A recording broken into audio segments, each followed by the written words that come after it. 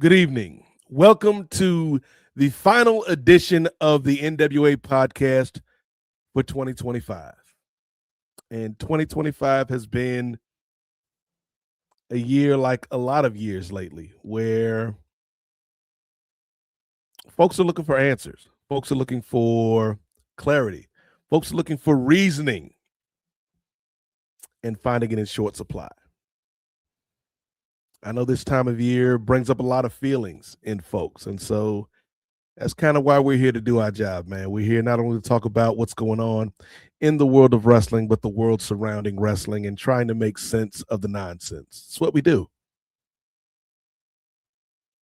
With that being said, we're not going to brush by the fact that 2025 has been a rough year for a lot of folks, man. And so as this year draws to a close, we want to send it out on a good note, man. Want to send it out on a positive note. And a lot of folks would try to tell you that thinking things can change, thinking society can get better, thinking that the world can be better and do better. It's a pipe dream. It's pie in the sky. It's a miracle. And they may be right. But the thing is, miracles can happen every day to folks like you and me. But miracles just don't happen unless you help them to be. So you hope, and I'll hurry. I'll pray, and you plan. We'll all do what's necessary. Because even a miracle needs a hand. Hit the music, Ray.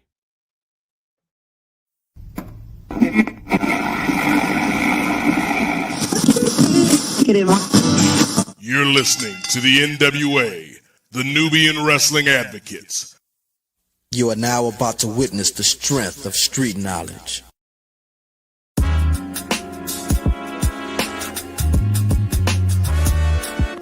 Yo, it's Righteous Reg. It's a case for the safe, keep a space for the Nubians. Unfiltered, off-kilter, the professor, the godfather. Post-wrestling, the NWA, not keep guessing, The views and expressions, you know the rest, it's pod excellence, get the message. Advocates for Nubian wrestling, you're listening to the best again. Black wrestling in the ring, we invested in. Nubian kings and queens, we invested in. It's for the culture and we reppin' it. It's for the culture and we reppin' it.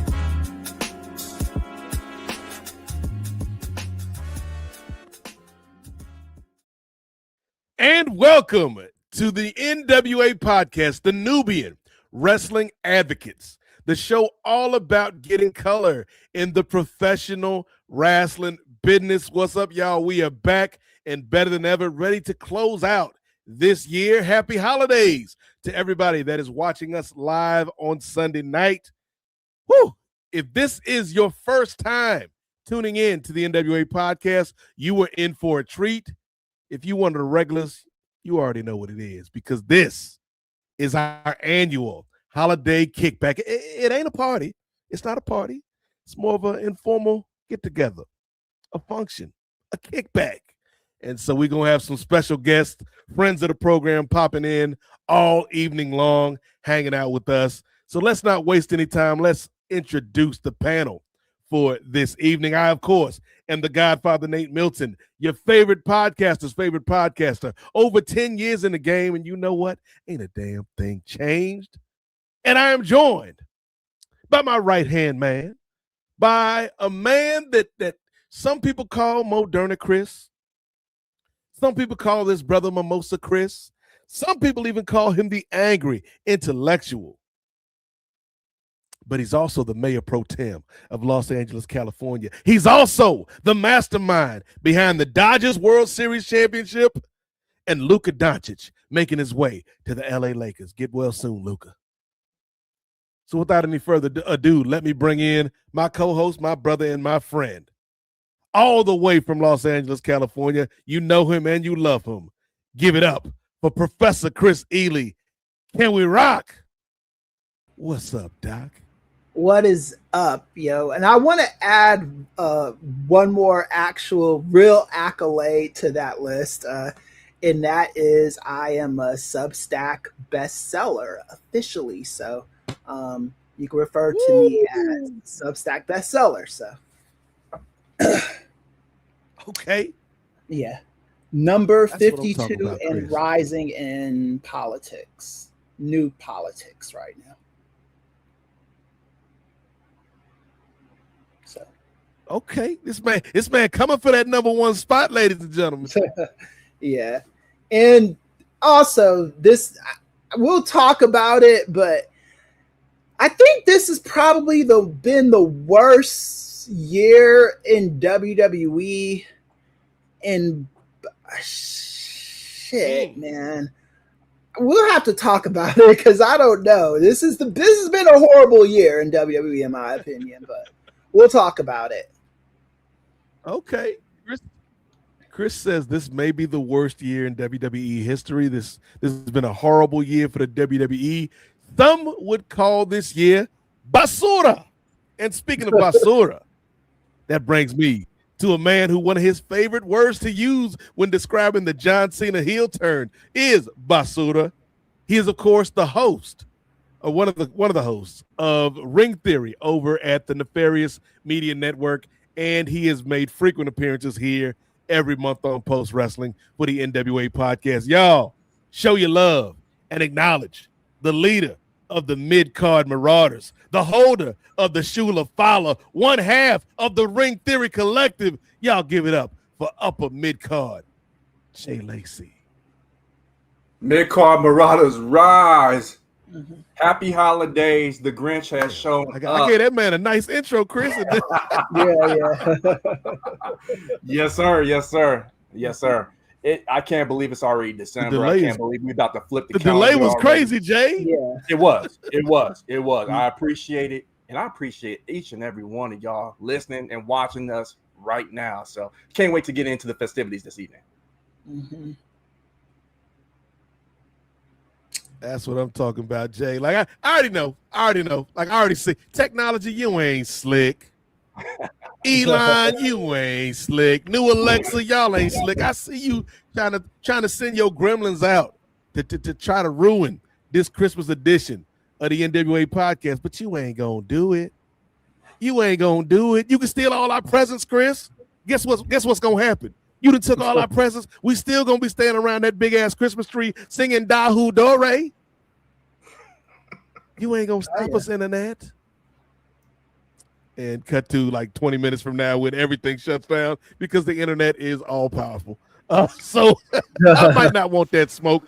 Somebody who always wants to smoke, who always wants this internet beef, who always wants to fight. You know what I'm saying? I think he called out Anthony Joshua tonight on Twitter, y'all. But let's give it up for our super producer, one of the best producers in the game. That's why we call him Caitlin Dark. Y'all give it up for our man, Two-Way Ray Williams.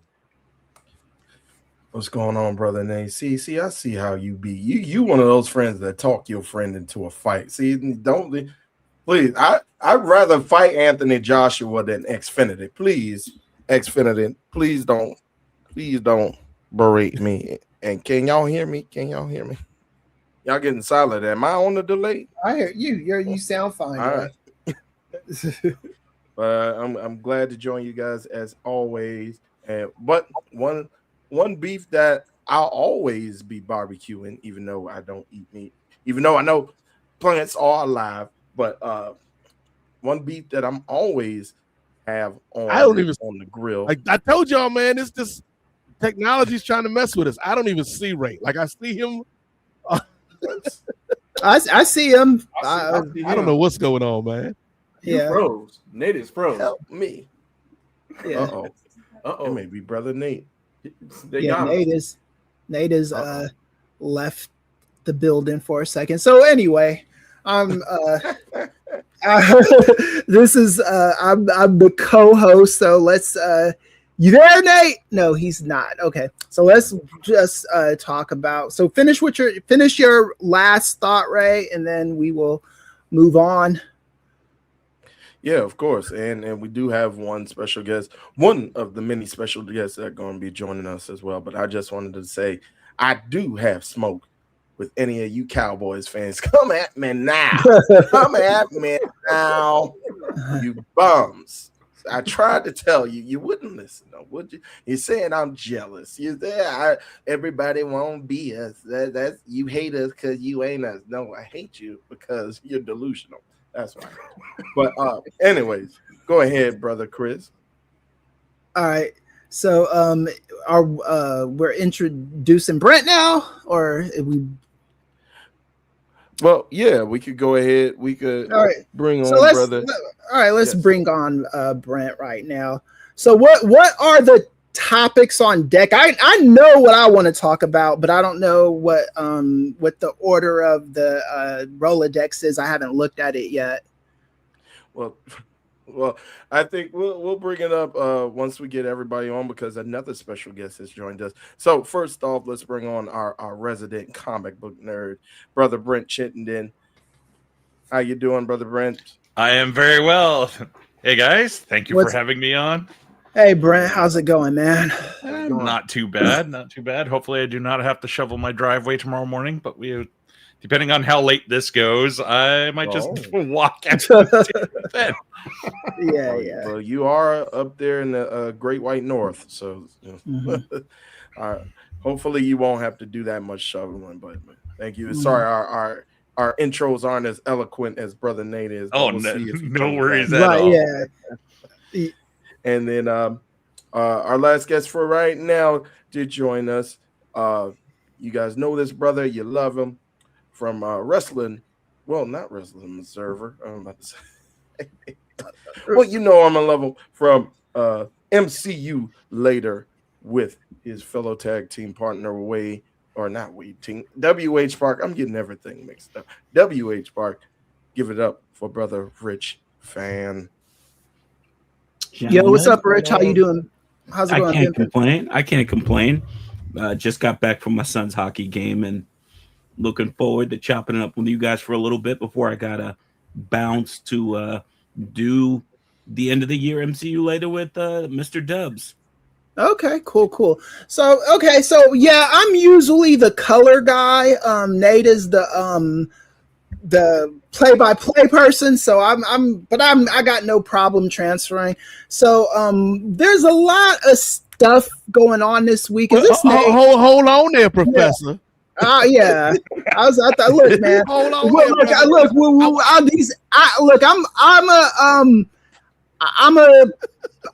I come from media, so I know when I have to. The roles change, a story happens. I appreciate that. Yeah, I appreciate it. I just wanted to correct you on the fact that Brent aside, sorry, Brent, we all color guys in this business. Chris, yeah. I knew that we was got coming. to stick together, brother. But yeah, I would like to formally apologize to the internet and technology and Elon Musk and AI and Alexa and all of these. I don't want no smoke. This show gonna be at least 4 or 5 hours, so leave us alone. Elon Musk. What I was saying. Yeah, Elon Musk and Zuckerberg all owe us apologies. So fuck both of them. Yeah. I told you that's why I'll take 6 rounds against Anthony Joshua. I don't want none of this Xfinity, brother. I don't want no smoke. Yeah. But no, I appreciate you for picking up the baton, Chris, picking up the torch, if you will. Shout out to Rich Fan and them. But Rich, good to see you, man. I know you happy after that Steelers victory tonight, brother. I am. They had it on the big screen outside of my son's hockey game, and so his game ended. Unfortunately, they lost 7-2 as the pass interference call went through, and I saw a lot of folks in their feelings. I was like, if you call it the one way with big old Mount Washington, you got to call it the other way when dudes getting leg picked. Yeah. Yeah, that was an exciting game, man. That was the NFL is crazy. Whoever's booking the NFL this year, Roger, you out doing yourself, sir. Yeah. It's great to have Rich here. Brent Chittenden, my friend. I was in your introduction, Brent. I was going to say that last Christmas I gave you a podcast called Kung Fu Island. The very next day, I took it away because we've been trying to do season 2 for a year now, brother, and still ain't got it done because we're both working so much. Yeah, just the nature of stuff. Hopefully, in the new year, we'll get it sorted out because I bought the Blu-ray for Last Dragon because it's not streaming on anything up here. Brent is like, this is an investment now, Nate. When are we gonna do this damn show? Right, yeah. But I always look forward to doing this show, not just because I am like the official NWA diversity hire, I believe, but it's always fun to talk wrestling and not annoy my regular co-hosts with it, who are like, we're just here to talk about movies and comics and stuff, and you keep bringing up wrestling. Well, y'all know me, fellas. I'm generally a glass half full kind of guy. So I think we're going to talk about a lot of different things tonight, but let's start off with the big picture because this is the end of a year and a lot of people are compiling their lists for best performers, best moments, best promotion, best booking. So let's kind of go around the horn and what's one or two things that really stood out to you as being overwhelmingly positive or hopeful or damn, I really enjoyed that match or I really enjoyed that angle in pro wrestling this year. And we can start with Kris. Yeah, for me, the thing that I've enjoyed the most in 2025 is AEW. I've enjoyed the whole product, and I've enjoyed them especially because when all the stuff happened with CM Punk at the end of 2023 and going into 2024 was a bit of an iffy year for them. And I think in 2025, they just been hitting on all cylinders. CM Punk is gone, and that was a big loss. But I think they picked up the pieces and moved on very well without him. So that's been one of my most positive things about wrestling in 2025. Okay. Brent, what was your most positive thing about pro wrestling this year, brother? Okay, this will possibly be a little controversial, but let me explain fully. Cena's heel turn, just the moment of his heel the turn. moment is fine. Yeah, that was wow. You need to leave. The follow-up, so many balls dropped, but that one moment, yes. I am on record that I don't watch a lot of WWE. I peek my head in and out, and there's a lot of guys that I work there, but that I enjoy, but the booking hasn't been too much. But like that one, I checked it out mainly because it was like, Cena's in this match and blah blah blah blah, and it's from Toronto, which is not my hometown, but close enough. And like when I didn't see it coming at all, I especially that moment, and it was so well timed, well shot, and just like they got everything on that. And I really had hope for the rest of the year after that, and that quickly devolved for that company. But that would probably be my big takeaway from this year. That and kind of like what Kris was saying, the reemergence of AEW from what you could kind of think of as like a rebuilding year. Like if you compared it to like other professional sports, is they lost a bunch of guys who were like bigger names and went, you know what, screw it. We'll figure out something with the guys that we've got. And they've done a really good job of it. Yeah. Yeah, because I remember Rich what was your most go ahead, Kris. No, we could go to Rich and we'll circle back. No, I want to hear what the professor got to say. I'm not. I remember when AEW lost CM Punk, and people on my internet feeds were just talking about how screwed they were, and they lost Cody and they lost CM Punk, and they can't keep main eventers, and Mark Henry's appearing on WWE TV, and Arn Anderson is on WWE, and Tully Blanchard's on WWE. I heard it all, you know, and I'm like, what the fuck? Why does it matter that Tully Blanchard is in a throwaway WWE segment sitting in the audience? Yeah, it's the re-emergence of them in 2025 is a story of in and of itself. Mm-hmm. All right, so you're good now, Rich.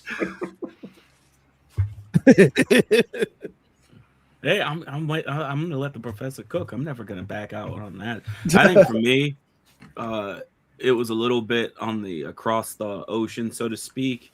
The Pacific in particular. I'm gonna steal a little page from my colleague in the Empress, but I think Saya Kamatani winning the Tokyo Sport MVP for the first time as a woman, and the matches she had last year or this year, retiring Tam Nakano, her work in the 5-star Grand Prix, winning and unifying the strong and women's New Japan titles, being able to stand out in a way that I think, as much as AEW has a good relationship with New Japan and Stardom, Saya is a wrestler that really hasn't had a chance to jump over here. And so being able to do all of that just based out of Japan was something I thought was really cool.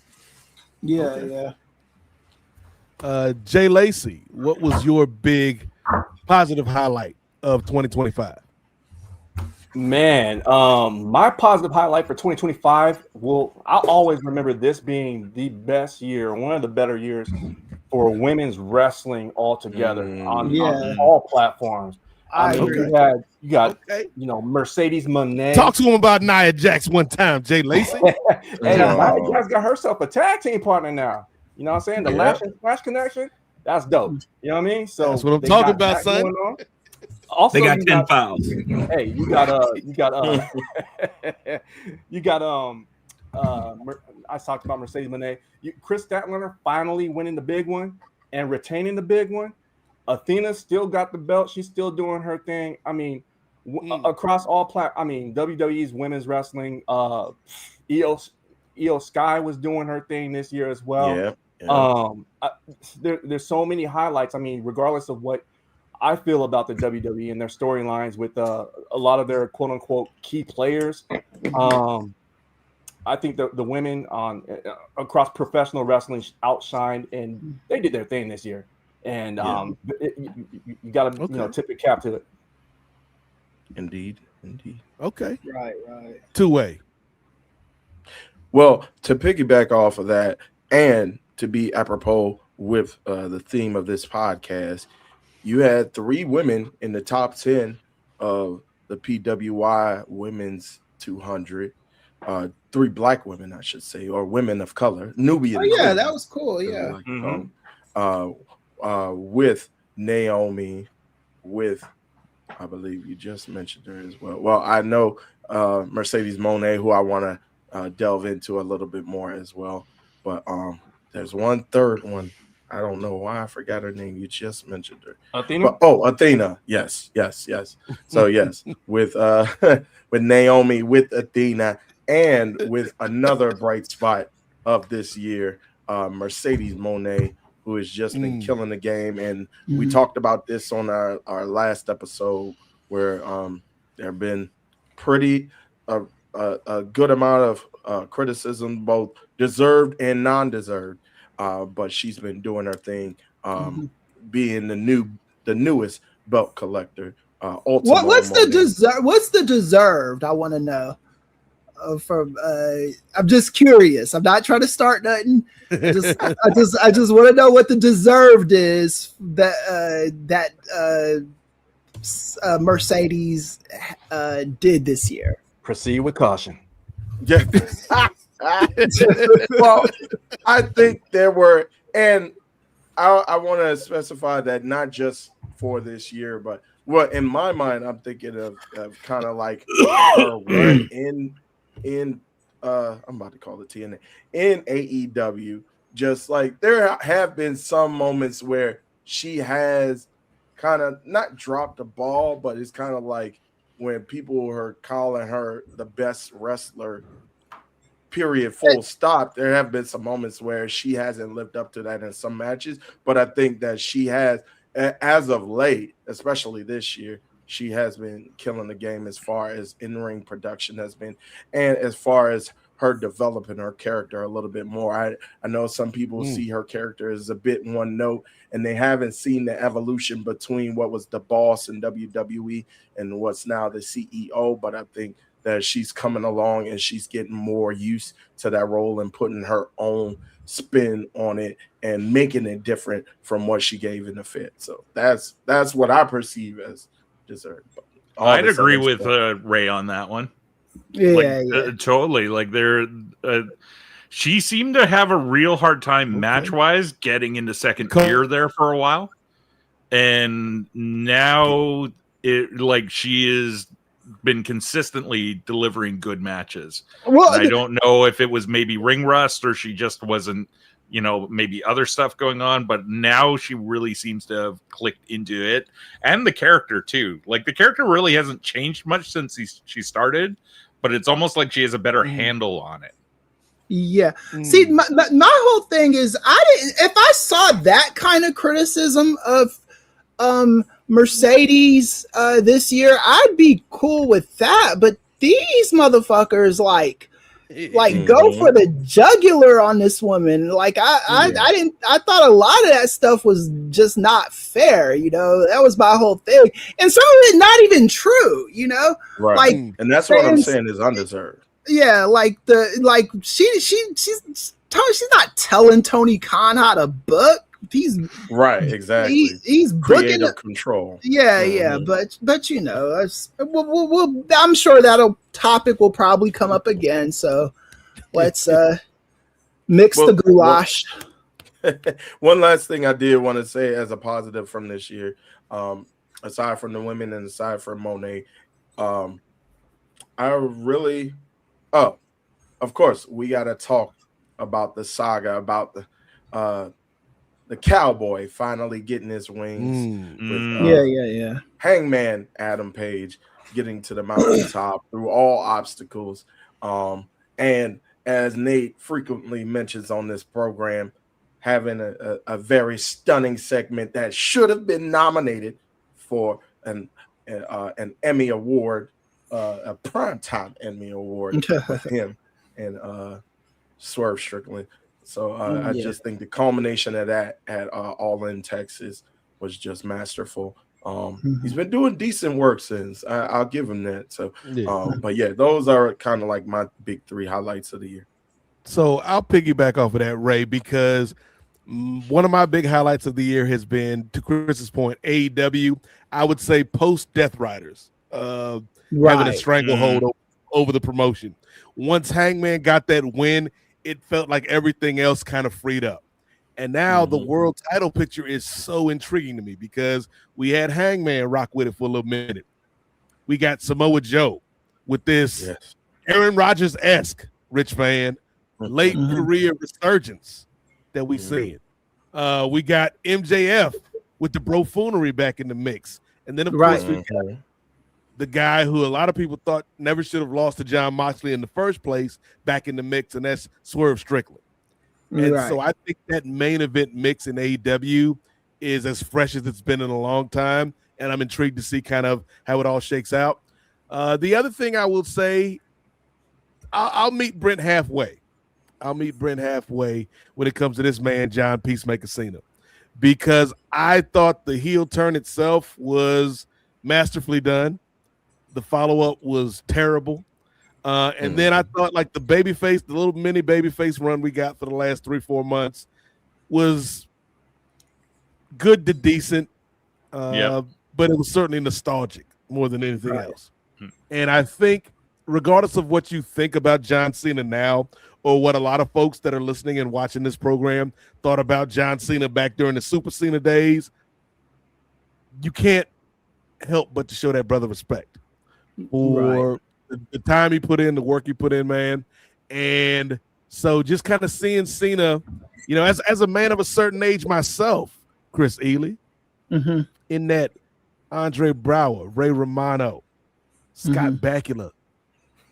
Age range. I'm telling you, I'm speaking it to truth, speaking it into existence. Nefarious Media, 2026. We gonna do a Men of a Certain Age podcast where we watch along with it. Because it's only like one season. Because they was like, nah, y'all. No, they did 2 seasons. They had 2 seasons, and TNT didn't renew them for the third. Yeah. So yeah, we'll do a Men of a Certain Age podcast that turns into a Franklin and Bash podcast that turns into what was that alien show Noah Wiley was in? Oh shit! No, I don't know. They had TNT for like 20 seasons. Yeah, I remember this show. Like I remember the last big show I remember for TNT is Animal Kingdom. But the Noah Wiley show, I remember that. Yeah, and then Mark Paul Gosselaar before Franklin and Bash, he had Raising that's already the Bar. on the agenda. That's already on the agenda. We're doing Franklin Bash. We're doing Raising the Bar. All We're in doing Skies? Rizzoli in the house, cuz. Falling Skies. You're right. Yep. Falling Skies. That's what it's called. Yeah. That was all right. Yeah. Oh, okay. So here it is. The podcast, because now we got too many damn shows to fit under this Men of a Certain Age umbrella. It's just gonna be called We Know Drama, because that was TNT's old slogan. Oh yeah, we'll talk about TNT shows from back in the day. Book the guest Ray. We doing it next year. But I just think with John Cena, man, I got a little emotional, Rich, even though the match didn't play out kind of like I think John Cena needed to lose his final match. The way they had him lose was a little. You can bring me out, Ray. The way they had him lose was a little bit unsatisfying, I think. Yeah. But I think I did. There were points, Rich, where I was like, "Damn!" Like, and I don't never believe none of these wrestling retirements. Like, I think in 8 years, if Cena needs a bag and they go into Saudi, hey, John Cena's back, kids. But like for this to be the end for now. I did get a little sentimental, Rich. Like, yeah, this even though I didn't like this dude the whole time he was out there, there is something to these guys that are at the top of the game for a little minute, and then their exit stage left. See, I think excuse the turn of phrase, but I'm the minority when it comes to that finish because I likened it when we did the recap of that this week over at the Torch. I mentioned The Wade, one of my favorite movies. I got to see it because they filmed it at Pitt and they did it at the Peterson Event Center. So they gave us like preview passes and I cried like a baby, even though it was the dumbest movie ever. Was the movie Warrior.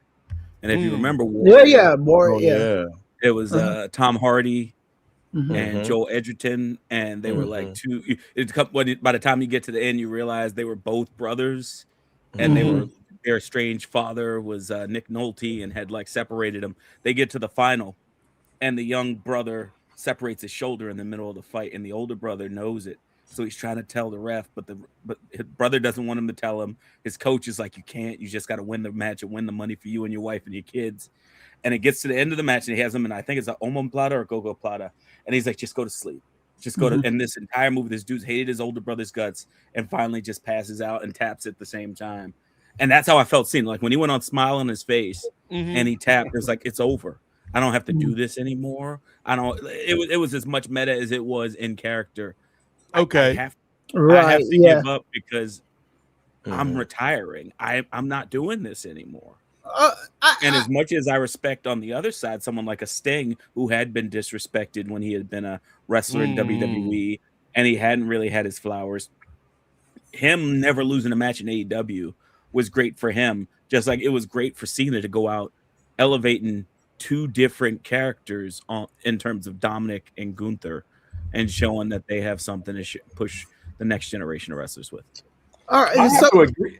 Let me jump in real quick because I agree 100% with Rich Fan because we were even doing a live watch and I was like, yep, I want Cena to tap out. And the reason why I wanted him to tap out is not because I was jealous because I couldn't get tickets and I wanted to go around with everyone else. If you broke, say you broke, Jay Lacey. Come on, brother.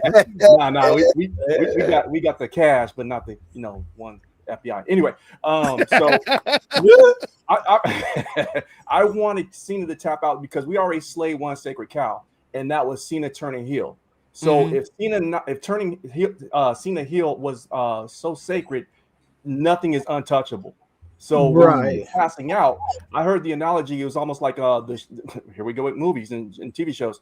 The Jax Teller at the end of the series finale when he was riding off. And spoiler alert, if you've never watched Sons of Anarchy, he was riding his motorcycle and just accepted his fate.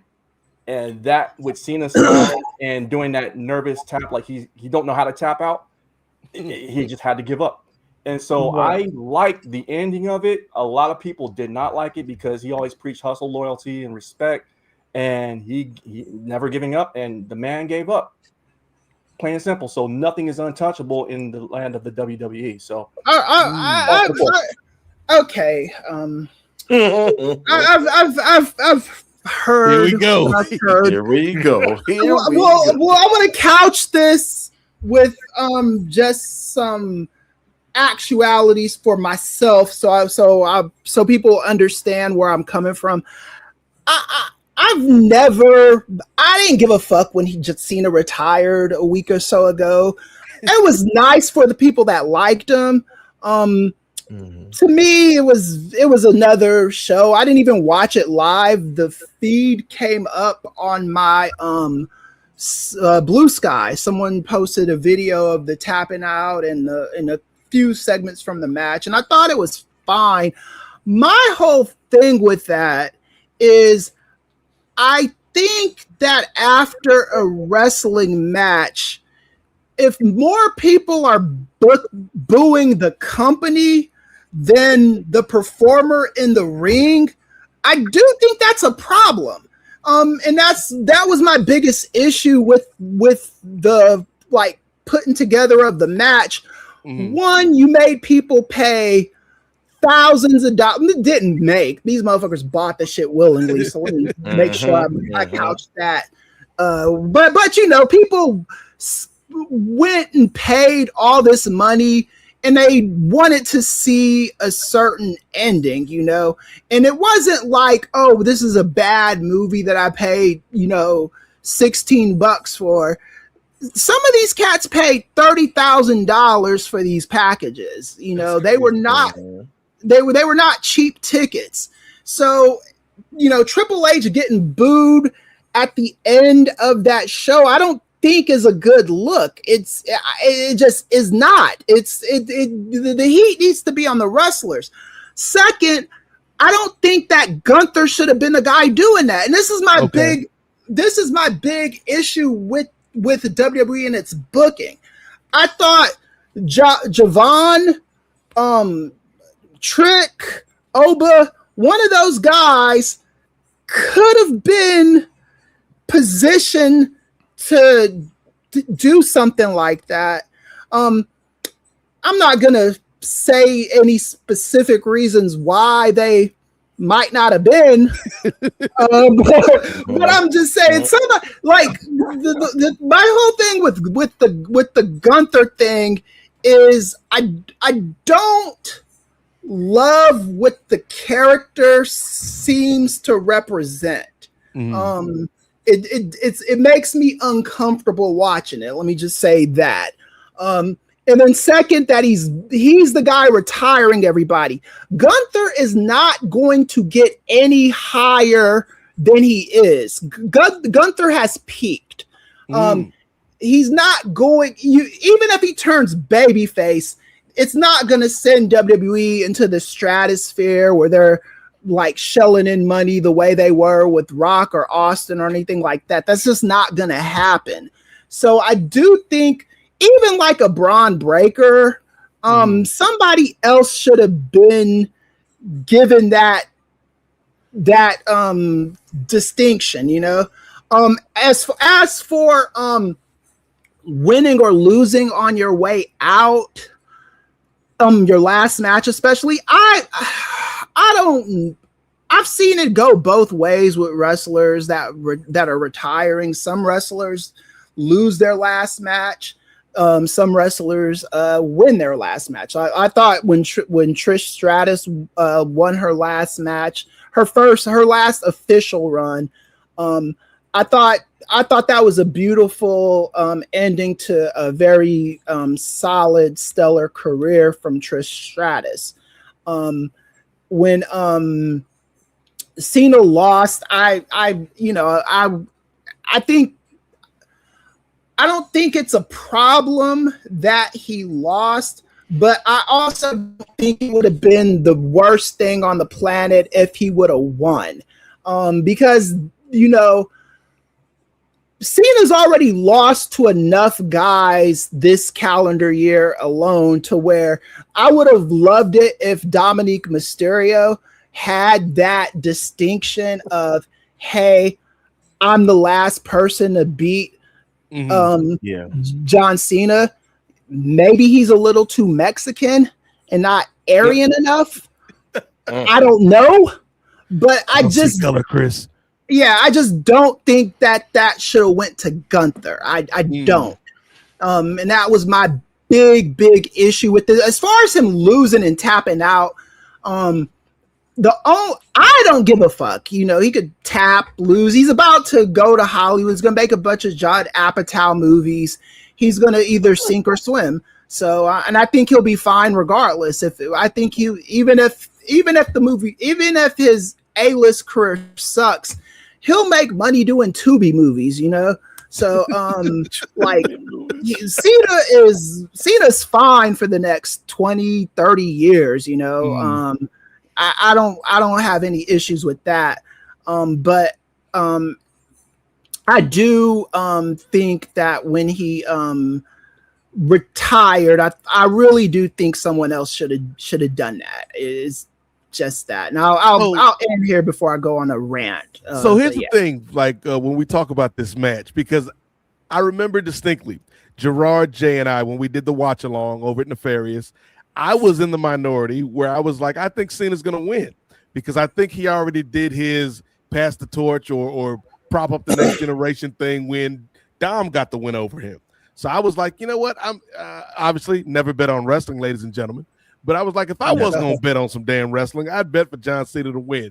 But I think the funniest thing, because I didn't have a problem with Cena losing, the funniest thing to me, though, Rich Fan, and this is how I know, this is how I know, we all sinners saved by grace. I know I still got some work to do on myself because the thought of some kid who got that as his Christmas present, Rich, hey, kid, you want to go see John Cena's final match? And the dad and the mom and the little brother, big sister, they all go see John Cena. And this kid's biggest memory as a wrestling fan to this point in his life is his parents spending the mortgage money on John Cena just to see John Cena lose. And then it's just like, Merry Christmas, kid. And he's like, this is not what I wanted. There was and now they got to move to the projects and shit because of this. A Make-A-Wish kit. There's a video out. Are you serious, Rich? I mean, are you serious, Brent? Yes. There was a Make-A-Wish kid. There's a video out. I think it might be on WWE's socials or maybe Make-A-Wish's socials where he just wanted to see Cena's final match.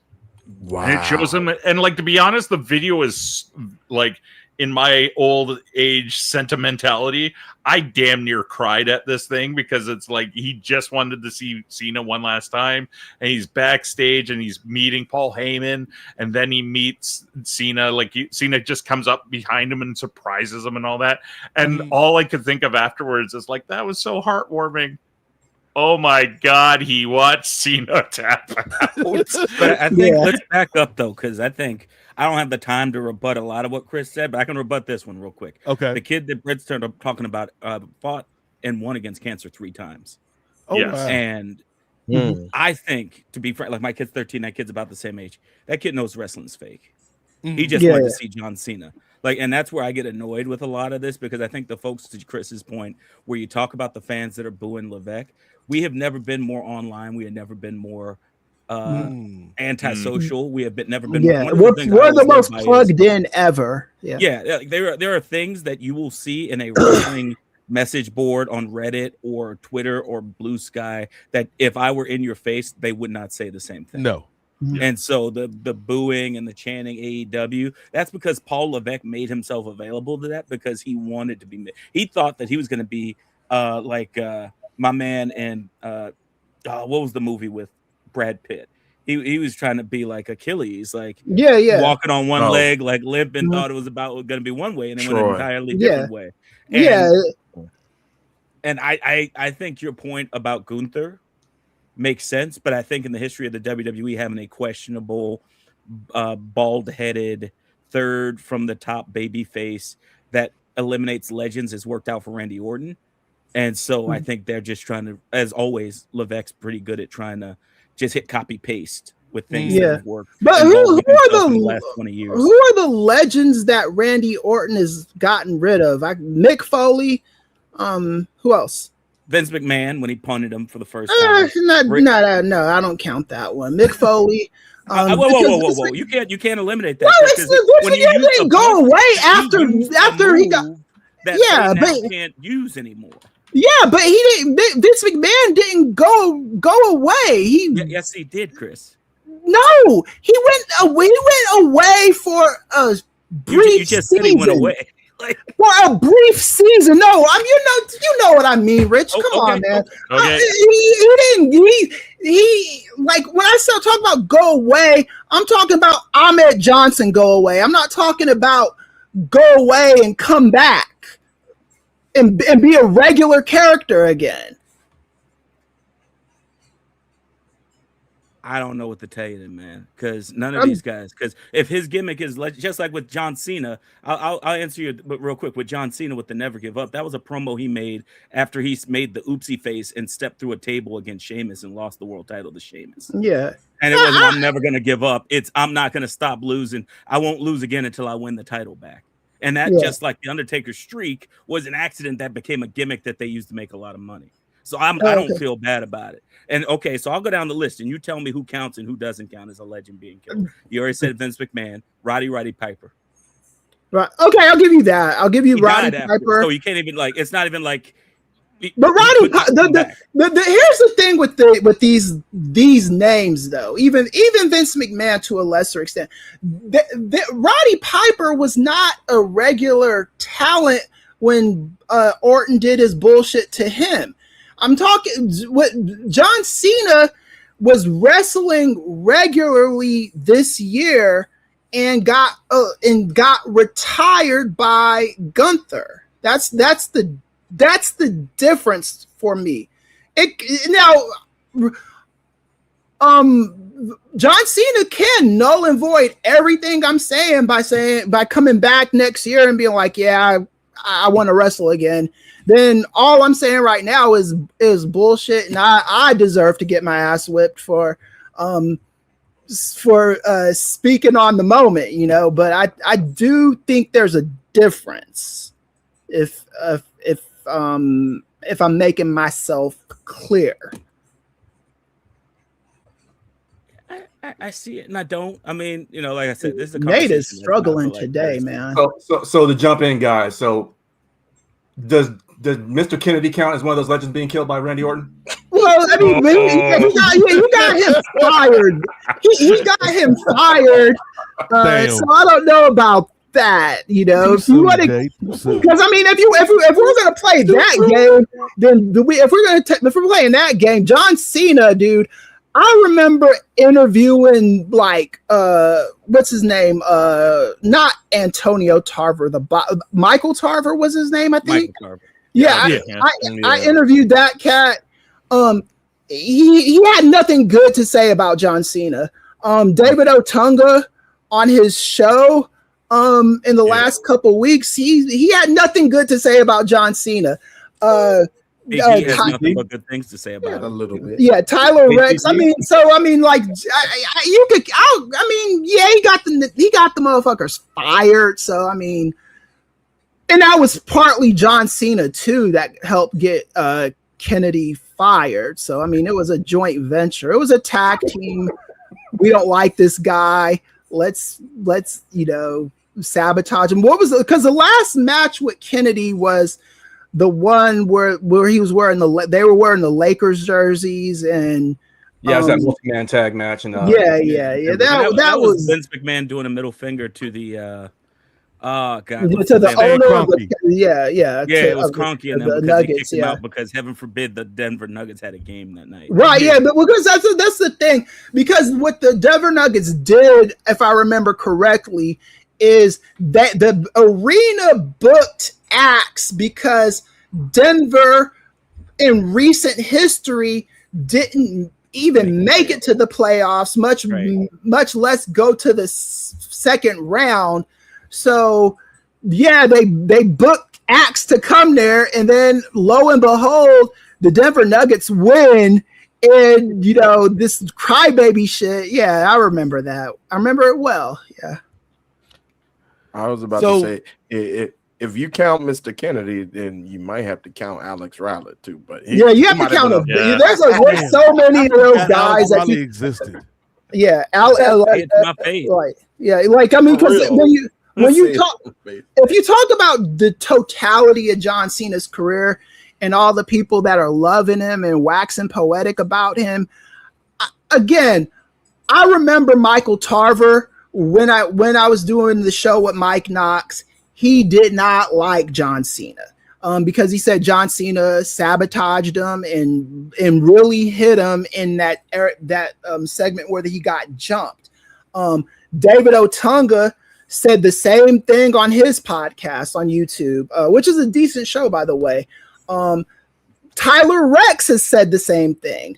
Alex Riley has said the same thing, so I mean, it's like, yeah, those are, I mean, yeah, those are legends that they kill. I mean, I guess I should reluctant legends.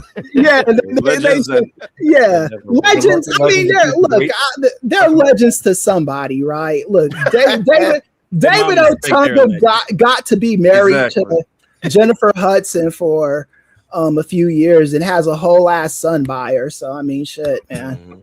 I wouldn't. Speaking of Jennifer Hudson, you gave me a perfect segue because one of the questions that I wanted to pose to our guests, and we'll be doing this throughout the night.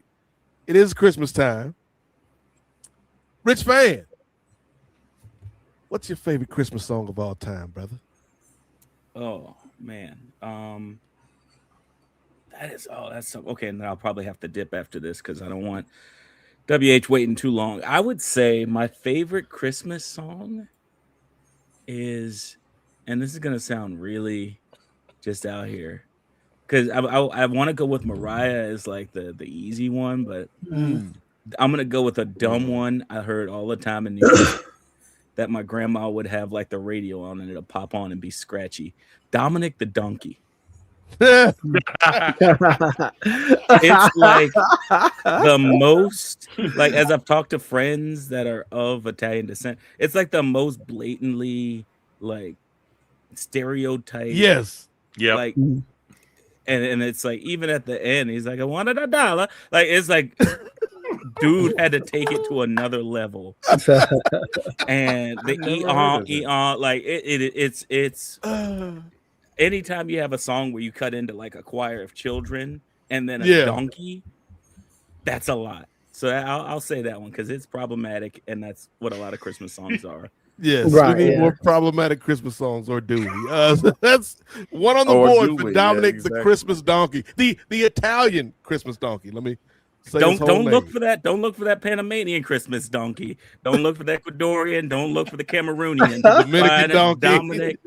I know black. I Dominican. No. I'm Dominic.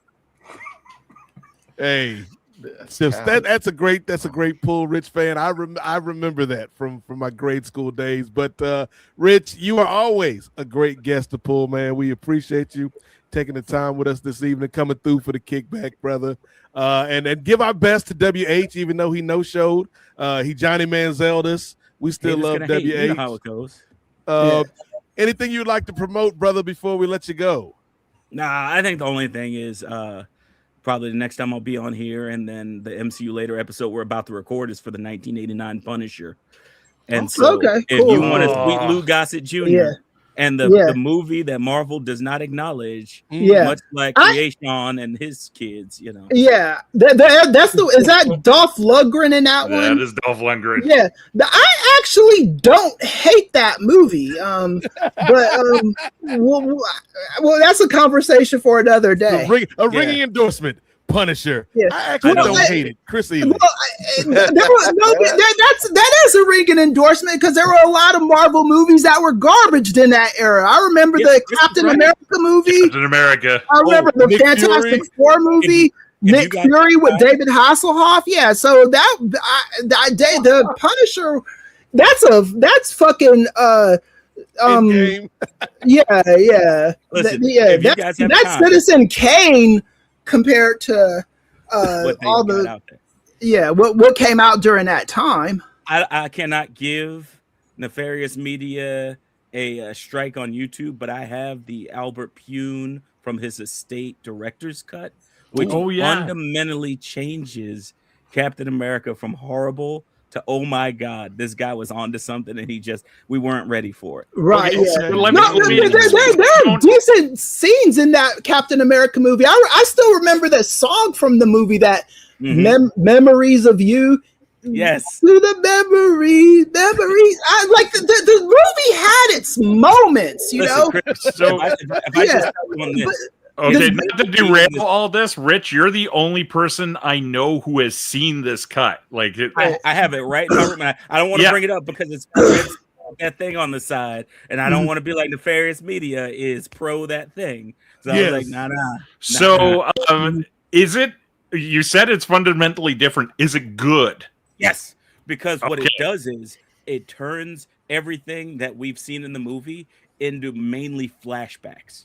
So it explains what Red Skull was and why he's doing the things he does without showing all of the stupid stuff that was really most of the movie. Yeah, and if you watch the movie too, it does feel like flashbacks. The whole movie, in my opinion, the 90s Captain America, it feels like just a bunch of like I don't want to say dream sequences, but a bunch of like incongruent stuff, you know. No, you're right, Chris. It's the equivalent of, especially as an academic, you'll understand this.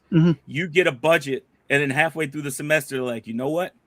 I'm gonna need to give like 75% of that to the athletic department. So we're gonna because that's what they did. They told him like, hey, we're gonna give you all this money. He wanted oh god, who did he want? I can't remember the actor he wanted that was like a jacked, like to be the after Steve Rogers, and they were like, nope. We can't afford that. You're just gonna have to keep the before. We got Steve Rogers at home. Yeah, and so that dude had to like get in shape and like kind of fit the suit, and he couldn't fit the suit. He couldn't. God bless him. He couldn't fit the suit. So Rich, basically, you're saying that was the Snyder cut before the Snyder cut is what you're saying. But it's actually scary because it's not to the point, because so few people, to Brent's point, have this cut of it. It isn't yet. It's not like they just drop it on the street. It's like, it's not fair. Snyder had to cut all this stuff out. It was a 7-hour movie.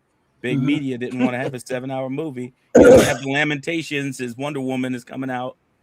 Like, every time I see Lamentations when I have the closed captions on, I'm like, this dude really wrote that. Like, he didn't even know what music he was going to put in. He's like, I need some deep lamentations for this woman when she fights. But yeah, Captain America, it's still like, it goes from a 4 out of 10 to a 6 out of 10, which I think that's I've always seen the reviews of it from other people who have seen it, who it always like, oh, it's so much of a different movie, and blah, blah, blah, but it never gets to the point of like, yeah, but is it any good?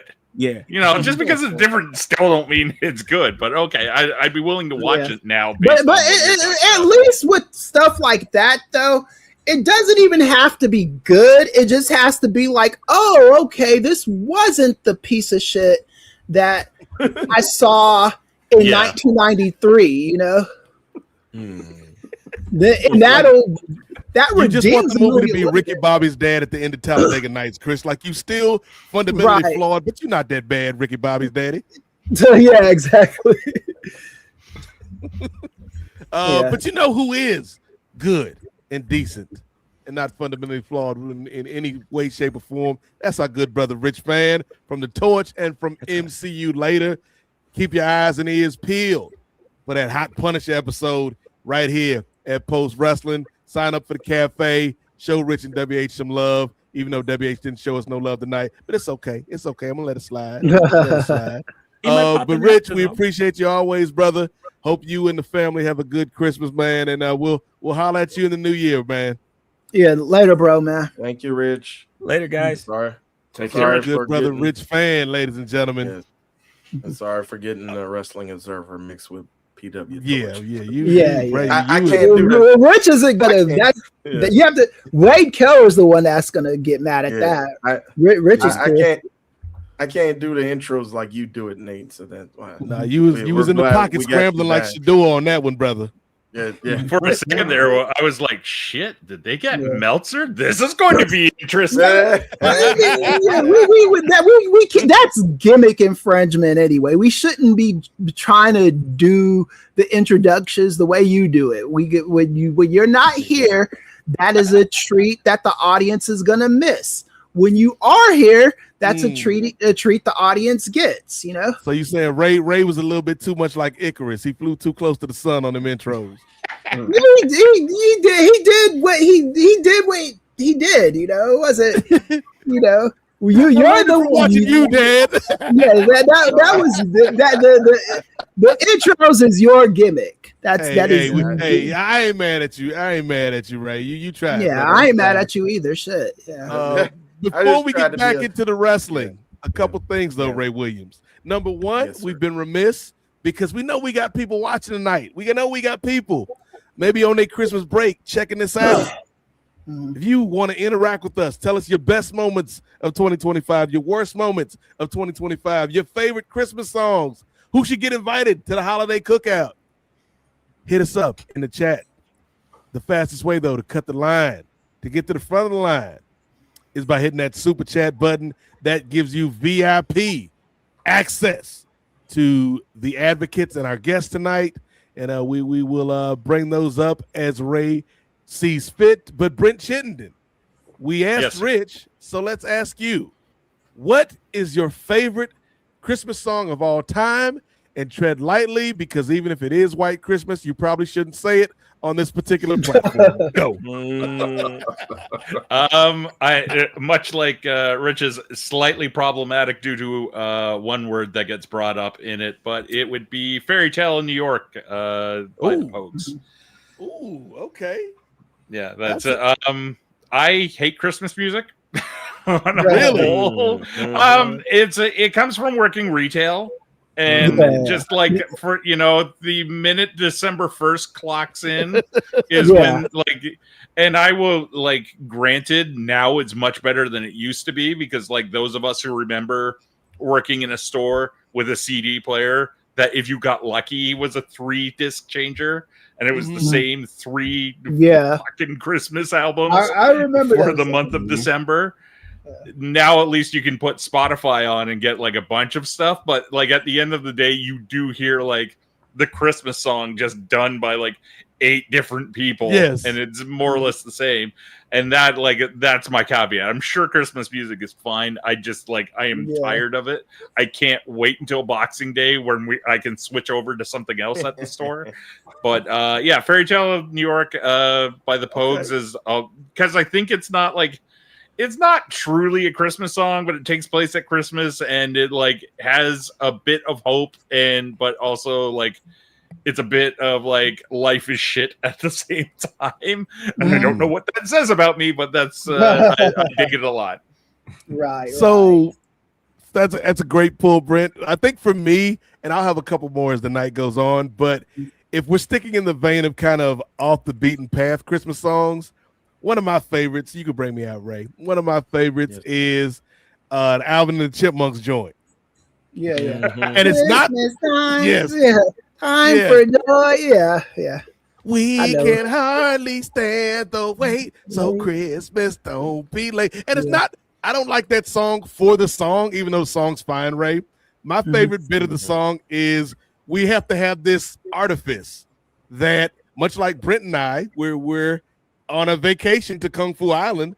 That's the surroundings, that's the trappings of our podcast. In this song, the trappings of the song is Dave Seville is trying to teach these mutant chipmunks how to sing this Christmas song, and Alvin don't want nothing to do with this damn song. And Dave is like, Alvin, and Alvin's like, okay. It's like, oh, it's drama in the studio. Attitude. Yeah, the attitude, the way. I think it was probably Ross Bagdasarian. I think that's who created the Chipmunks.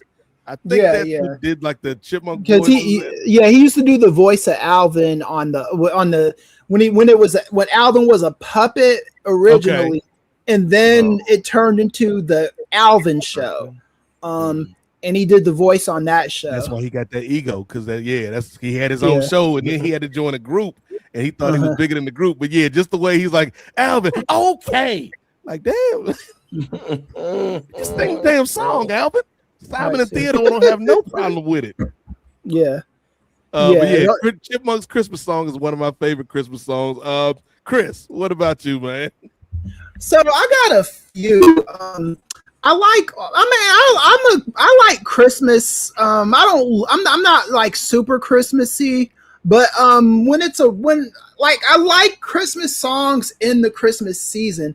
Okay. I don't want to hear All I Want For You. All I want from you is I don't want to hear that shit in the summer. I don't want to hear. Well, hold on, Kris. Hold on before you continue. Hot take, and you can put it on me, Ray. I'm like Akon in that one song he had back in the day. You can put the blame on me. I'll say it. I know this is the holiday kickback. It's a time for bringing people together, and I probably should have said it when Rich was here, because if you have disagreements with the family, you need to say it to their face, not behind their back when they out podcasting with WH Park. But I'm gonna say it. Like Alex Riley, say it to your face. Like Alex. Great pull. Here's the thing. I can't stand this damn Mariah Carey song. Oh yeah. I can't stand it. I think it's a decent melody. Obviously, Mariah's a great singer, but I think it's overhyped, man. I think All I Want for Christmas Is You is one of the most overhyped, overplayed Christmas songs ever. Because you know what's an even better song than that don't get half the love? That Kelly Clarkson joint. You know what I'm talking about. Underneath the tree. Kelly Clarkson joint. Like, Kelly. That's what I'm talking about. Kelly Clarkson. Oh my God. I heard that every season that song comes out, someone can fact check me on this, but I heard Mariah Carey makes like 25 million a year just from that song every single Christmas season. That song is ubiquitous. That's the other reason why I hate that song, because it has turned Mariah Carey into Seabiscuit. What I mean by that, Jay Lacey, is Mariah Carey went from one of the most versatile singers in the game. She could do R&B, she could do pop, she could do ballads. Turned her into a one-trick pony because she only come out at Christmas time. Work the whole damn year, Mariah. There's a version of that song that I love that I didn't name, and that's from the movie Love Actually. The little boy in the movie, his mom had just died, and I think Liam Neeson plays his stepfather, and he likes this girl at his school, this black girl, and he learns how to play the drums. Yeah, he learns how to play the drums so he could get with that girl. It's real cute. It's a good holiday movie, and I love the way she sings that song in that movie, and I advise checking it out. But one song I always got to hear every Christmas, and at me, say what you need, is that Wham song, This Christmas. It's like that song is like, I don't know, man. It just like, it reminds me of a breakup that I had over Christmas, Ex number 37. Yeah. Well, she might as well have been, but it was like and that wasn't a great memory, but that song kind of like eased me, during that time. You know what, Kris? There's this game I started playing about a couple years ago. It's called Whamageddon, and the whole object of the game is to not hear that song until Christmas. Right. So far, I have not heard that song. I've heard a couple variations, but I haven't heard the. Does it only count if it's the Wham version? Yes. If it's Wham that sings it, you're done. But yeah, You have one job, Ray I Williams. that song, so yeah. Oh, we gotta is a set great them up. song, We though. gotta set Jay up. I will not be picking up that call. Yeah, I've heard versions of it, but I haven't heard the Wham version, so I'm still good. So my wife tried to set me up, and yeah, that would have been problems. So what happens if you win? What was that? What happens if you win, Jay? Oh, it's just I just Bragging rights. bragging rights and get drink of water. That's really it. Who are you playing against? I got my sisters, my siblings. So far, no one's heard it, and so we've avoided it. So I don't even go to the retail stores or shop. I've stayed out of everywhere that would play Christmas songs just in case. And so far I'm doing all right. Okay. Last year, my wife set me up. She called me and she played it over. Instead of saying hello, she just played it. And Damn. So she got you good. Ejectocito, cuz.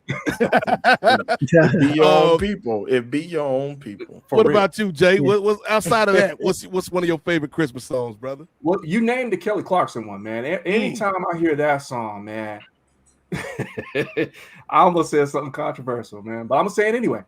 Okay. The inner white girl come out, bro. Oh yeah. I started doing the Carlton, man.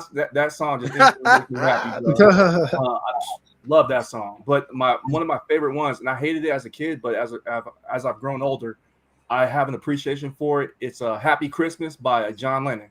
Okay, Yeah, that one I like that song. Now, before I didn't like it. I think when they played it before when I was a kid, there was a commercial that was attached to it. And it was just sad, and I didn't like it. It's one of those UNICEF ones. Be the or like World Child Life Fund or something like Yeah. It's just filled with images of children starving in Africa, which we should give money to and stuff like that. But it's it puts that sad connotation in your head. It's kind of like that Sarah McLachlan song that you just associate. Yeah, in the arms of the angel. Yeah. Yeah, so for a while I did not like that song, but I have an appreciation for it, and that's one of my favorite ones right there. That one and the Kelly Clarkson one for sure. But the Kelly Clarkson joint, it needs more love. Yeah. I would tell you a song. Also, now that you mentioned the UNICEF type of stuff, another song that always gets me, Brent. Do they know it's Christmas time at all? Oh yeah, that's another one. And we can tie that back a little bit to the Post Network. There's a really good version of that from Damian Abraham's band Fucked Up that uses it it's got them. I think the RZA from Wu-Tang's on it. Bob Mould, who was a wrestling writer and also was in Husker Du.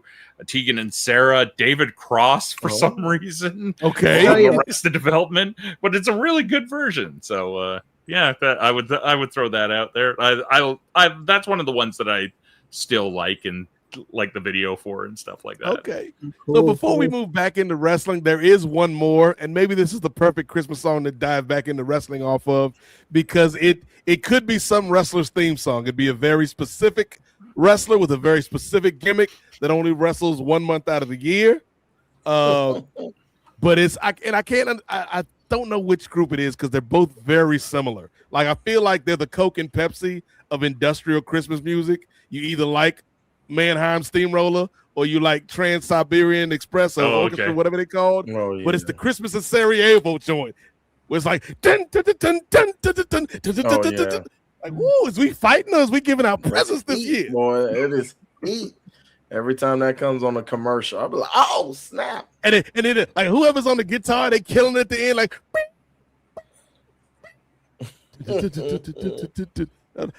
I heard that song because I had a spell where I would listen to the Christmas channel during Christmas time. Haven't done it much this year because the job has sucked all the Christmas joy out of me. Ejectocito, cuz. I had the alarm set to the radio. And so it's 5 o'clock one morning, and the first song that I hear is the damn Christmas in Sarajevo song. And it's the first thing I hear, because it starts off all quiet. I'm just kind of yawning, Ray, stretching. Next thing I know, like, I ain't even been in the military. I ain't even served no wars, Ray, but I'm having flashbacks, PTSD from a war I haven't fought in. What was the name of the Santa character that Balls Mahoney did in WWE? Oh, Was it Santa Claus? Santa Claus with the X, yeah. Santa Claus, because he was extreme. From the South Pole, and Ted DiBiase was his manager. Yeah, that was the lamest idea ever. That was Ted DiBiase's second lamest thing ever after scamming those poor people in Mississippi. Never forget. Never forget. But speaking of wrestling that may have scammed some of the consumers, as we talked about some of our favorite moments of the year. Let's get a little negative, fellas. Let's hit them with the bah humbugs. Let's talk about our least favorite moments of the year. And let's start with a man who never has a negative thought about anything. Our dear Professor Chris Ely. What's your worst moment of the year, Doc? My worst moment of the year is WWE. Just take the whole product and put it as a moment. Because I can't really pick one. This was not a good year for that company. And people say, oh, you hate on WWE. The shit wasn't good. What was good? Brent brought up the Cena heel turn, which was good, but I judge everything by its totality. I can't look at that John Cena thing and say it was good without acknowledging all the diarrhea that came after it. So, WWE, maybe I'll pick a specific moment as we talk, but WWE, The Rock got on my fucking nerves. Cena got on my nerves. Triple H got on my nerves. Triple H's daughters, I don't even know them, and they got on my nerves. Shane McMahon, Shane's sons, they got on my nerves. It was a horrible product this year. Nick Khan, horrible. Whoever is responsible for this year does not deserve to work in wrestling. Damn. Enjoy the show, kid. You just need to know how to enjoy the ride. Green shirt guy, he enjoys the ride. Yeah, Triple H, your days are numbered, dude. And I'm sure that'll come up again. Jay Lacey, least favorite moment of 2025 when it comes to pro wrestling. Man, the back cleanup behind the professor, man, that's crazy.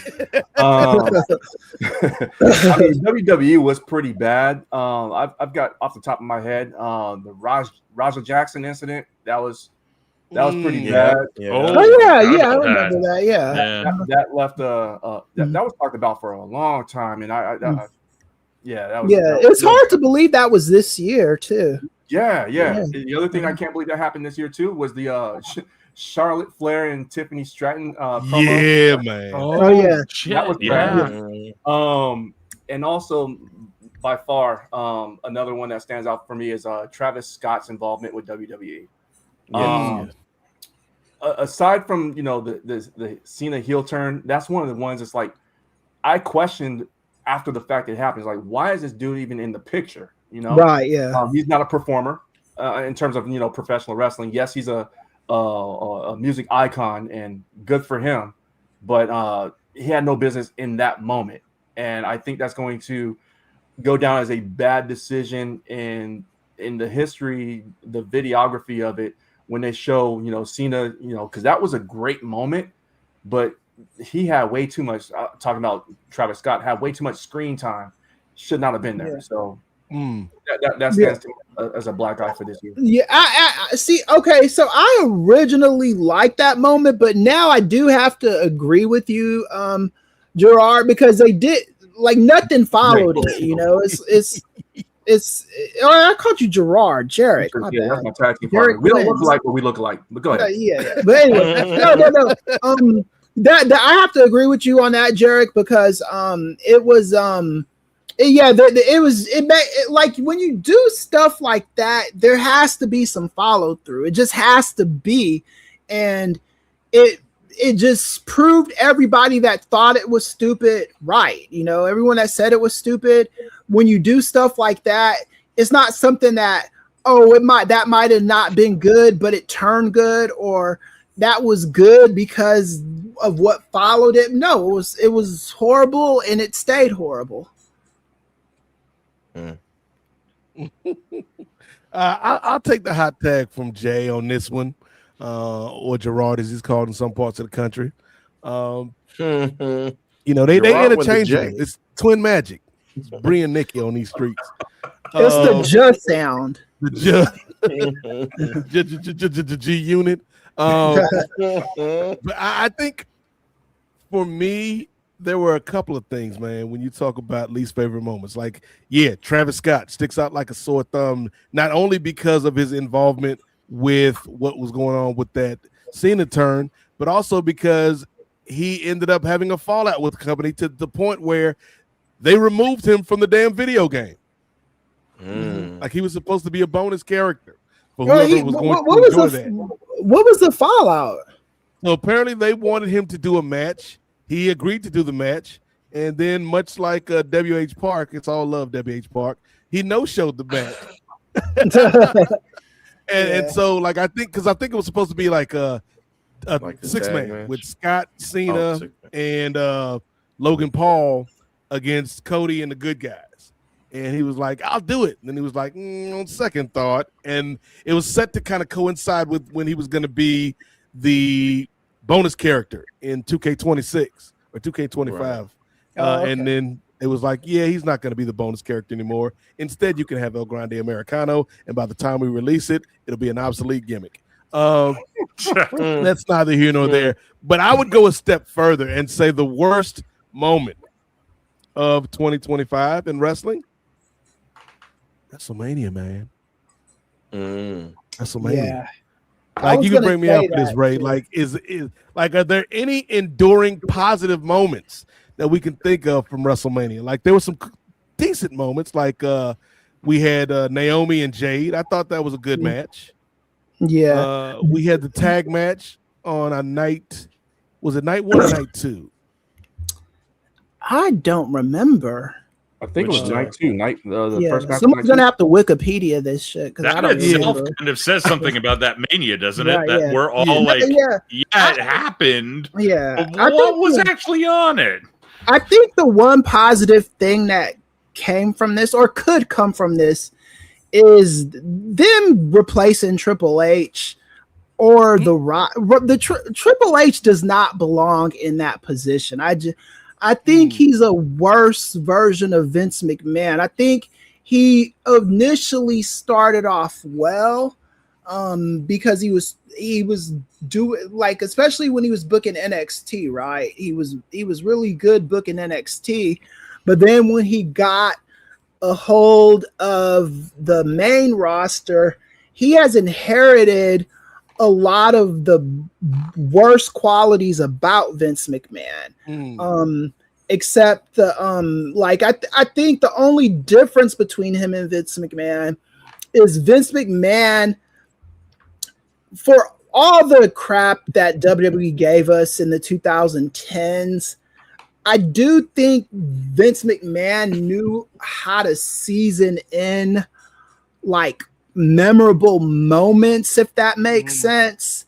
And like for the awfulness that was 2010, we did get a brief mini Kofi Kingston run. They tried to do something with Sheamus and it flopped. They tried to do something with Drew McIntyre and it flopped, but they tried. 2011, we got The Rock, so that and that was when The Rock was still, had a fresh coat of paint on him. He was good. And we had those kind of moments from Vince. Triple H, in his first full year at the helm, Because 2024 he didn't get it until February, right? January or February, something like that.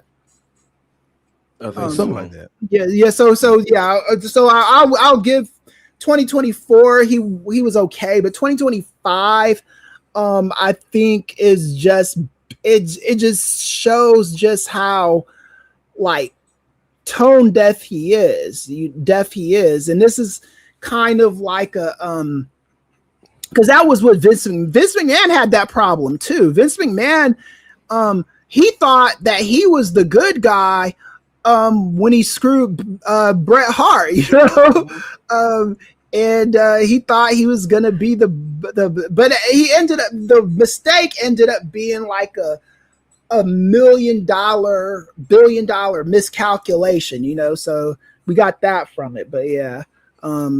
Yeah, Triple H, man, I just have no faith in that dude. Or The Rock. If the Rock is responsible, I don't have any faith in him either. Yeah, it's a bad year for DJ on these streets. But he did get us nominated for Golden Globe though. So. Oh yeah, Hate that song. Prince Chinden, what was your least favorite moment of the year in pro wrestling? So I'm gonna kind of give two. One is more of almost a meta thing, and that is the internet tribalism of pro wrestling. It seems to have hit like a huge, to the point where like I will listen to John and Way, I will listen to you guys, but at just the like sheer, you know, like anger and hatred towards companies and wrestlers just because they work for one company or another. right. I love pro wrestling. I wish I could like WWE more. It's just that the booking, and we will get back to that in a second. The booking doesn't do anything for me. I really like the performers. Like a lot of them are like better than the guys that I like at AEW, point blank. Right. But they've been given crap. And to that point, probably my low point and where I really stopped following WWE this year was the whole angle of Punk going to Saudi Arabia. I want to make this clear to everybody watching, and I don't blame Punk. I don't blame Cena. I blame the booking and how they decided to handle it, because it was just stupid. Because it's like they pretended like the internet didn't exist and anybody could look up what Punk was really saying.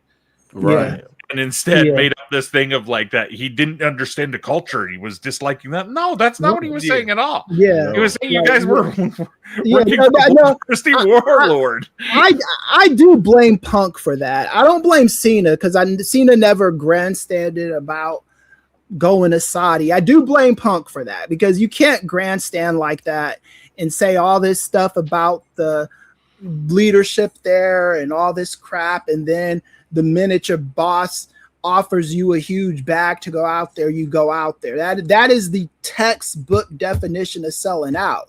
That is, I had principles that I animated to everyone. I said these were my principles, and then I flipped them on a dime because I work for a different company. That is to me, that's way worse than the shit people were saying about Cena for tapping out on a fake wrestling show. What CM Punk did was real. He said this stuff, and then he goes out there, wears these shirts in AEW like abortion rights are human rights and all this other stuff, and then you're out there in Saudi capitulating to a dear leader, you know? Yeah, and to me, it's even like the clumsy handling of all of it. It just like, and that persists. Like we saw Cena do his interview with Cody Rhodes not too long ago, and he keeps it up with like he's like it was a moment of personal growth for Punk. Like, no, you guys told him that's the job, and like, you know, a good employee, that's what he did. Right, He and he went never. there. It had Man, nothing to do with Yeah. him insulting a nation. That wasn't Yeah. why he didn't And- go. Why are we persisting with this myth when we can all look it up on the internet? Yeah, Like, he it's was, not like that's the Yeah, thing. he- It's like insulting that how stupid they think their fans are to just like fall for Yeah. it and not like do any research whatsoever. he insulted the leadership of that nation. He did not insult the people or the culture. He insulted what's his name? I'm blanking on his name. I don't want to say it wrong. Mohammed bin Salman. Ben Salman, yeah. Yeah, he insulted that guy, and that guy is Yep. worthy of being insulted, you know, because he's done a lot of evil things. He's a tyrant. He didn't insult the people, and this is kind of what And he WWE insulted the Miz. Yeah, Like, he Yeah. never made a Yeah. public, like Yeah. a real apology on air to the Miz over that. right, yeah. Which I kind of feel he should. Yeah, yeah, no, seriously, if you want, because you did insult Miz, yeah, that's the person you owe the apology to. You don't owe the apology to the people because you didn't say anything about the people, at least nothing on camera, you know. True. But yeah, that would be one of my lowlights, and the continued work with Saudi Arabia. I Yeah. get it; it's a shit ton of money, but I just kind of wish they'd be honest about it. Like it's Yeah. like they're paying us a real big amount of money. That's why we're going. None of this stuff about like, oh, we're helping progress the culture over there. Yeah, You're not. no one is, Let's be yeah. fair here. You really aren't. right. Like it's the fact that like, oh yeah, well, like now we have the women on the roster. Yeah, but none of them can conveniently wear what they Exactly. normally wear. Yeah, they in have the to wear like ring, 8 right? layers of clothes. Yeah, Yeah, Right. and meanwhile, they all like female fans have to be accompanied. Correct me if I'm wrong. Maybe I'm wrong. They, from my understanding, they would have to be accompanied by either a family member or their husbands to the matches, right? I think that is a rule, but I can't speak to that. Yeah, I don't know how strictly it's followed there, but it's yeah, you know, it's one of those things that like just don't bullshit me about it. Just tell it like we're Right. getting paid a shitload of money. Hopefully we can Yep. do something good with it somewhere along the line, and maybe Right. this like don't Yeah. try and convince me that you're doing this all to change the culture of something that you're not. I got one more thing to say about this because Brent is right. I don't think that going to, look, anytime you are in corporate America, which is everywhere, anytime you are in American capitalism, which is everywhere, we all have to live in this system and we all have to figure out ways to thrive in this system. So going to Saudi Arabia, if that's what your boss tells you you have to do and that's going to give you money to live, perfectly understandable. I'm not going to say it's perfectly fine, but it's understandable. What you shouldn't be doing though is trying to justify reasons why going out there. Like I wrote this article because I heard the comedian Aries Spears, David Cross and Mark Maron, they were saying something about the comedians going out there, and he got into this whole spiel about American slavery. And look, I was like, look, dude, you don't need to do that. that is not the same argument. You know, if you went to Saudi because they're giving you a bag, go to Saudi and get the bag. Maybe you could do something good with that money, but you don't have to fucking make these out there arguments to justify it, you know? Just like with like CM Punk, you know, he didn't have to say the crap he said, you know? Cody Rhodes never crapped on Saudi Arabia like that when he was the face of AEW. So why are you like, you know, it was unnecessary grandstanding, and that's my rant on that, you know. And if you heard Dave Chappelle's new show that dropped, he talked about taking that Saudi money, going to talking about what you were talking about, Chris. Yeah, comedians taking the check to go over there. So yeah, if you haven't heard it, it's a hilarious special. So yeah.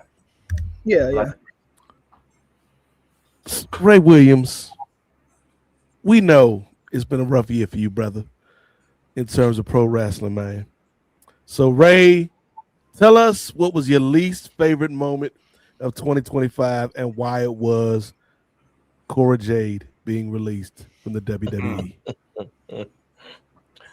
I mean that you just now reminded me that's in my top 3.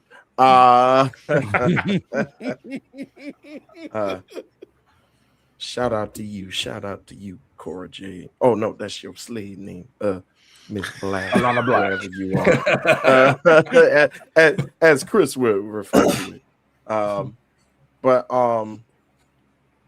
Brent Chittenden kind of, I'm a flip flop it because this was my number 1, but I'm a flip flop it to my honorable mention because Brent Chittenden, you succinctly describe the full coronation of company from being the voice of the voiceless to fully becoming company man punk, because yes, we saw when he came back and then he was in the suits and he was going to NXT and he was trying to paint all of these elaborate pictures about how it's so good to be back home, and so we kind of knew that he was trying to turn over a full not fully turn over a new leaf, but turn over a new leaf while he was back. So it was like the honeymoon period of him being back, but at least we could still kind of think he had principles. He stood his ground on certain things. But once that match with Cena was booked in Saudi, and then the apology was happening, like for all the reasons that Brent Chittenden mentioned, that was one of my low points of the year, was a company man punk turnaround and going against all of his morals and all of his ethics.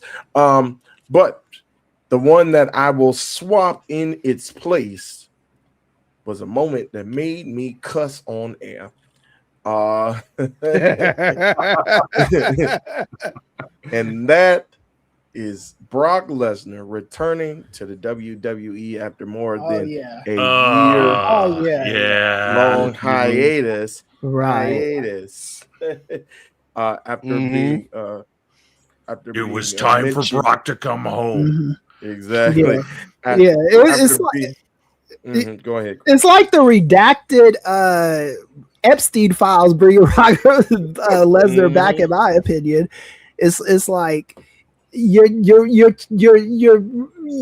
releasing the files, but it's all blacked out. Yeah, you're waiting for a year or so to bring Brock Lesnar back, but you know it's we see what the fuck you're doing, you know. It was elk hunting season. Right. Rock had to hunt elk. No other reason why he wasn't here. He had killed 13 elk. We want Cross. We want Cross. You want Crocs. Yeah, I hear you. He's here. You want Crocs? I've got Crocs on my feet right now. Yeah, like you said, Brett. Yeah, he was up in Saskatchewan. There was no other reason. He was just hard to reach. His phone was off. Yeah. Everyone knows Canada doesn't have phones. Yeah, but yeah, of course, if you're watching us and you avid post wrestling listener, we don't have to tell you about the allegations that were in the Janelle Grant lawsuit that pretty much insinuated that Brock Lesnar was he was alleged that he didn't do anything, but he was about to do something had he not got drunk or pulled over. But he didn't do anything, but he was alleged that he was going to do something because it was going to be a part of his contract that he would have some benefits that normally aren't in professional wrestling contracts. So and include human trafficking. Allegedly. But yeah, his return just and then him coming back to fight Cena is like and like you guys mentioned, like the whole Cena run after the initial turn was just a lot to be desired. And just when Cena was trying to get it back on track and he turned back babyface, and he had a couple of very great matches with him defending the title against Cody and then losing the title, and then him having a surprisingly good match against Logan Paul. Like things started to shift in the right direction as far as that final run was concerned. And then WrestlePalooza happened. WrestlePalooza. So yeah, those are kind of like my two lowest lights of the year. Oh yeah, and Cora Jade. Yeah. Don't cry over it. Don't cry over it, Ray. Don't cry over it. Yeah. I know it's spilled, right. but don't cry over it, Ray. Yeah, I'll be all right. You know what, Santa, to lure Santa, you always need cookies and milk, my brothers. So, but before we continue, we did have Girard Brown around for a little second. If you blinked, you missed it. But we got the real thing. We got the real McCoy. Yes, indeed. Imitation is a form of flattery, ladies and Hold gentlemen. on, Ray. Please Let me. go ahead. Do your patented. You know, I don't want you to fly brother. too close to the sun again, Icarus. Of course not. No. While I'm bringing Girard on, could you do me a favor, Ray, and let's pull up that clip of you cursing on Nefarious for the people as a Christmas treat. But want to bring on to the show Jay Lacey's tag team partner over at Ring Theory. One of the smartest brothers in the game right now. He's gonna tell you some things, some theories, some thoughts, and talk about wrestling in a way you might not be thinking about. Where can you find him, ladies and gentlemen? I don't know. He's all around. He may be uptown. He may be midtown. He may even be in your town. But right now, let's give it up for the final member of the Advocates, Girard. Downtown Brown. What's good, brother? What's good? Right. And excuse me, my name is Jay Lacey. You know, I'm Girard. I heard you over here earlier spitting that knowledge. So hey, keep doing your thing, man. Tag team partner. I was out here, I had to get my Popeye's chicken sandwich because you know I love it. Yeah. Slow in the drive-through, so they held me up in here. But now I'm Hey, here. Girard, if you like the Popeye's chicken sandwich, you'll love their Cajun turkey. Turkey. In this time of the year, I love some turkey. Come on now. But I was just playing. You got 2 more days left to order it, folks. But now y'all brothers have been spitting on here, so I glad to finally get home and jump on the show with y'all. Well, while It's you're all here, love, Girard, and Dr. while Kris. Ray is All love. Ray is efforting the clip, can you tell us not only your favorite moment of pro wrestling from 2025, but also your least favorite moment, brother? A clip that haunts me. That clip. Because I gave no context to that clip. So this clip you pull it up. Yeah, that's my least favorite moment of 2025. Gerard is the happiest you ever see to see Brock Lesnar return. It's not me being happy. He's our inner child.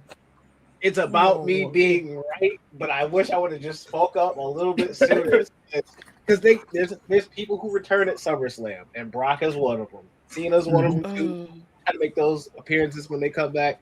I thought he was just gonna do it again in like a split moment, and then it happened, and I was like, come on now. That's what a live stream is for. You just gotta just speak nonsense into existence. And so, Right, yeah. I was screaming Cena was gonna tap earlier on that stream, and he sure did tap. I just wish he did smile. It was a little ridiculous, like. Yeah, no. All right. But before I do go ahead and pull up that clip, we have one more guest, and it seems appropriate that we have a collision course with this guest, brother. Okay. You said a collision course? Is it Yes, Kate? indeed. Thanks, bro. So here's the thing.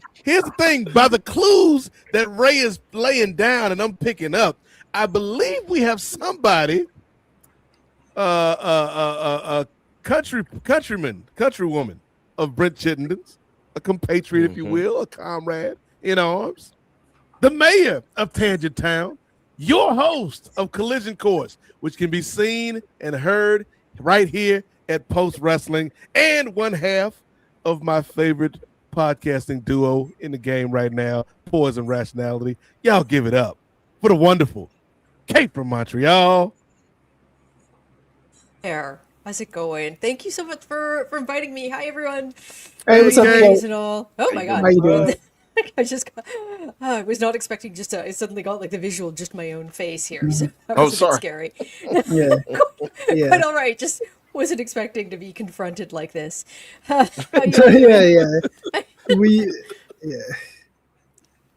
Yeah. Sorry, I know. How I are know you, my usually- friend? Oh, yeah.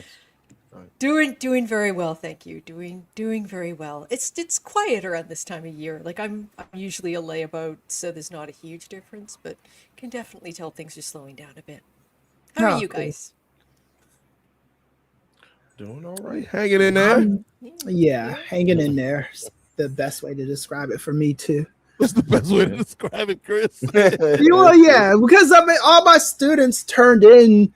I was telling this story to Ray before we started. I have 546 students this semester. Okay. 200 of them waited until the absolute last day to turn in their term paper, which was yesterday. And a bunch of them waited until like 11 p.m. The paper's due at 11:59 p.m. And a bunch of them turned it in within the 11 o'clock hour last night. So I've been grading all day. I thought I'd be done by tonight, but we had to do this show, so I might not be done with that until the morning. I'm trying to get done with it before I have to fly out of state, but yeah, Damn. it's a lot. So kids, if you don't graduate, blame the NWA podcast because Chris couldn't grade your paper. Or if you get really good grades, thank him for doing this. I know, right? He's just in a good mood. Right. Hey, maybe Caught like, him slipping. hey, we could all just like sort of do it together. Like we could all like grade your No, students' papers. It's a group project. Yeah. Because Nothing inspires creativity like procrastination. Right, yeah. Like you can put papers in Chat GPT now. The problem with that though is you still have to look over it after you put it in Chat GPT, because Chat GPT will like miss things. Like it'll say student didn't have a title page when the student did, or you know, something like structurally Chat GPT always misses. So it's a forever thing to have to do, you know. Just the risk you take. Let me ask you, Chris. You know, it's been a while. You know, I already told you, I'm a man of a certain age, like Scott Bakula, Andre Brower, Ray Romano.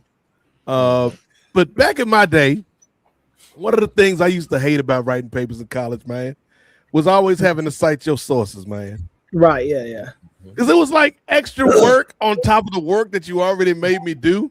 Y'all still out here making these kids cite sources? You have to, man, because that's if you don't cite sources, it's technically plagiarism. And if you don't, so what will happen if you don't cite your sources is you can be chilling like 10, 15 years later, like that lady, Professor Gay at Harvard. She was about to be the dean of the department, but because people didn't like her, they took a freshman paper that she wrote that wasn't cited correctly and called her a plagiarizer, which is technically true in the most technical sense. But the only thing that made her a plagiarizer is not citing the sources. So you do have to kind of like get students in the habit of doing that. Like if you ever read any of my articles, you don't APA cite newspaper articles, but what I do is I hyperlink everything to the original source that said it. So you can't say, "Oh, I lied" or said some bullshit, you know? Yeah. So it's when you're writing now, you can get the because what always just throw me was not citing the sources; it was having to get the exact sort of finicky method, like you're saying, like the APA, like you have to format it exactly this way. But like software can do that now. Like it that's what I'm saying. It's not even that hard to do anymore. You know. This is a pain in the ass back in the olden days when I was like when you used to have to like write everything out. You had to alphabetize things yourself and make sure there's an author attached to it. It's a lot easier now because AI. I think at one point, Chris, and God bless this professor. I don't know if she's still with us, but she used to be so hard with the grading, man. And it was a class. The only reason I passed this class was because it was an English class, and because I could get by with a lot of things just by reading my working class. And get over that way versus the written work. And I think there was one point where we had to have a paper that had like 25 different citations on it. And after a certain point, man, I just got fed up with it. I had already passed. Like this wasn't a make or break paper for me, Chris. I think I got to the point where I was just being petty in the citations, and I was just like, I had cited this one book for like 3 or 4 examples, and I think at one point I was like, and this is what da da da says about this, and in the citation it was just like, it's the book from before, page 24, man. What you want me to do? I take that out in the citation, and her response to that was, I don't think this tone is very productive. Do you? And I was like, man, I'm done with the paper. What you want me to do? I was a very different man back then, Brent Chittenden. I went to radio college, so man. But here's the thing. Chris is right, man. A lot of people out here plagiarizing, giving you unoriginal content. But Ray Williams, there's one thing we can always be counted on to give people, and that is original content, genuine reactions when things happen. So do you have the Nefarious Media Network post-wrestling sponsored clip of the year? Indeed. Let me go ahead to it and make sure that the audio is on.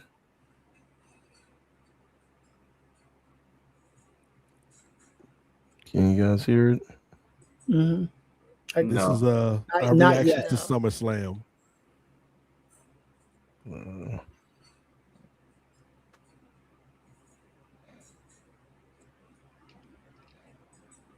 A little slow.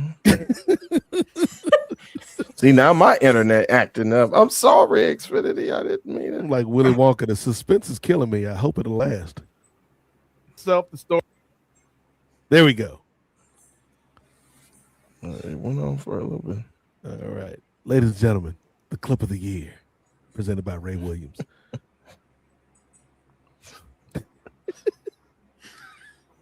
Keep refreshing.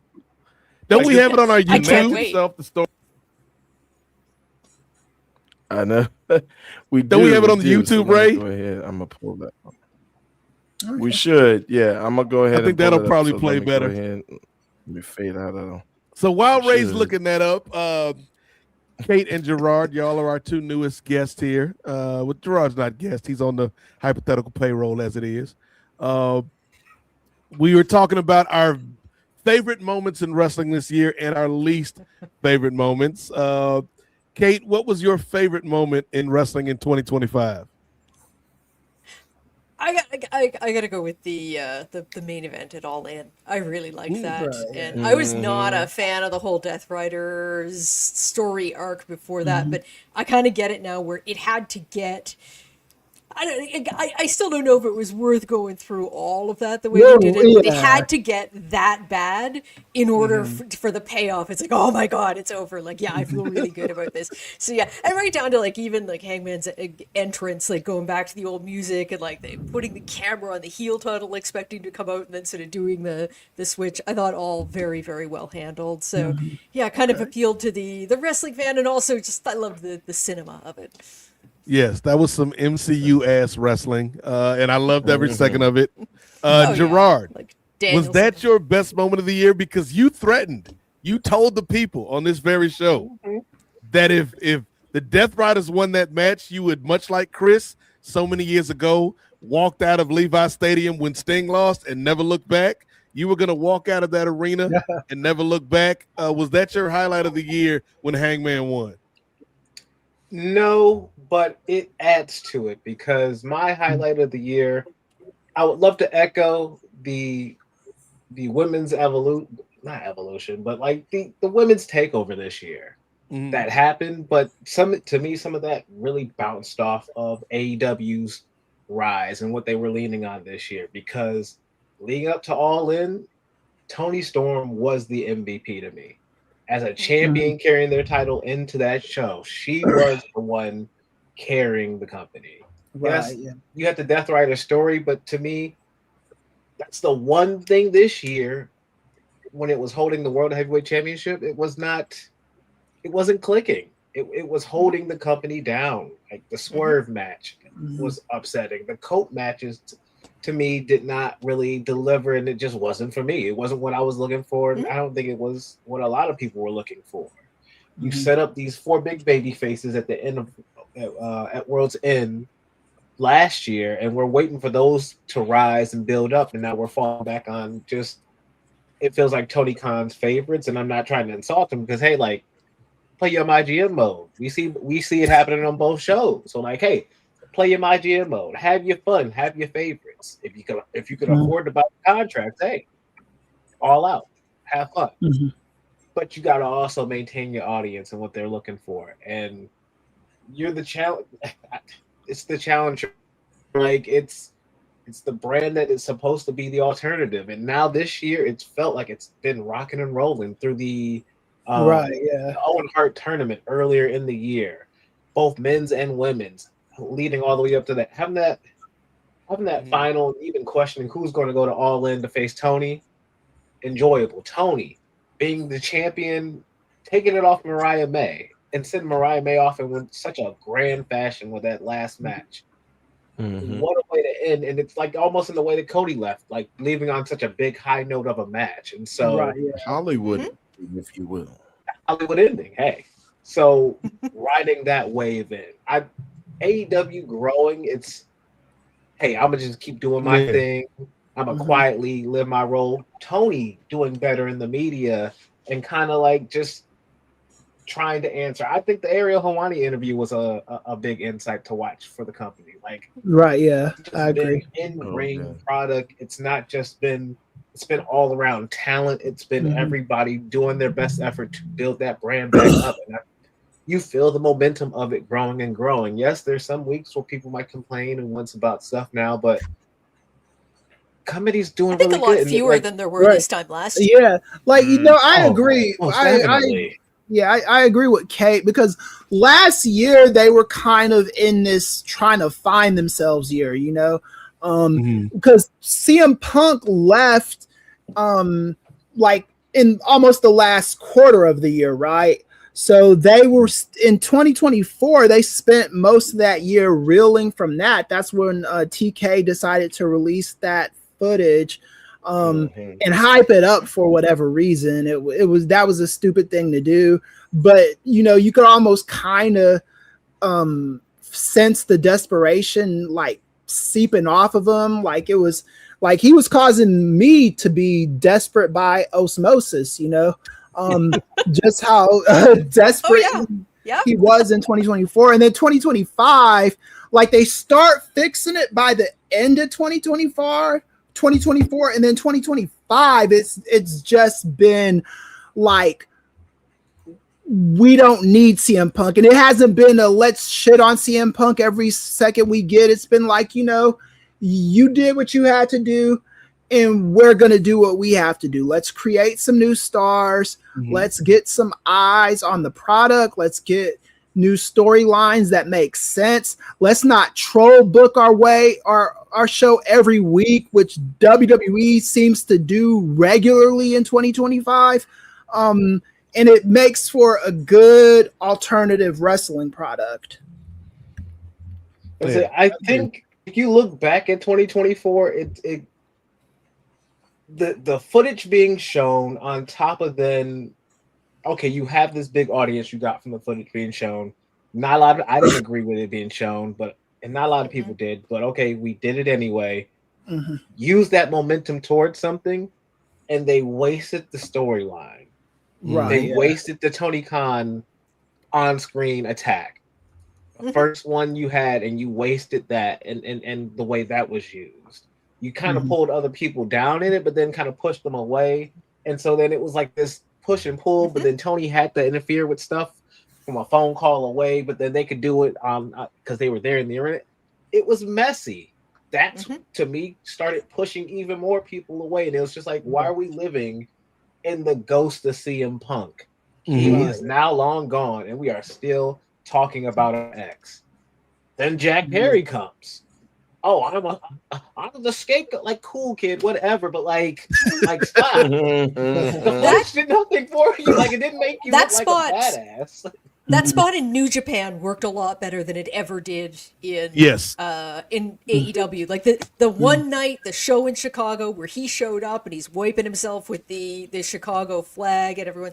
That was a hot moment for him. It never connected again. Right. Yeah. Nope. I agree with that 100%.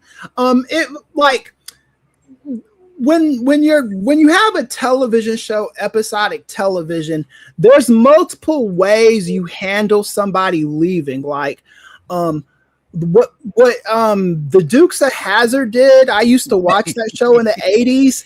Talk to him, Chris. They, instead of like just going the different direction, they replaced Bo and Luke with Coy and Vance, and they were just basically clones of Bo and Luke, and no one liked it. It was stupid. It was dumb.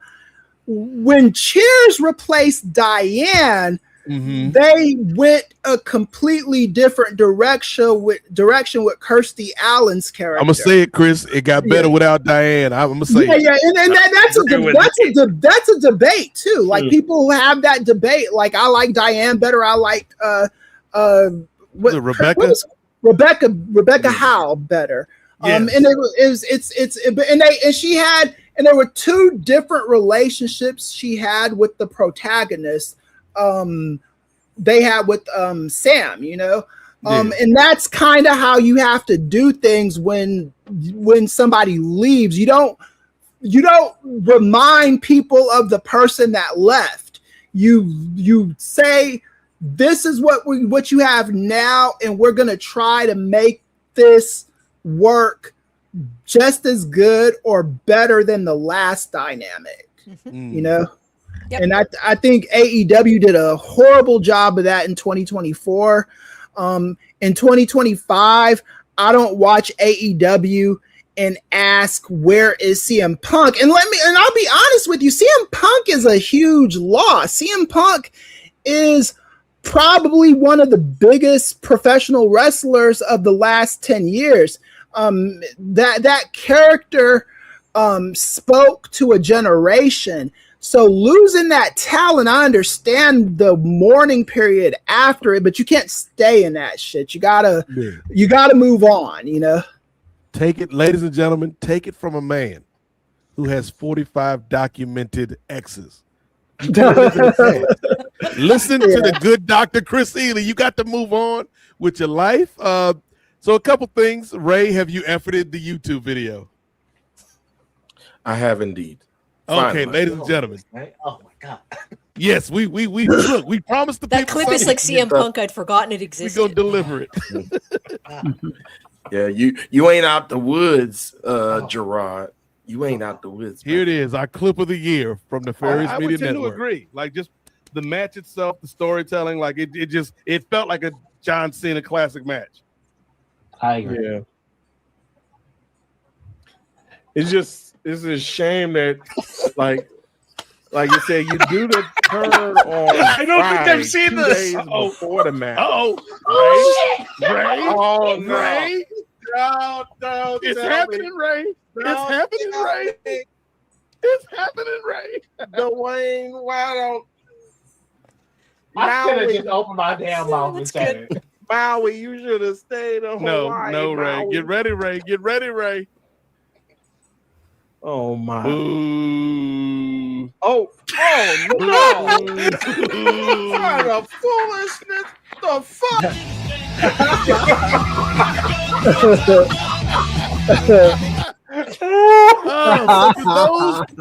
for those that are part of the audio only audience, what we just saw was a clip from Ring Theory. It was on the night Brock Lesnar returned to attack John Cena after Cody Rhodes had defeated Cena. Ray was on a delay. He had that Croatian internet working. He didn't get that good NordVPN promo code post for NordVPN. And so when Brock Lesnar returned, Girard was excited, not because Brock Lesnar returned, but because he had predicted it in his mind and hadn't told us. And so Girard is as enthusiastic could be. I'm just sitting there like, wow, they're really doing this. And Ray, as you heard, Ray, who never curses on air, is just like, what the fuck? This is stupid.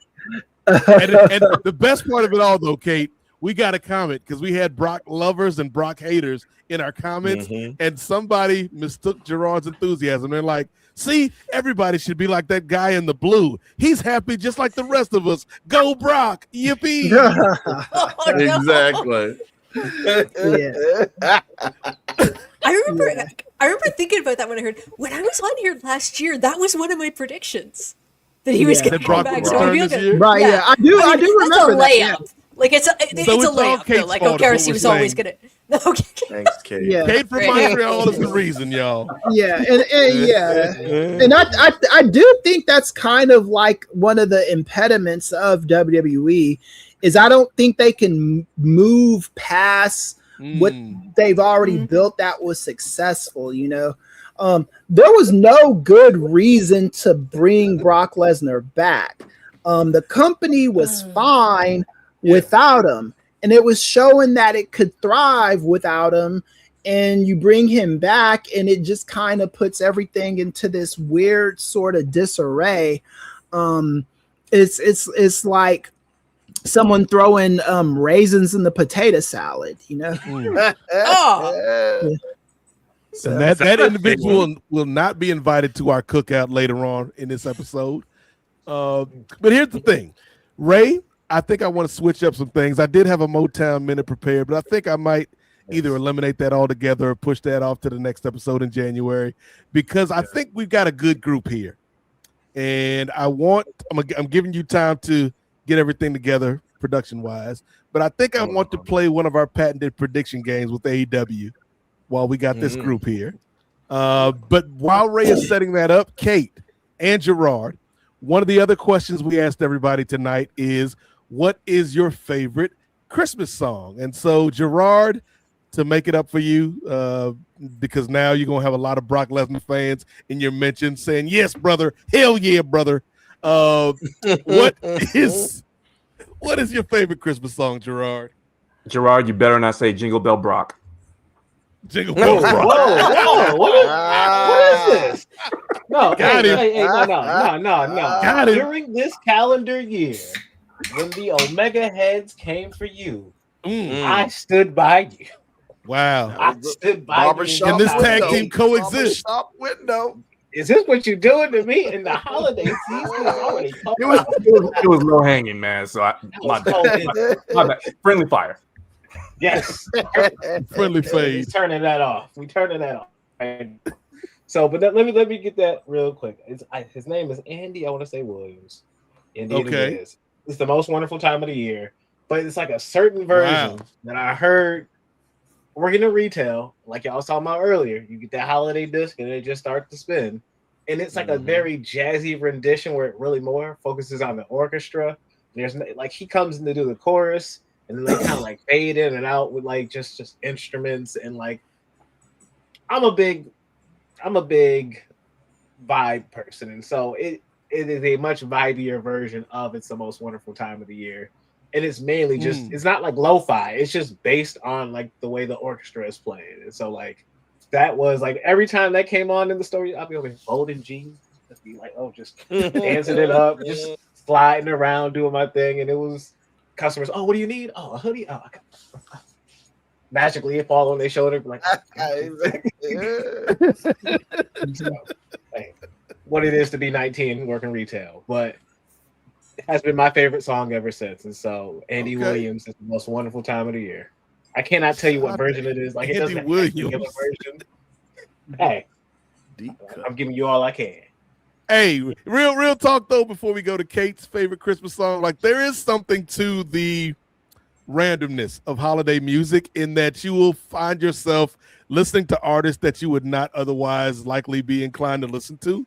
Like for whatever reason, man, I don't have any time in my life, Kate, for white crooners. Like, you know, no disrespect to the white crooners amongst us. Oh, I don't have any time for them either. But when that calendar hits December 1st, Brent Chittenden, give me all the Bublé. Give me all the Harry Connick Jr. Give me all the Mel Torme on these streets, Brent. Mel Torme's Have Yourself a Merry Little Christmas. Come on now. Although we should Montreal. all What's your favorite Christmas Bobby song? Caldwell though. We should always Bobby Caldwell. That's a sneak right there, Ray. Because Bobby Caldwell. See, now you derailed me because I was getting ready to throw the cake, but you done brought up Bobby Caldwell, the blue-eyed soul himself. What you won't do for love. But here's the thing: Bobby Caldwell has a Christmas equivalent, and that Christmas equivalent, Brent Chittenden, we got to go to the Danger Zone because one of my low-key favorite Christmas songs of all time is by a man named Kenny Loggins. But on this particular track, it's Kenneth Loggins. That Celebrate Me Home. Woo! You don't know nothing about that. I gotta admit, not familiar with it. Okay, so here's the thing, because Kenny Loggins, he started the song off. You think he out there in the sticks somewhere with James Taylor because he's like, home for the holidays. I'm like, I don't know, Kenny. I'm not coming home to the holidays with you, brother. But by the time we end the song, he's got like the Georgia Mass Choir showed up for some reason. I'm like, I didn't know they were on the guest list, Kenny. Jay knows what I'm talking. Me and Jay Lacey been 2 for 2 on Christmas songs because at the end he's like, "Come on, mama, I just want to come home." Like, let this boy go home and celebrate Christmas. No donkey sound. Isn't he behind Holiday Road, the National Lampoon's Christmas Vacation? I'm pretty sure that's him. You think that's Lindsey Buckingham? I think it's him that does the vocal. Oh, is it Lindsey Buckingham? Yeah, I think from Fleetwood Mac. Okay, How the hell do I know this? I hope I'm wrong because I actually don't want to know this information. Alexa, who sings Holiday Road? Lindsey Buckingham. Lindsey Buckingham. It is Lindsey. Lindsey Buckingham is correct. Yes. Yeah, the guy that never gets. I don't know where my house keys are, by the way. Like that's because that's taken up room. So is that your favorite holiday song, Kate? Oh no. So, I have to admit, I can be a little bit of a Grinch, not in the sense that I wish anyone. I don't wish that anyone have a bad holiday, but I get real sick real fast of like this emphasis on like, you know, you got to be super happy, you have to be like excited about spending time with your family. It's just, I like the idea. It's just 2 solid months of it gets a bit much, and so a lot of the happier stuff, it does start to grate up my nerves, and you know, as I get older, it happens more and more every single year. But I do. One of the things that I do like about this season is that there's this emphasis on just sort of slowing down, thinking about things in the world that are not the things that occupy you every day of your life. Sort of more like family, relaxing, larger things that are really important to you. So there is a very old song called The Coventry Carol that to me is just it is a perfect sort of slow down of everything. Just enjoy it. It's a choir piece. It's usually done in sort of just beautiful harmony, and it's one of those things where no matter how sort of bugged out by the rest of the Christmas pressure I am, that is something I can listen to. And it's like, you know what? Sometimes it's good just to unplug and think about better things. Okay. I like that. Here's the thing though, Kate, when you were talking about, you know, you didn't want the happy Christmas songs, you didn't want the celebratory Christmas songs. Brent, I thought she was going to Prince Another Lonely Christmas, because that's a song where if you don't know what the song's about when it starts, you're like, oh, this is a nice, hold a minute, that girl is dead? Prince, she's dead? Spoiler alert if you haven't heard Another Lonely Christmas. There's also a Tom Waits song called "Christmas Sucks" that if I'm in a really bad mood, like that's what I'll go to. I would like to also point out, this is a public service announcement. Hallelujah by Leonard Cohen, as co-opted by like so many people as a Christmas. It is not about Christmas. It is about intercourse, kids. Counterpoint though, Brent. I see your point that it is about intercourse, but when Pentatonics sing it, that's another group, man. Pentatonics. I ain't got time for Pentatonics 11 months out of the year. But you let that calendar flip to December. Give me all that. Like they are like the rockapella of Christmas. Because all the acapella singing you can give me. Hallelujah. They got another song with I think it's like they got a whole Pentatonics Christmas album. There's a whole Christmas my wife played that for me. I told her not to play it. About Pentatonics that gets me, Chris? I don't know none of these Pentatonics people, because every time I look at the Pentatonics album art on my Spotify, it's like they add and subtract people of color, and I'm like, I think three black people now. Yeah, now got one black person. I think they're like Menudo, how they were in the 80s, where Menudo was just a group that they always changed members out of, and that was out of Pentatonics. That sucks. Yeah, and I think that's kind of how Pentatonic is too. And they also do like the Pointer Sisters. There's been like 70 of them. They're all real people that are in the Pointer family. Related. But no, they're related, but it's like some of them are the daughters of the original singer. And then some of them are like cousins and nieces, and but they still tour and stuff. It's just not the same Pointer Sisters from the 80s. Right. Chris is really embracing the idea of men of a certain age on this episode, because we've had a Dukes of Hazzard, a Cheers reference, Pointer Sisters, Menudo. Well, I don't know any TV shows where they replace characters the way they used to, like soap operas. The soap operas do that. They did that on Beyond the Gates, and I do watch Beyond the Gates. With one of the like characters, but they don't. That's the only shows they do that on now are soap operas. They don't really do that on episodic TV anymore. No, it used to be a big deal when like what was it? Was it ER when it was like this is such and such's last episode on ER? Right, yeah, Goran Visnich. Or on the Fresh Prince when they switched out the moms. And they actually did that in a smart way, because the Daphne Maxwell Reid, they made her almost completely different than the first mom, and I think that kind of helped people not think about that as much. If you would have placed her with a look-alike, it would have, people would have just been like they tried to do in Major League 2 with Omar Epps instead of Wesley. Yeah. Well, he took Wesley Snipes' character. Yeah, that was horrible, man. By the way. Don't they even make a joke about it though? Like he looks like completely different or something like that. Like they do like they tried. Mention it. Yeah, they did it with Rhodey. Willie. That's the worst with Rhodey, with Terrence Howard and Don Cheadle. Yeah. That was a great Disney comment. thing. Kenny Loggins on the NWA podcast is the true Christmas miracle. I'm telling y'all, man.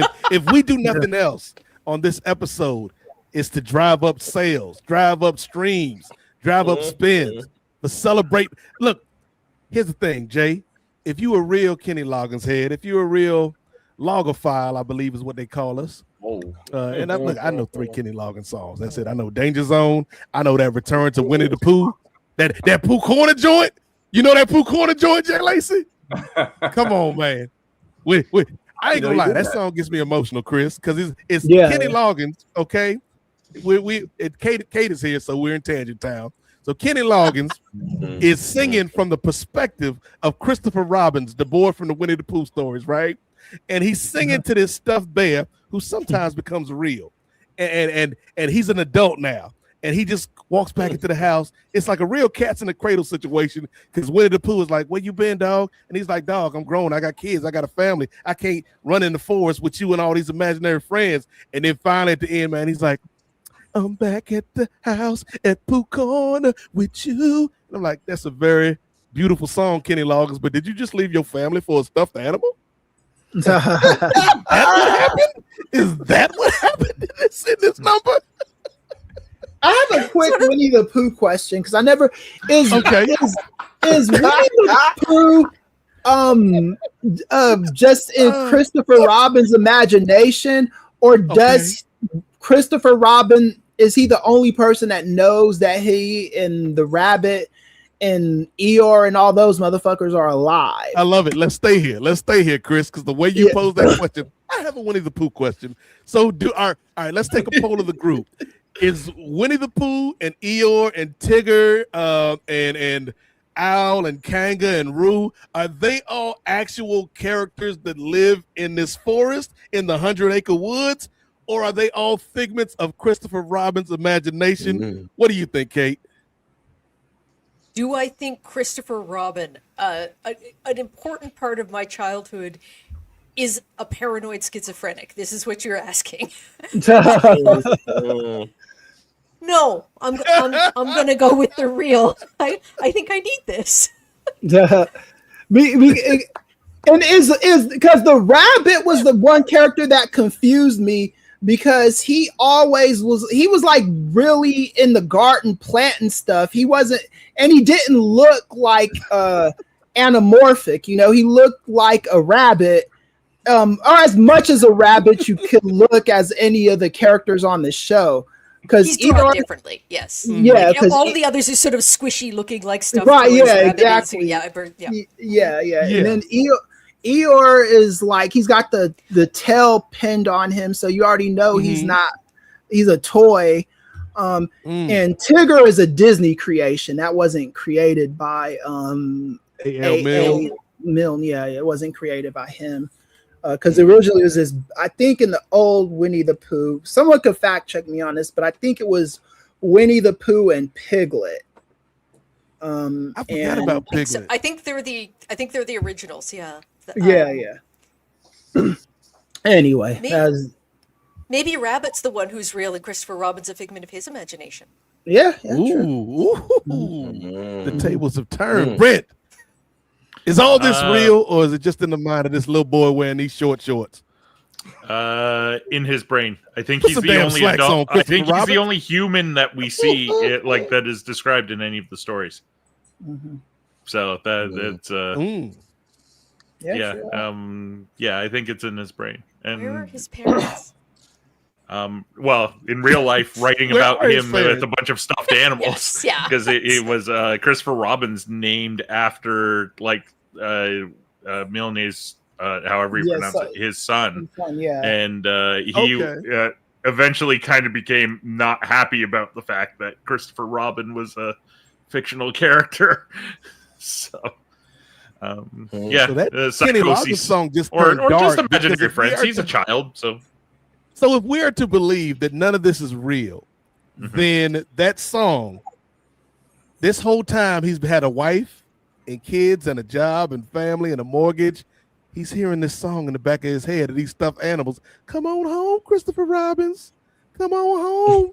And that song leads us to the tragic end of Christopher Robins accepting the fantasy. It's like Peacemaker season 2. He's trying to accept the fantasy versus living the reality and deal with what life is throwing at him. He's going to stay in his room with these stuffed animals. It's a sad song, Kenny Loggins. Well, do we know if he ever, I'm pretty sure he goes back. I don't think I'm pretty sure he just returned just to see the old power. We don't know. Look, Kenny Loggins made 2 Winnie the Pooh songs. He hadn't made a third one yet, to my knowledge. The first one was House on Pooh Corner. The second one was Return to the House on Pooh Corner. So to my calculations, Ray, he ain't never left the house on Pooh Corner. That does make sense.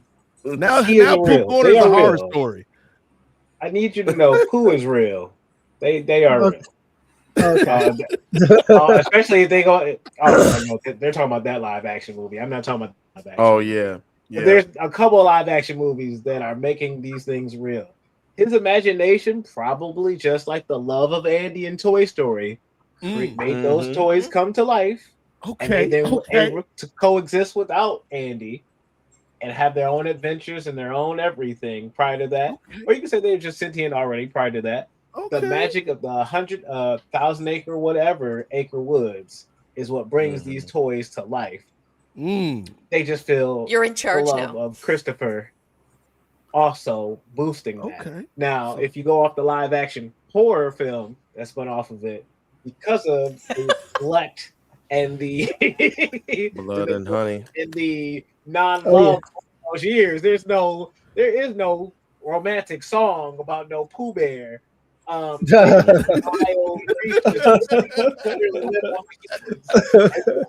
Any human that comes to the 100 wood snatched up, diced up, and then Christopher eventually does come back to find Pooh in this horrid state, him and all his friends, and he's just so heartbroken of what he's done now and the neglect that he's caused. So tune in on Peacock before you cancel it. It should still be on there somewhere. Okay, that seemed more like a Tubi movie. And it sure feels like it. That does seem like a Tubi movie. Yeah, it's called. And it's got I a think sequel. Pooh Bear, Blood and Honey. Blood and Honey. Blood and Honey. Yeah. Yeah, that's wild. I'm getting it back. I didn't know that existed. It came Blood out and Honey, and now they're doing a whole. Now it's so bad, but people are so interested in seeing it. It came out with a sequel, and now they're doing like what's the a sequel called, Ray? Yeah, Blood and Honey 2, I think. Yeah, because Winnie the Pooh is one of those characters that's public domain, so they can do those movies. Yeah, the only thing they can't bring in Tigger because Tigger is a Disney creation, and it can't look like the Disney one because Pooh is actually described differently in the books than he is in the Disney cartoon. Right. Okay. Yeah. So Ray Williams. Oh, Ray Williams, get your notepad out. Coming March 2026 to the Nefarious Media Network. Return to the 1,000 Acre Woods with all your woodland friends, except for Tigger, because he's not allowed to be on this particular program.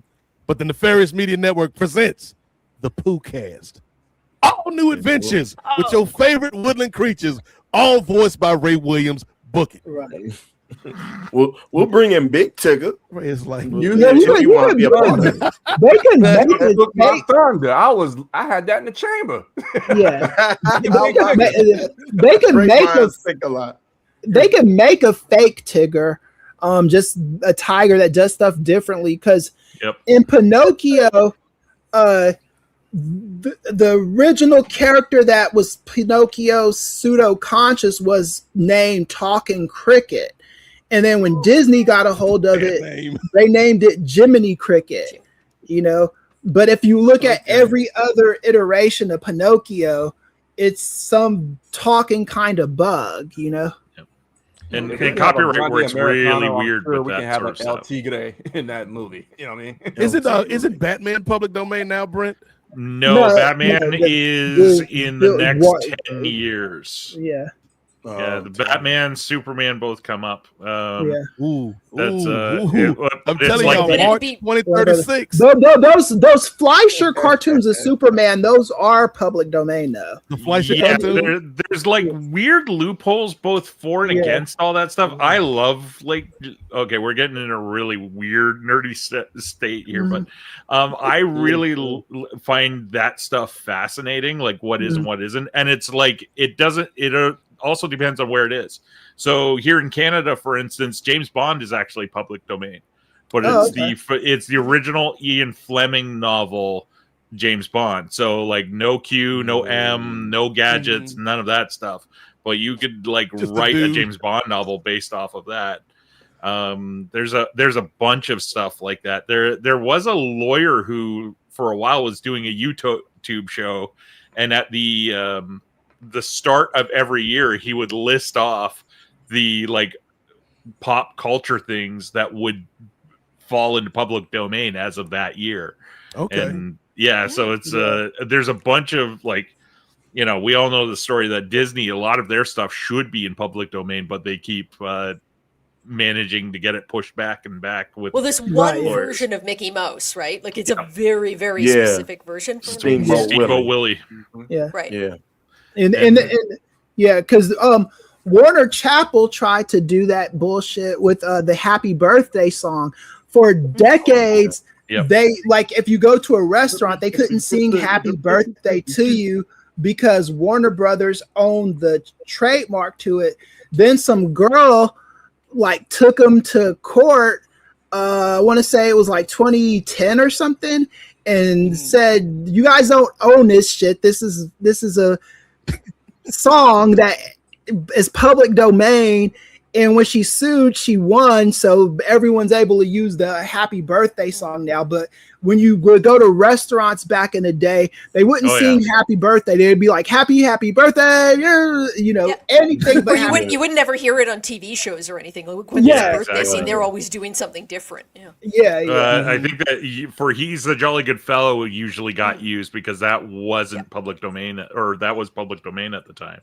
It's like I said, lots of it are fascinating. Like in terms of comic books, Conan the Barbarian, the character is public domain in much of the world, but not the United States, and I don't think Canada. But there are loopholes around it. There was a French company that adapted all the Conan stories into comics, supposedly more like the original stories, and they got them translated into English. And they're all called the Cimmerian on the titles, but they still call him Conan inside the comics itself. But it's like this weird little loophole where they managed to get it out. Like, aren't you a barbarian? No, I'm a Cimmerian. It's different. Yeah. Cimmerian. Oh, that was a wonderful tangent, man. Thank you, Kenny Loggins, for taking us to this point. That was the real danger zone. Ray Williams. It is time for one of our patented segments here on the NWA podcast. Let's make some predictions. We should have some music like that. We'll do that in 2026. We need like prediction time music. Oh yeah. Ray is like, just keep adding stuff on my plate. I got to do a whole Winnie the Pooh podcast. Can't do this. But yes, let's do some AEW predictions and have some fun with it, sir. Gotcha. Well, before we get into our AEW predictions for World's End, all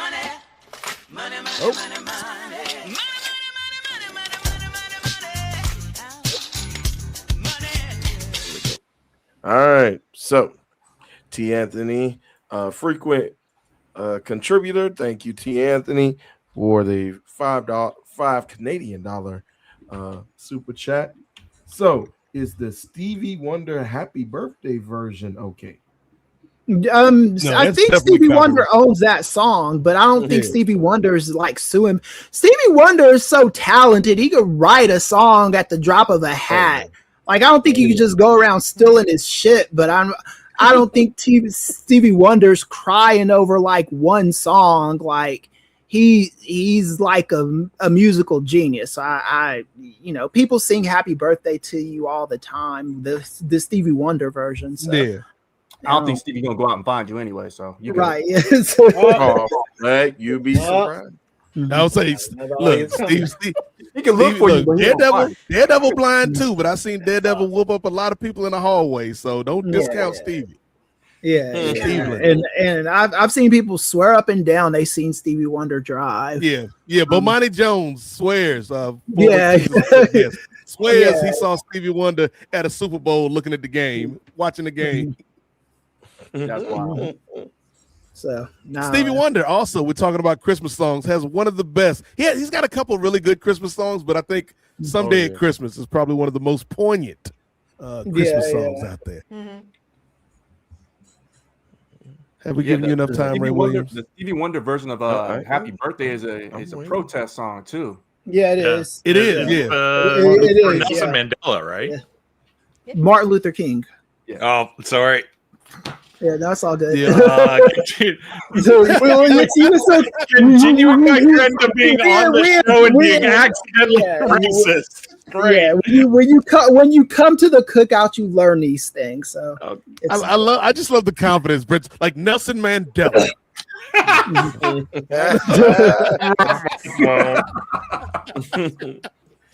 Bishop Desmond Tutu. No, Brent, stop. Barack Obama. Brent, come on, Brent. How you just naming Black world leaders? All right. I'm gonna hit. Oh, yeah. Could have been. What could have been? Yeah, that was a whole thing right there too. The MLK, the Stevie Wonder song, because they were trying to get the King holiday. Yeah, and it was a whole display. A fun thing for those that are students of history and music: play the Stevie Wonder Happy Birthday song, immediately followed by Public Enemy's By the Time I Get to Arizona, and you will have the full circumference of opinions on the King holiday in Arizona. Oh yeah. That's why I stay away from Arizona. The only reason why I would have went to Arizona was to go to your son's graduation, Jarek. I got no business outside of that, except my grandmother's old friends used to live out there. That's where they retired to. See, Anthony said Brent Chittenden had his Zack Sabre Osprey moment. So what was this about predictions that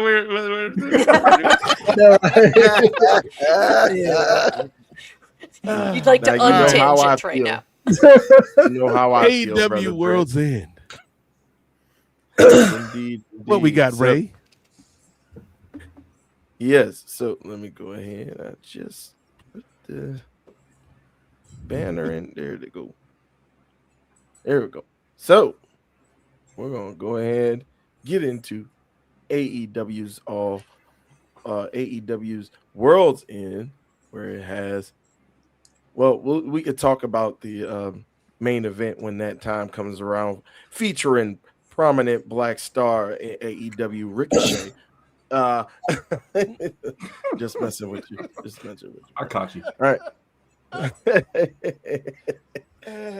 But no DC sponsorship this time. Not this time.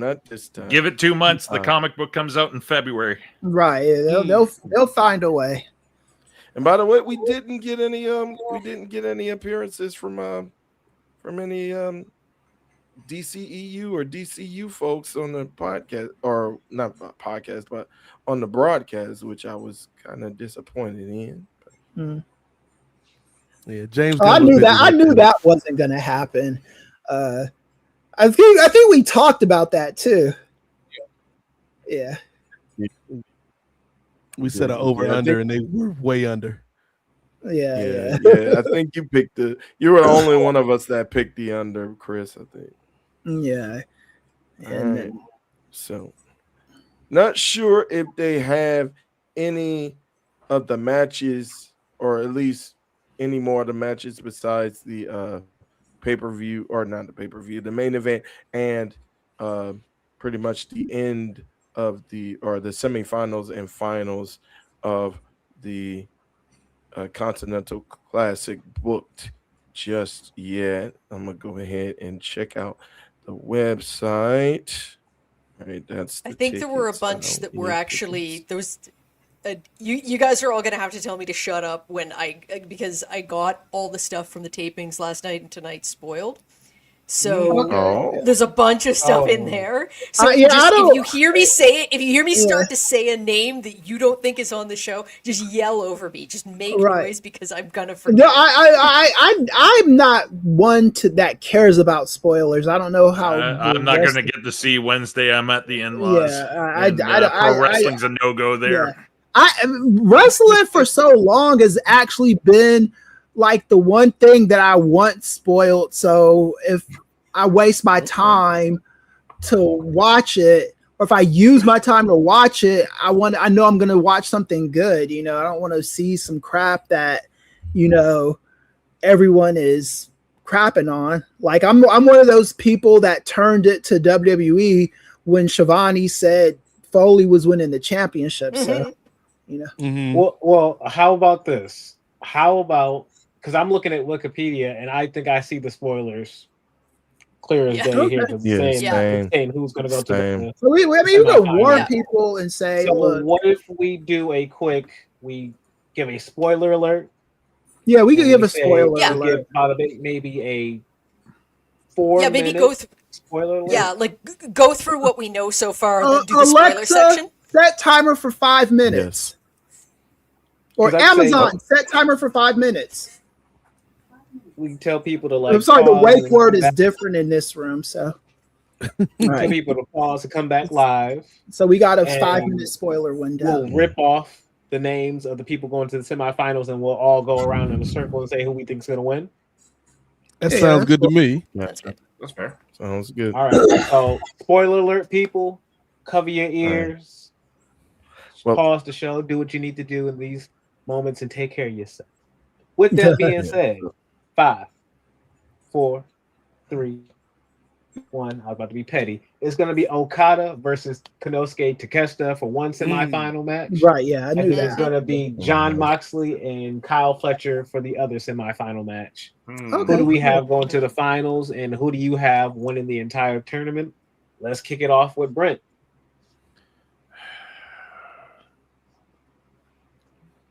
Takeshita on the one side, and who's on the other side? Sorry. John Moxley and Kyle Fletcher. Fletcher. Right. Yeah, you get 2 Don Callis fans, or at least it should be. To get like Okada is one of my favorite wrestlers of all time, but this should be a way to start really kick off the feud between the two of them, and as well if he's going into a final against another, Callis family member, this gives it all the more fuel for him to get out of the Callis family by the end of it. Okay. Because I see him leaving the Callis family, not Okada, because they both can't stay, right? Right. So, yeah. Yeah, and Takeshita, like, to be honest, if they don't cash in on this guy soon, you're going to have problems. Right. I agree. This guy is your future. Don't mess this up. Let's start. Maybe not strap the rocket to him, but let's put a couple booster packs or something onto the guy and start moving him up there, because you don't want to lose this guy. You want people to feel like he's on the periphery with Takeshita. Yeah. Same with Kyle Fletcher too. Mm-hmm. I like Mox a lot, but Mox should not be winning this. Yeah. And Mox, and giving weirdly it for story purposes, Moxley losing is a more important thing now than him winning. Because that furthers what's going on with those guys more. Yeah. Yeah. Mm-hmm. Next. Chris, what you got? I think Okada's winning though. I agree with everything Brett said, because I think the Callis's family is going to turn on Takeshita to get him a face turn, and then I would really have Takeshita win the match, but AEW is always going to AEW themselves. And I think they won't be able to resist the urge of having Don Callis turn on this guy. Okay. So, and then Kyle Fletcher. Yeah, Kyle Fletcher really needs to win that match. John Moxley is already a made man in AEW. He's their version of Ric Flair, in the sense that Ric Flair in WCW always lost, but he was always over, It wasn't like something that had to happen with him. He was always a guy that was going to find his way back in the main event. And that's what Moxley is in 2025. And they both bled a lot. Yeah, that too. Jay Lacey. What you got? I got Takeshita winning against Okada and Fletcher going over Moxley simply because I don't see Moxley having 2 matches in one night. That just ain't his thing. You don't need to. And then to take it, I would say Takeshita because that would cap off a great 2025 that he's already had. So I think Kyle Fletcher is going to be one of, like I said, I've said this before. He's one of the future projects of AEW. If he doesn't win the world title in late 2026, I've got him definitely penciled in for 2027. I have him penciled in for 27. He's definitely around this time next year. He's going to have at least one shot at the heavyweight title, and I think they're going to start building him. Amazon, stop. All right, so that's the sport. That was a 5-minute warning. We got to give another 5-minute warning. So like spoilers. In hindsight, Girard Brown not knowing the show, like you know how we talk, son. You know how we get down, son. You're right. Yeah, all right. So so we need to tell the listeners we're about to spoil AEW again. So if you're coming back not wanting to hear spoilers, then leave again for another 10 minutes or so. 10 minutes. Yeah, let's do 10 minutes. Amazon, set timer for 10 minutes. Okay, cool. All right, so we got Jay, we got Kris, we got Brent Chittenden. Ray, who you got?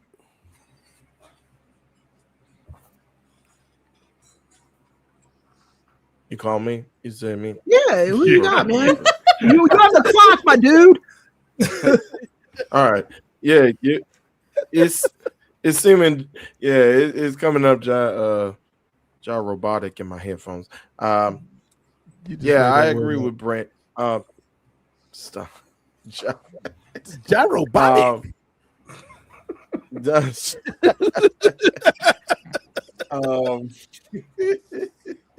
Run the clock. No, run the clock, coach. Okay, I'll run it.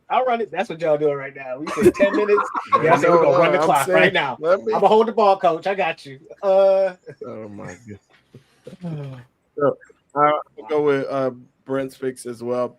I think it'll be much more impactful to have that turn against Takeshita if he's in the finals rather than if he loses in the semifinals.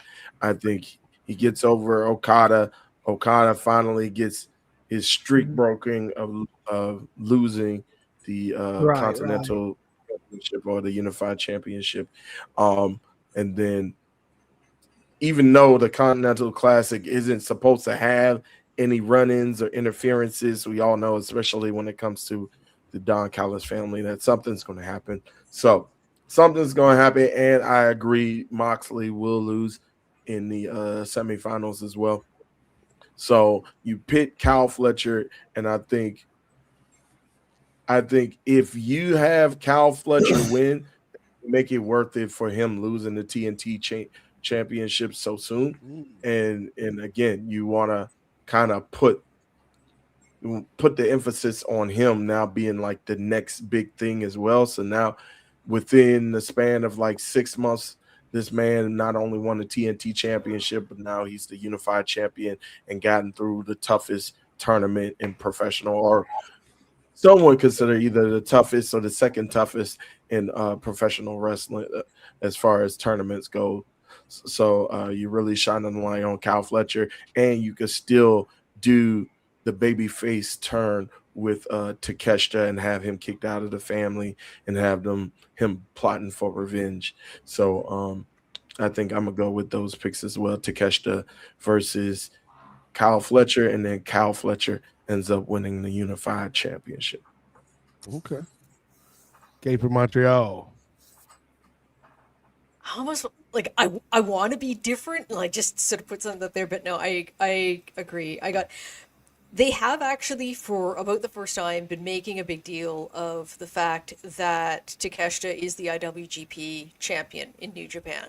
He's going to be main eventing or semi-main eventing Wrestle Kingdom a week later. I do not see anyone in either AEW or New Japan wanting him to take a pin. So I think just by virtue of that alone, he kind of has to win, Right, unless he's cheated out of something. But what I could see happening is, him going over Okada. You then, because they did that weird thing with, like, if Okada loses, he only loses one belt. I think you could circle back, actually have him take the other belt off Okada. But I see, I see him versus Fletcher as your big match. It's a way of getting all four of these people on the show.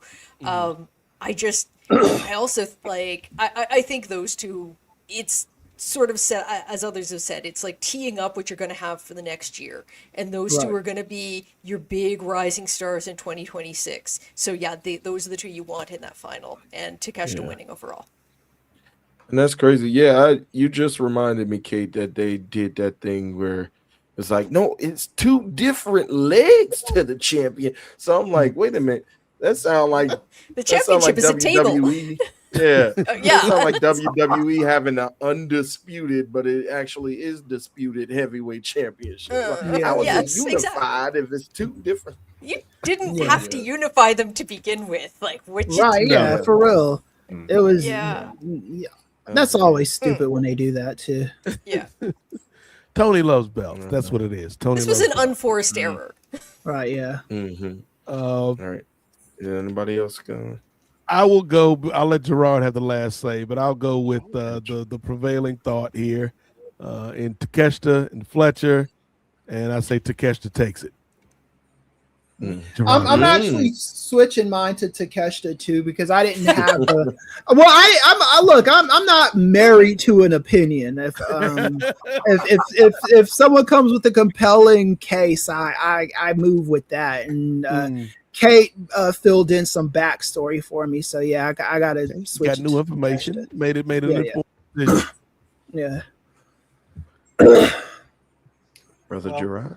With that said, I don't think it's impossible for Okada to beat Takeshita. He is the golden child of New Japan. If there's going to be anybody on this roster who is going to do it, I could see it being Okada. That being said, buckle up. Since we're on the drive to 500, I want you to get on my drive to where I'm going, because everybody's about to be going in which way and which direction. Because Takeshita beats Okada. He's going to kick his leg from under his leg, eventually win the championship. But I don't think it's from Kyle Fletcher. I think it's from Jon Moxley, because the weight of a Jon Moxley loss, though, he keeps losing. This man then won up all the way through a tournament, and the stakes are now on him. You are the last member and the leader of the club. Even though Cesaro got you, you need to go get this championship, because if not, there's probably going to be some consequences behind this. And so him getting all the way to the end just to lose, that's where I think the benefit comes to Takeshita for him to see. This is a really good argument too. So come on the ride with me. Kyle loses to John, sends him into a spiral that he says, I need to become world champion. He's going to go on the Swerve route next year, just like Swerve lost in the Continental Championship the first time. He then went on to go win the World Championship. So to me, Kyle's direction possibly could be walking into All In next year as champion.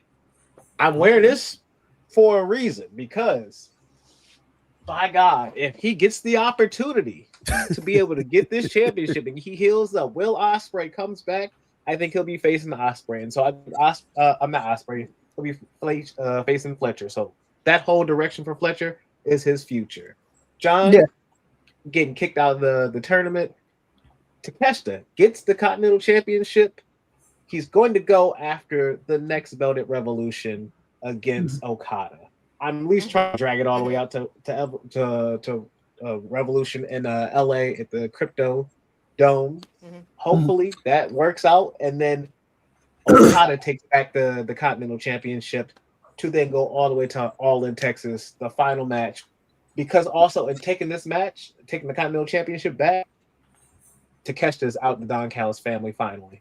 All the tension, everything has finally bubbled up, and now this is his final full push as a babyface to now end the Don Callis family his way. Fletcher being his one tie that him and his friendship with Fletcher probably holds that, and that makes that a difficult match for him to have. But his rivalry with Don being the former alpha and his ace, just like it was Omega, just like it was Will before him, following in their footsteps to become a big babyface breaking out the family. So everybody has their which direction. Yeah, it'll be ununified for a little bit, unified, and then probably held at unified moving forward past that. See, the thing I like about this prediction from Girard is I do think that is fathomable. Because like when like the one, there was one prediction that Girard made, and it was a good prediction. It wasn't a bad prediction. It's just WWE is so fucking formulaic that the thought that Girard put into that Reed was going to pin Roman. Yeah. The thought he put into that was just not. WWE does not have the critical thinking skills to do that. So I do have to point out to Girard in this prediction that I can see it happen. Okay. I do think it's fathomable. Girard, you earned high marks from the professor on that one. Hey, and I'm willing to throw those marks right on out right away because Braun Breaker will probably pin Roman Reigns for the World Heavyweight Championship at WrestleMania. So doubling down. I'm not ready to predict. I'm not ready to predict anything. Amazon, stop. I'm not ready to predict anything for WrestleMania yet. Because it hasn't happened. I have to see I think Braun Breaker should realistically win when he fights CM Punk the first time, but I know WWE, that's not something they're gonna do. So adversity. Yeah. So he's got to go through his fucking crucibles or whatever, and then maybe he'll win the title. But I've seen WWE do shit like this before. WWE has a history. Like, I'll never forget because you don't have to go as far back as I'm about to go, but you could go pretty recent to see WWE do this kind of booking where they should do one thing and they just do something completely different.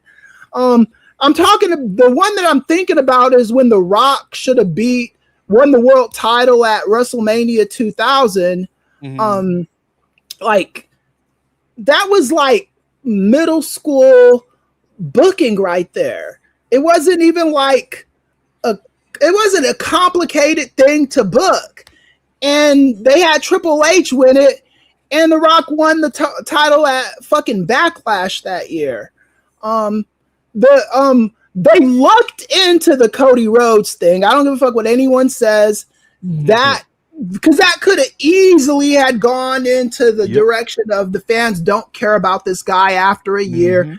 We've seen that happen before. It's not unfathomable to say that, and Cody Rhodes, that speaks to his character and his sustainability more than it does to anything else. I agree. All right, so have we? The thing is, they're a publicly traded company. The biggest decision maker for them is always going to be who's putting asses in seats, like who is right, to the table. So all due respect to Braun Breaker, I don't know if he's at that level. Like he's not. Yeah, exactly. So he's like, I was trying to be nicer. But I mean, it's just this. It's a sad state of affairs that WWE is so much a slave to that kind of corporate greed. Worse happens when you're publicly traded. Yeah, but like Vince McMahon would still make calculated risks sometimes. I don't even think that they're in a position where they feel comfortable doing that. I don't see them doing any like putting the title on Sheamus, for example.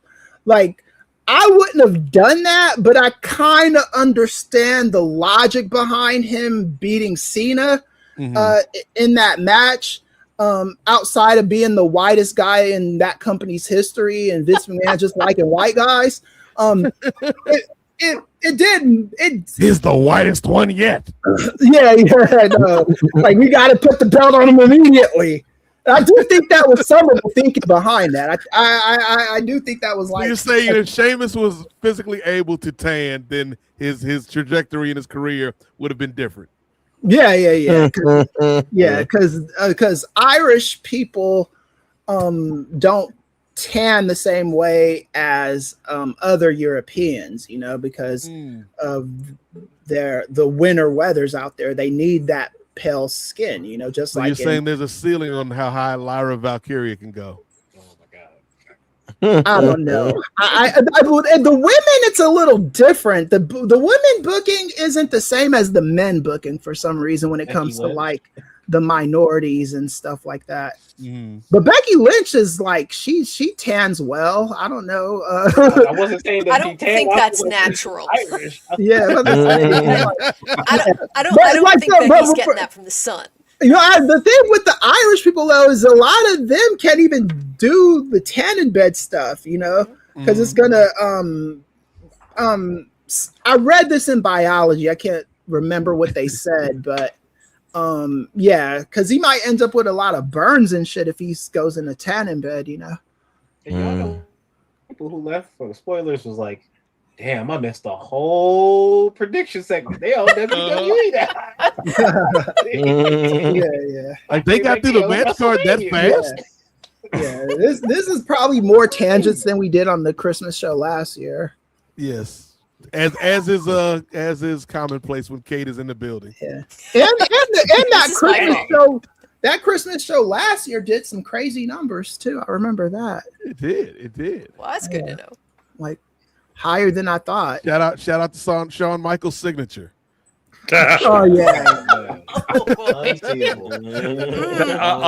that was a thought going through my head of how can I top that this year? I don't have any random wrestling facts that are any better than that. You can't top it, and you shouldn't try. No. Go out on top. Hopefully Winnie the Pooh can get us close. I'll say Winnie the Pooh might make a run this year. Was that the end of the spoilers for the card so far, Ray? I believe so, because I think those were the big things that weren't yet known. Were the entrance there's another match that got announced. We don't really have to. I don't know if it's one that Warren's talking about. Are you talking about the Death Rider versus an individual? Yes, that one. Yes, yep. Mm-hmm. Yeah, that one. Oh, all right. There's that one as well. So, should we skip that one or should we? We should go cover through it and then 3 minutes, and then we could go through this guy. So lightning round, everybody. No, it ain't gonna be 3 minutes, Chris. I'll keep mine short for this. Hurry up, offense, Ray. All right.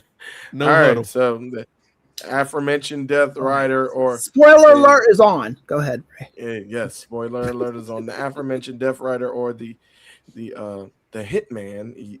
He's a I wouldn't call him the angry young man. Yes. Stop it. Yeah, he's there.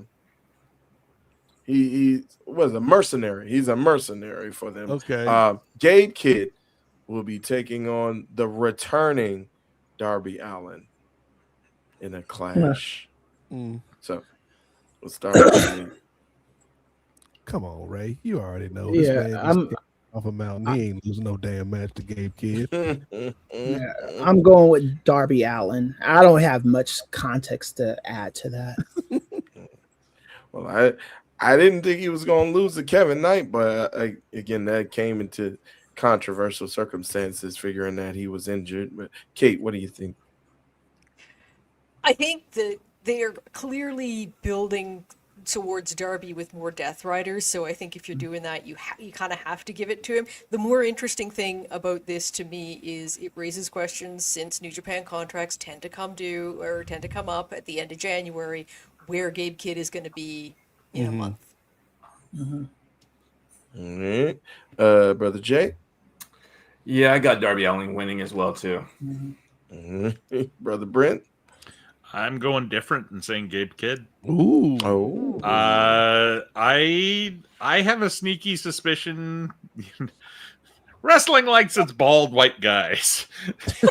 and my suspicion is we're swapping out one bald white guy for another bald white guy, the leader of the Death Riders.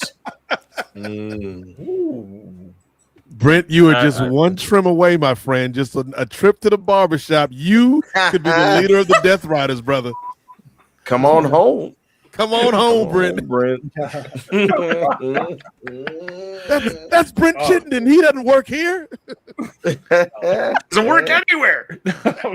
Right. All right.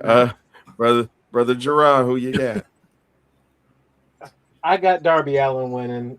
I weirdly enough could see this. I'm questioning, why are we still dealing with the Death Riders? He gave that one weird line that, like, hey, I would join you. Remember that weird line in that one promo? His last promo was really, it was the last promo he did. So it was, but yeah, there was like this one, it seemed odd. Like it was definitely, it was his character, but it wasn't quite what he'd been.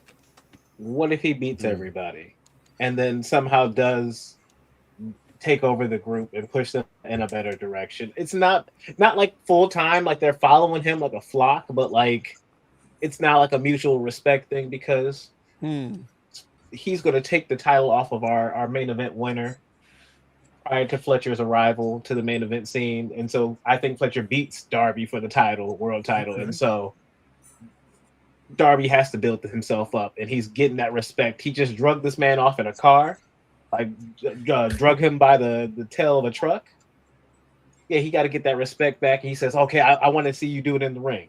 He's going to do it in the ring, get it back in blood. Because I think also he burned him in that one match too. So it's got people have revenge to get. Darby's going to win. Yeah, Gabe was involved in the fire thing. He lit the table on fire. Pac put him through. See it. Darby's got to get his revenge. So this is a part of the revenge quest.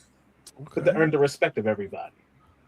So Girard has Darby leading the Death Riders, a la Storm defeating Kalisto to lead the Morlocks and X-Men. Hey, what do they say? You got to spill blood with us. He has spilled blood with the majority of them. That was a reference just for you, Brent. Thank you. I enjoyed it. But yeah, I'm going with Darby. Oh yeah. Oh yeah, that's it. But yeah, Darby for me as well. All right, and before we move on to the next match, oh yeah, we got some money, right? Here comes the money. All right, so third most popular the band from New Jersey says no Sharon more levels of milk than WWE this year, right? So it's a down year for the Fed. Right, yeah. Wow. Ray, he hit you with the Sharon Moore. Yeah. I mean, like I said, I'm equal opportunity. I enjoy all kinds of milk, banana milk, strawberry milk, chocolate milk. So it's been mixing things up, like you mentioned earlier, Jay, with the addition of Lash Legend, and then EO doing her things. So, and then even though Bianca's been out for a while, just everybody else stepping up. It's been all right. So don't pigeonhole me, Brandon. I think Bianca wins the Rumble. I think she gets that old 2 Triple H video package, and she comes back and she Rumble next year. I hope so, man. But we'll see. I could see that. Would that be her second or third win? Or second, right? That would be the second, I think, for her in the Royal Rumble. Yeah. Or the Royal Rumble, yes. Yeah. Set up a match with her and Jade. Yeah, like the sucky thing about what they did with Bianca last year is you can't go back and retroactively give her an undefeated streak at WrestleMania, and they really don't have many wrestlers that had that under their belt. I thought it was very, very stupid to do that this year. You know, I mean, it's not the worst thing that could happen. They could rebuild, but that was just ill-advised in my opinion. What's Bianca's injury? I'm actually don't remember. Is it still the finger thing? Broke her finger. Yeah, it's still the same injury. But considering that and knowing hindsight is 2020, Chris, knowing that she was injured and that even if she would have won, no, it doesn't matter. No, I know what you're doing. She got injured and that was bad luck. But no, that doesn't make that a good decision. I'm not saying it's a good decision, but in hindsight, do you think that it was justified? No. Yeah, no. It was no, Ray. Yeah, like the thing is when you have these kind of moments, you got to do something. I don't mind her losing, but I don't think it should have been in a throwaway match like that. I thought it should have been in something more, because they did the same thing to Edge. Like he had a bit of a streak going on, and they had him lose in a Money in the Bank match to a guy that they fired like within the year, you know? So it's like, and then you have him fight Undertaker the very next year, and you couldn't even do a streak versus streak thing, you know? You got to be smart about this kind of shit. And Triple H is an idiot, so I don't expect. my memory. Who did she lose to? She lost in a 3-way.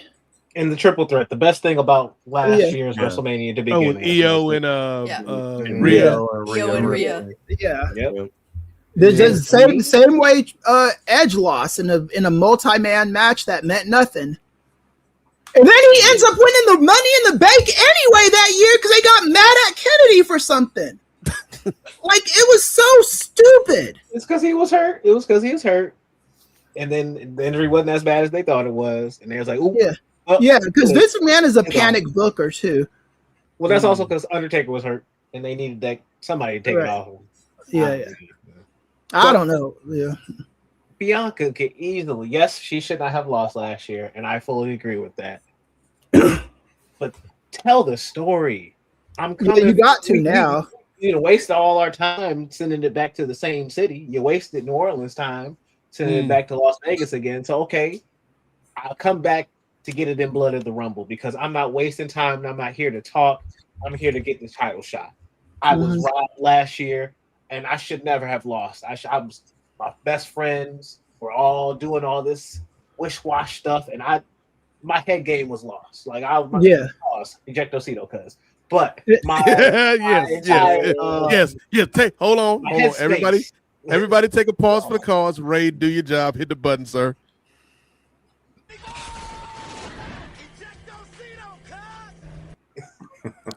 You're good, Girard. But the headspace wasn't there, and so that's all her telling the story of coming to get it back out and getting it back from Jade. It could be Jade and her baddies, Michin and B-Fab, that she has followed her, that she did now beat them down in submission. Now they follow her as her little minions. Right. But give her an edge, give her an angle, like give her something to get it back, Jade. Yeah.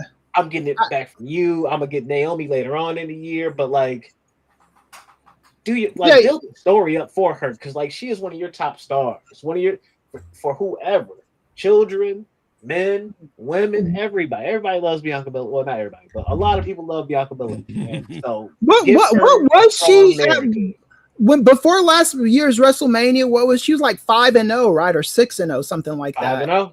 Yeah, she was 5-0. Like, so yes, I agree with Girard. You should bring her back and have her be angry that she lost that 5-year in a row streak. You know, that is a story you can tell, but it's WWE. I have no faith in them telling that story, but that is something they should do. Yeah. What if after this she goes on a tangent by WrestleMania in Saudi Arabia, she's heel and she's barely acknowledging the one. And she's like, that was a triple threat. It took 2 women in the first place. Come find me one-on-one to beat the woman. You got to beat a woman. Get out here, Charlotte. I don't want to see you either. But I'm gonna take everybody's Yeah. gimmick. I'm gonna beat everybody. I'm the best. I'm Yeah. the best. They're- EST and- nonsense, but not nonsense. I actually like it. But they're gonna try that because they did try that with Edge and Undertaker. They tried to say Edge never lost a one-on-one match at WrestleMania, and by that time it didn't matter because he lost, you know. So it's not the same story. The story would have been him never losing, you know. Right. So yeah, it's as a lot of you have already said this evening, WWE's booking is a little scattershot at times. So that's why we have to enjoy the good things, like what AEW has been doing for most of the year. Speaking of that, what happens when Worlds End, Ray? Well, again, like Girard mentioned, we did not finish with the prediction. we just went to the spoilers. If World's End was only 2 matches, that would be a blessing. Right now on Wikipedia, it stands at 8 matches, and we know that's going to, which is crazy because they're going to add at least 5 more. Yeah, it's going to be like 27 matches. Hey, what's going to be longer, this show or that show? Is that a challenge? No, I'm not. I'm just asking questions. I mean, people want to know. I don't work till noon tomorrow. Hey, I told everybody in the group chat, man, drink some coffee. Ray, drink your Boost and your Ensure because it's going to be a long night. well, with that said, at World's End is taking place from Chicago, and because of that, we have a Chicago street fight An for underserved the market. World Tag Team. Starving out there in Chicago, but they got a tag team world title match coming out for them with FTR, the champions, with Big Scope, Mr. I Don't Get a Single Woman Out There, versus the Bang Bang Gang with Mr. Ace Austin, the Collision Cowboys themselves. So, with that said, who do you all have in this match? And we're gonna go shoot it to Kate. Since you are one of our Collision folks, and this storyline has really taken shape and form on Collision, what do you have to say? This what are you is. I think that they wouldn't have put the titles back on FTR if Cage and Copeland weren't going to be a factor. So I think they have to win here because they want to have that match for the belts. Yes. Okay. Jay. I agree. I think FTR is going to retain their titles. They're not going to lose to the Bang Bang Gang, and this isn't even the iteration of the Bang Bang Gang that's at their strongest form. Mm-hmm. Right. Yeah, I agree. Respectfully. So I think this is going to be a decent match, but I don't see FTR losing this match. Mm-hmm. All right, Brent. Same. FTR is taking the belts home with them, and I wouldn't be surprised if we see Cope and Christian either show up at the pay-per-view or maybe the next following Dynamite that they have a live crowd. Because I don't know, is it live on New Year's Eve or is that a tape show as well? I was going to say it's probably taped, but when would they tape it? Yeah, that's a very valid point. I just honestly have lost track of when everybody's recording stuff right now. You've lost track? I don't know. I don't know when I'm doing a podcast at any time. It's just sort of, I don't know, like Saturday or Thursday, or it's like, 3 a.m. Like, I have no idea. There could be an episode of Collision airing right now, and I'm not sure I would know about it. Professor Kris. Yeah, I got to go with FTR. The Bang Bang Gang, they're just not hot right now. They got to use this pay-per-view to get hot and be in conversation for shit like this. I like that. Ray. I'm in agreement. FTR. Although I did like the promo that the Bang Bang Gang cut against FTR a couple weeks ago. It was ago. cool. Yeah, it was good. I like that promo also. And just the way doggone Juice was just staring down your boy Dash It was just like, or Dax, I should say, Dax and Cash. I get them mixed up, but the way he was just staring down Dax like he was just about to end him right there, and I didn't realize Juice was that tall, or is it Juice that tall, or Dax that short? I don't know. There's a lot of things Ray Williams doesn't realize about Juice Robinson. That is true. And by the way, his height, his ethnicity. he was looking a little bit extra melanated, but then I saw the mullet and I'm like, all right, I think I'm turning. Yeah. Those were like the most Adam Duritz dreadlocks ever. Like, nah. Damn. Talk about a long December. Am I right, guys? Nate, how about you? So, talking about FTR reminded me of one of my other favorite moments of 2025 when FTR and Big Stoke brought the family man out of retirement, Kris. Ricky Steamboat on these streets. Yeah. Like Ricky, the Dragon Blood Steamboat, was still out here in 2025, the year of our Lord, still getting a check for some wrestling. Never turned heel. Yeah, never turned heel. That was a fun moment, man, with Ricky and them boys. But yeah, come on, Kris. What are we doing here? FTR's winning this. Yeah, for real. That's my And answer for Gerard me, Brown. I'm picking up what you're putting down, and I think we all are in the same boat. It's FTR for the win. So The Steamboat. good to. Apparently they don't have a match on here. I can't even transfer to jet speed or jet boat or anything. Oh, he said, hey. That's Ray being a passive aggressive producer. Well, what comes from hate? Wrath. And so we hate back. Nice. I like it. The student has become the teacher. Get about here. But they are defending their women's world tag team titles against Athena and Mercedes Moné. Folks, who do we got? And we're gonna go in reverse order. So, Nate, what you got, man? Ooh, this is a hell of a matchup right here. I love Athena and Mercedes partnership because they're not really teammates. They both, in their own minds, are alphas. They both, in their own minds, are the ones running the show. And so I love their kind of interactions with each other, like we saw it during the tag tournament.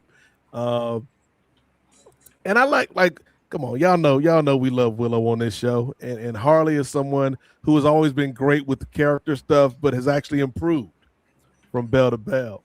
And so I think you're going to get a real hot matchup for the crowd. I think as much Ray as you know, I always like to go with Mercedes, man, on these questions, but it's way too soon to make a change on these belts that we have just established, even if it is for the CEO and the forever champion. So I'm gonna give it to the Babes of Wrath on this one. All right. How about you, Ray? Same, similar to, I think one of you said about FTR. I think it's too soon. The Babes arrived, just got the belts, so I think it's way too soon. And by the way, I'm digging the Australian dairy that is being showcased. I knew it. Your Honor, Ray Williams' judgment is compromised on this question. Compromised, I tell you. He said, Harley, oi, oi, oi. Oh, my God. Professor Kris. Crocodile Dundee ass Ray Williams. Oh, yeah. I always think that the actual team should always beat the makeshift team. So I think the Babes of Wrath are winning this. Because that's how it should be in tag team wrestling. Okay. Yeah. Okay. All right, Brent. Same. Babes of Wrath keeping the belts. It's too early to take them off them, and they seem to be clicking with the crowd too a bit, which I wouldn't take the belts off them yet. And basically you have that story of Mercedes and Athena can't get along, and then we have an automatic ROH match because maybe Mercedes wants to re-add a belt to her collection. Not saying she would win it, just that she might want to go after Athena's belt again. And Athena might want that TBS title challenge after that. Yeah, or you could do that too, right? And further Mercedes Title for losing title. belts. Build a feud out of that. So that's not a bad idea. I like that. Jay. And that's the interesting thing.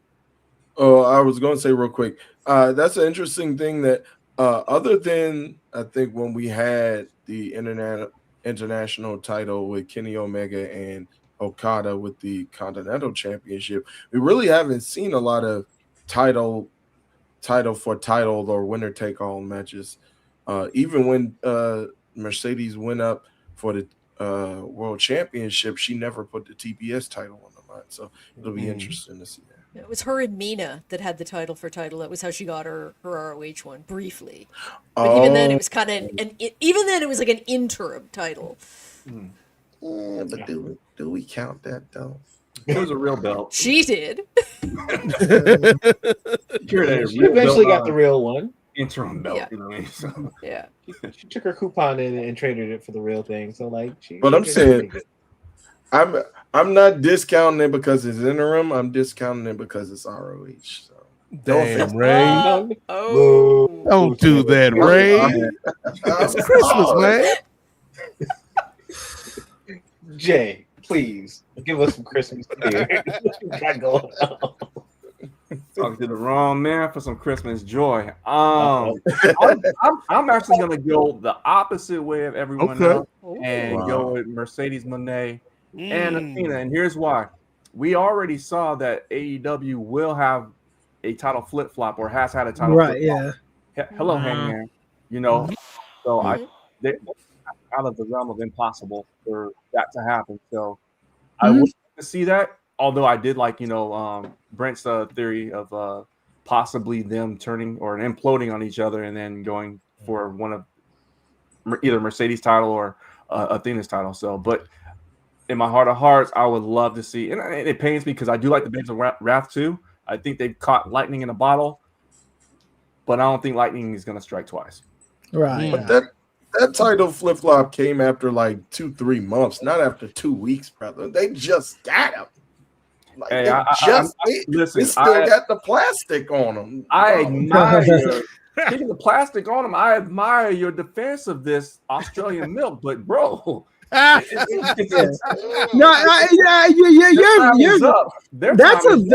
valid prediction, Jarek. I'm sorry about that. That's a valid prediction. That's a valid prediction because AEW is not formulaic in the way where you could just automatically give it to the Babes of Wrath. Even though I could totally see it going the other way too. So what Chris is saying is after World's End, Harley and Willow will be in TK's office. Last Christmas, you gave us a belt. But the very next day, you gave it away. Right. Tomato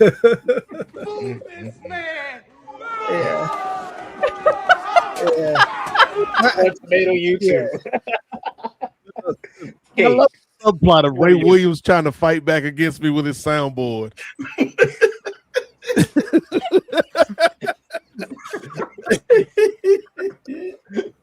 Ray's one-man revolution.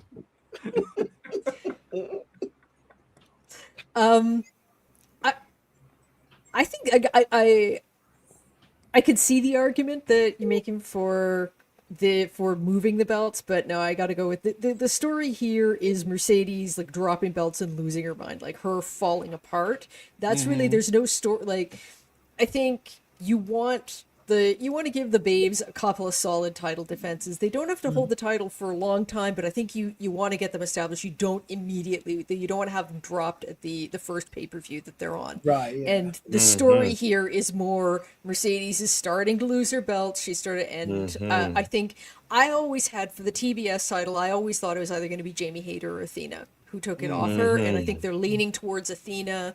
Title versus title. That's a good angle to go with. I don't know what she's going to do with all of the smaller indie titles that she has. Maybe she could sort of keep them for a little longer. The big beats are the major title, like the sort of known companies' belts that she's holding, and right now it's down to the TBS and the CMLL ones. And or she could sell the belts on eBay. I'd love to see Athena going after like all those smaller belts. Like it just like indie show after indie show, she's a surprise like entrant. Oh wow! And just like taking them all off her. But see, then you'd almost want that match, like a sort of an all the belts, like winner takes all match. You gotta have it all in though, right?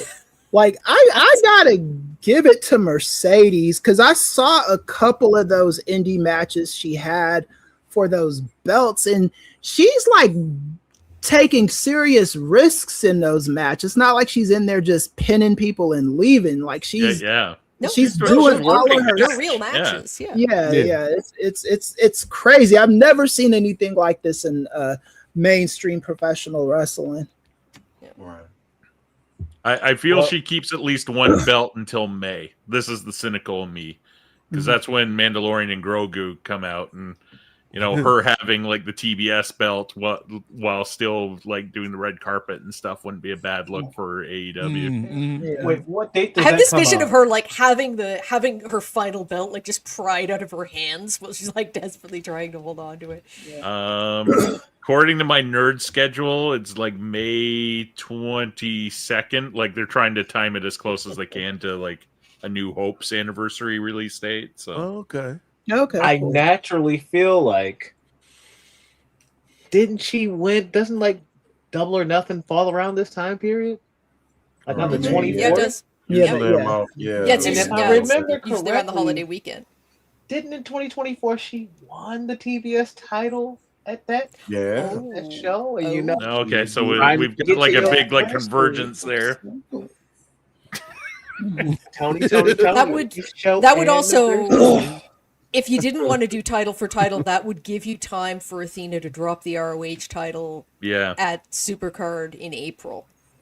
And have Mercedes be part of the reason if you need to. I don't really think so. Because that would cost that $1,000. Like you wouldn't, unless it's like a bloodline style match, because that's where Cody benefited from people helping.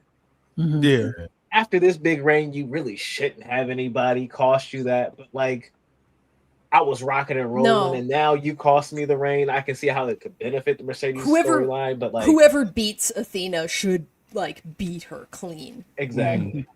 So, but I do agree that if she drops it going straight after Mercedes by Double or Nothing, that would be great. I'm not mad at that. And maybe she I'm not. I'm stop talking. I'm gonna stop talking. We're gonna end it there. But I'm gonna jump back to where we're supposed to be at. The babes arrive, and they gonna win it because we are lightning in the bottle. Yes, you are correct. But I'm not gonna just walk right back outside after I captured it. But hey, look what I got, y'all. All right.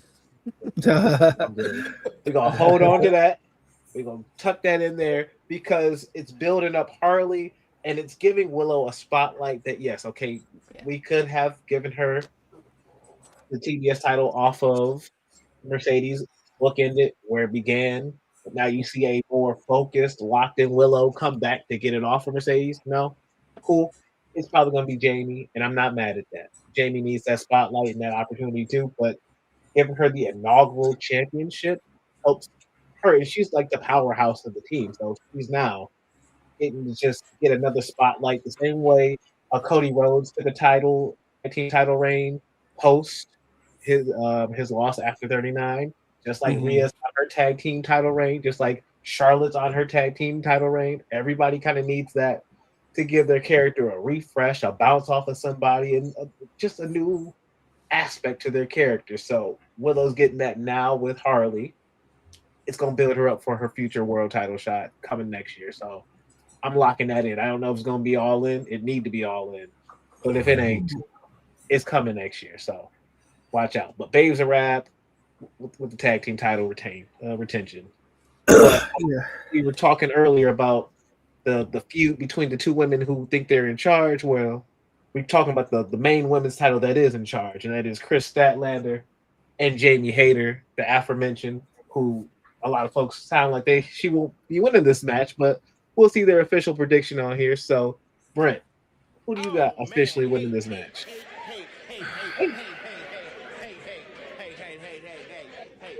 I honestly don't know. Part of me feels it's like too soon to take the belt off of Statlander, but at the same time, look, Brett, we don't hedge our bets on this show. You gotta pick one, my dude. Let's go with Hayter. Okay. I kind of feel she's kind of been cheated out of like a really solid run for various reasons. And like I hope she's like healthy enough to like do a good run. She's great in the ring, seems to be doing all right. So yeah, I'll go with that. But if I'm wrong, I wouldn't be surprised either. Mm-hmm. Let's go with Ray. I'm gonna actually go along with Brett. I know as Nate has dubbed her tofu. She gets along with everything, but she doesn't have any flavor by herself. That is one Kris Statlander. But I think it's going to be a banger match. And I think, just like Brent, I think Hayter deserves it. And I think that she could really reinvent. Like, she's already started reinventing herself. And I think she could keep that championship, and she could grow herself even more within that role as a world champion once again. Okay, I like that. Jay, how about you, man? I'm gonna go with the alien, Kris Statlander. I think she's basically she's getting into her own as a world championship character. So hopefully, it's going to be a good match. I mean, either way, my preference is that, Statlander wins, but I wouldn't be upset if there was a title change and Jamie Hayter gets the belt again. So I'm good with either. So again, I'm picking Statlander though. Okay. All right. Kate, what you got for us? I agree with everyone that this is probably the hardest match to call on the whole card that we have established. I'm going to say Statlander because it does feel early to take the belt off her. And I also think longer term, there's a good argument to have Willow be the person who does it. Okay. I like where you're going. Kate dropping bars out here. Long-term storytelling. Yeah. Professor Kris, what you got? Yeah, I got Statlander too. I think it's a little disrespectful to have Mercedes beat her and then it's got to be Statlander in my opinion. Okay. Nate, how about you, man? As much as I like Kate's idea of having Willow be the one to take the belt off of Stat, I dislike it because that to me would imply a fairly significant title run. Because we'd have to get through the whole tag team thing with Willow and Harley, and then we'd have to build Willow up to the title contention in the match, and then we'd have to have this couldn't happen before. Right, this absolutely couldn't happen for Double or Nothing, probably into the summer. Yeah. And so where I bump up against this, Kate, is as Ray mentioned. I have referred to Kris Statlander as Tofu Tammy, not because of anything bell to bell in particular, but because I don't feel like they have a grasp on who this character is. or who this character should be. And Totally so fair. I enjoy the matches. Like, she hadn't had a bad match as champion. But I need more. I need more from my wrestling in 2025 because I can get good matches everywhere. Jay Lacey, I can get good matches walking down the street. Like, oh, it's Kenny Loggins wrestling a stuffed bear. That's a great match. Did he just do a Luke Dance press? Yeah, hey, if you ain't seen a Thez press since you seen Winnie the Pooh do a Lou Thez press with no pants on. Why is Winnie the Pooh in Waffle House? Put some damn slacks on, Winnie the Pooh. But yeah, my heart wants Hayter to win just because it'll be something different, and I think Jamie Hayter does have a firmer grasp on her character at this point in Stat, and we got some fresh matchups. But I do feel like Stat's gonna retain just because it still feels too early to switch the belt. Like, beating Tony Storm should be something that kind of catapults you into that next level, and I don't think it quite has yet for Stat, not through any fault of her own as a performer or as a in-ring performer, but I think the creative team hadn't really honed in who this character is, and I think part of that stems back to the flip-floppiness of, am I a babyface? Am I a heel? We had the whole interlude with the Death Riders thing that really kind of didn't go anywhere, and so yeah, Tofu Tammy takes it in a terrific tangle for the title. There's your alliteration. Oh my God. Alliterative bars. Well, folks, I need you to go ahead. If you're in the California area, go ahead and drop on down to K-Town in Los Angeles. I need you to go ahead and take yourself to BCD Tofu. They have a wide range of variety of tofu variety options for you on that menu. I've been. It's not that bad. It's pretty good. Turn me around on tofu. It's a great place. So go give it a try, because Kris Statlander is most definitely winning this match. I needed some time, and Kate helped me cook a little bit more with this idea, but what if it did go all the way to All In? Yeah, you might not like that, Nate, but she's tofu, as you have already said. And so you could have her in I'm on camera, in a beef broth over here, but now put it in a chicken broth.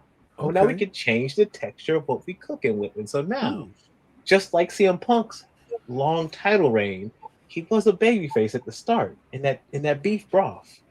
And then he said, I'm getting tired of defending this belt. So he got into that chicken broth. See what I'm doing? The chicken broth. Oh. And so then he was the heel, running away from opponents' matches, trying to survive with that title to the end until he lost it. So now you give that to Willow. You also give them the opportunity. Willow ain't got to drop the tag team titles, because Willow, already a winner of the Owen Hart tournament, could go and win that sucker a second time. And throughout that whole time, you can have Harley saying, hey, you wrestled me in my second match. You helped me gain the confidence that I had to be where I am today. I want to see you shine now. It's your time, Willow. And they can still be tag team champions, and she can go to get that belt, and that ain't gonna be no issue. She can drop the tag belt later on in the world title reign, and we can scoff that off later. We can fix that up as we need to. But give them the opportunity to have the title reign they deserve, the match they deserve, because they had it all out last year, and I was that was an amazing match to be there for live. My favorite match of the show. I want to see them on a big stage. They were forced to have a tag team match last year at All In with Ishii and Stokely, which is cool. I get it. But they deserve to have a singles match on All In. And so why not give them the grandest stage and your two homegrown stars that you've been working on over the years, and their friendship, their relationship, everything that has happened and collided comes to a head at All In. Your Own Heart winner versus your somehow still holding on to her belt champion. Tofu and that chicken broth with a little Cajun spice. What can I say? I'm gonna need Tony Khan to turn into Tony Sashery to season that up. I like it though. I like it, Girard. You put a lot of thought into that, and I appreciate it. And that will give me comfort during the cold winters while I'm waiting for this damn title to be taken off of this lady who I don't even know, who's probably a very nice person in real life. Well, if you're feeling cold, all I need you to do is just cover yourself in that fatal four-way men's world heavyweight championship match that is heating up with MJF. Oh, you see the comments already coming down. It's you cold, they coming to give you that warmth you desire, Nate. And so with that said, that's some posternomics right there. I'm stealing your gimmick. That's what I do. I steal everybody's gimmick. I'm just gonna cash in right there. But the posternomics is my gimmick, actually. So. Well, Chris, to be fair, it was Chris's gimmick. I just stole it. And then have you seen the image of the sniper? I Elon Musk, Chris. I moved into a business that was already there and took all the credit for it.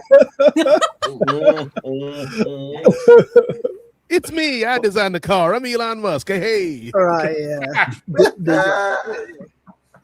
with that said, we got Samoa Joe, the world champion, versus the most dangerous man, Swerve, against the former world champion, Cowboy bruv, shit, it is himself. Hangman Adam Page and MJF for the world title. Who do we have in this match winning that championship? And we're just gonna go from the top straight on down. So Nate, what you got? It's gonna be a hell of a match, y'all. I know, right?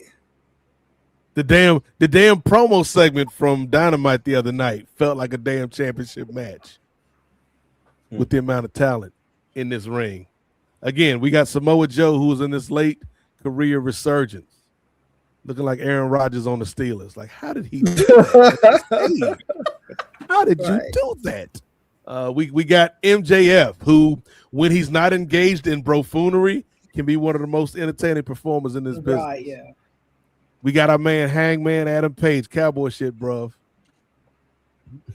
who has one of the deepest connections to an audience that we've seen from a champion or somebody in this position in a long time. And then we've got the uncrowned champion.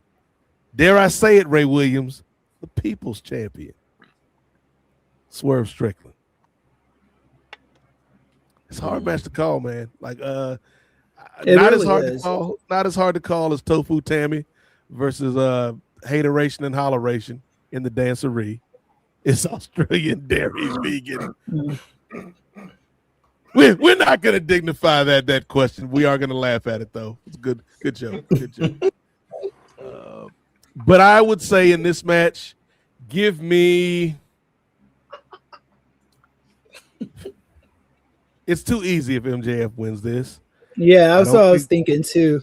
I don't think Joe is long for this title. I don't think we go back to Hangman. But also, I think there is some intrigue if we hold off on Swerve getting the belt back. Again, like you said, Chris, AEW is not a traditional promotion. Tony Khan, not a traditional booker. Mm-hmm. I think we're going to go from, because normally you go babyface, heel, in that order, rinse and repeat. I think we're going heel here. Even though it is the easy way. Give me Maxwell, Jacob, Friedman in this. Okay. Professor Chris, what you got? Okay, see, I love the dynamics in this match, first off. And I don't think this is an easy one to predict either. Because I could totally see MJF winning the belt in this four-way match and then talking shit afterwards.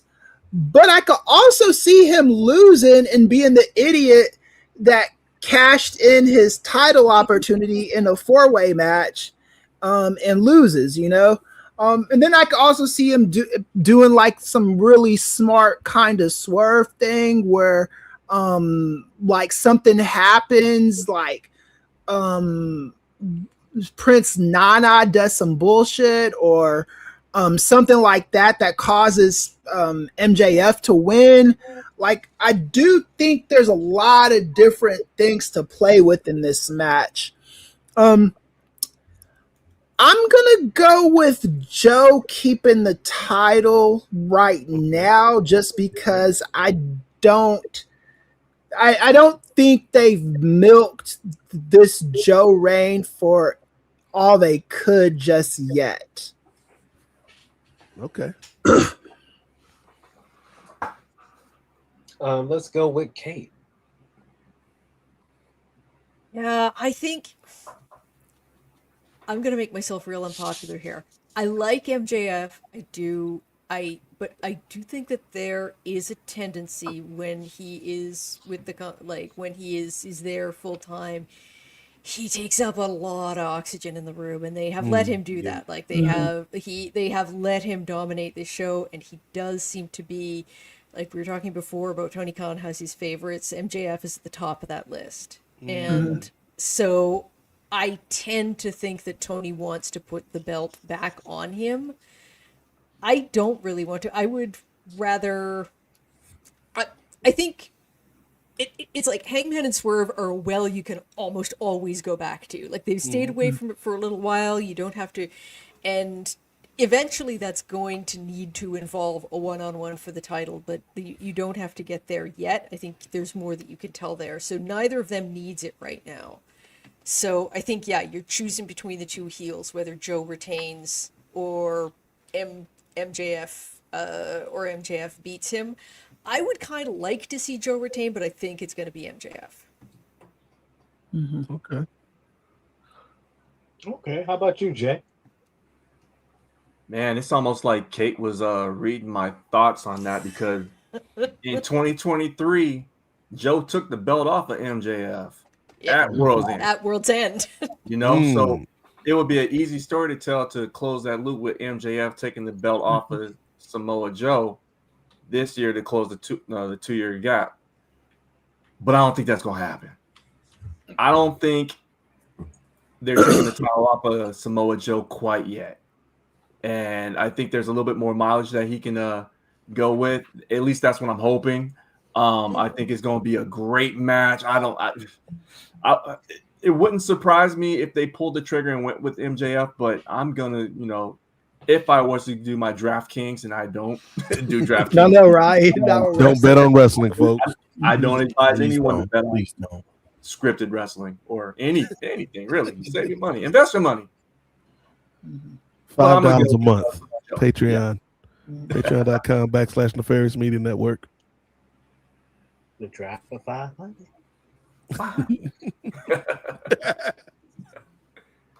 But so we got 2 votes for Joe and 2 votes for MJF so far. All right. Oh, yeah. Let's.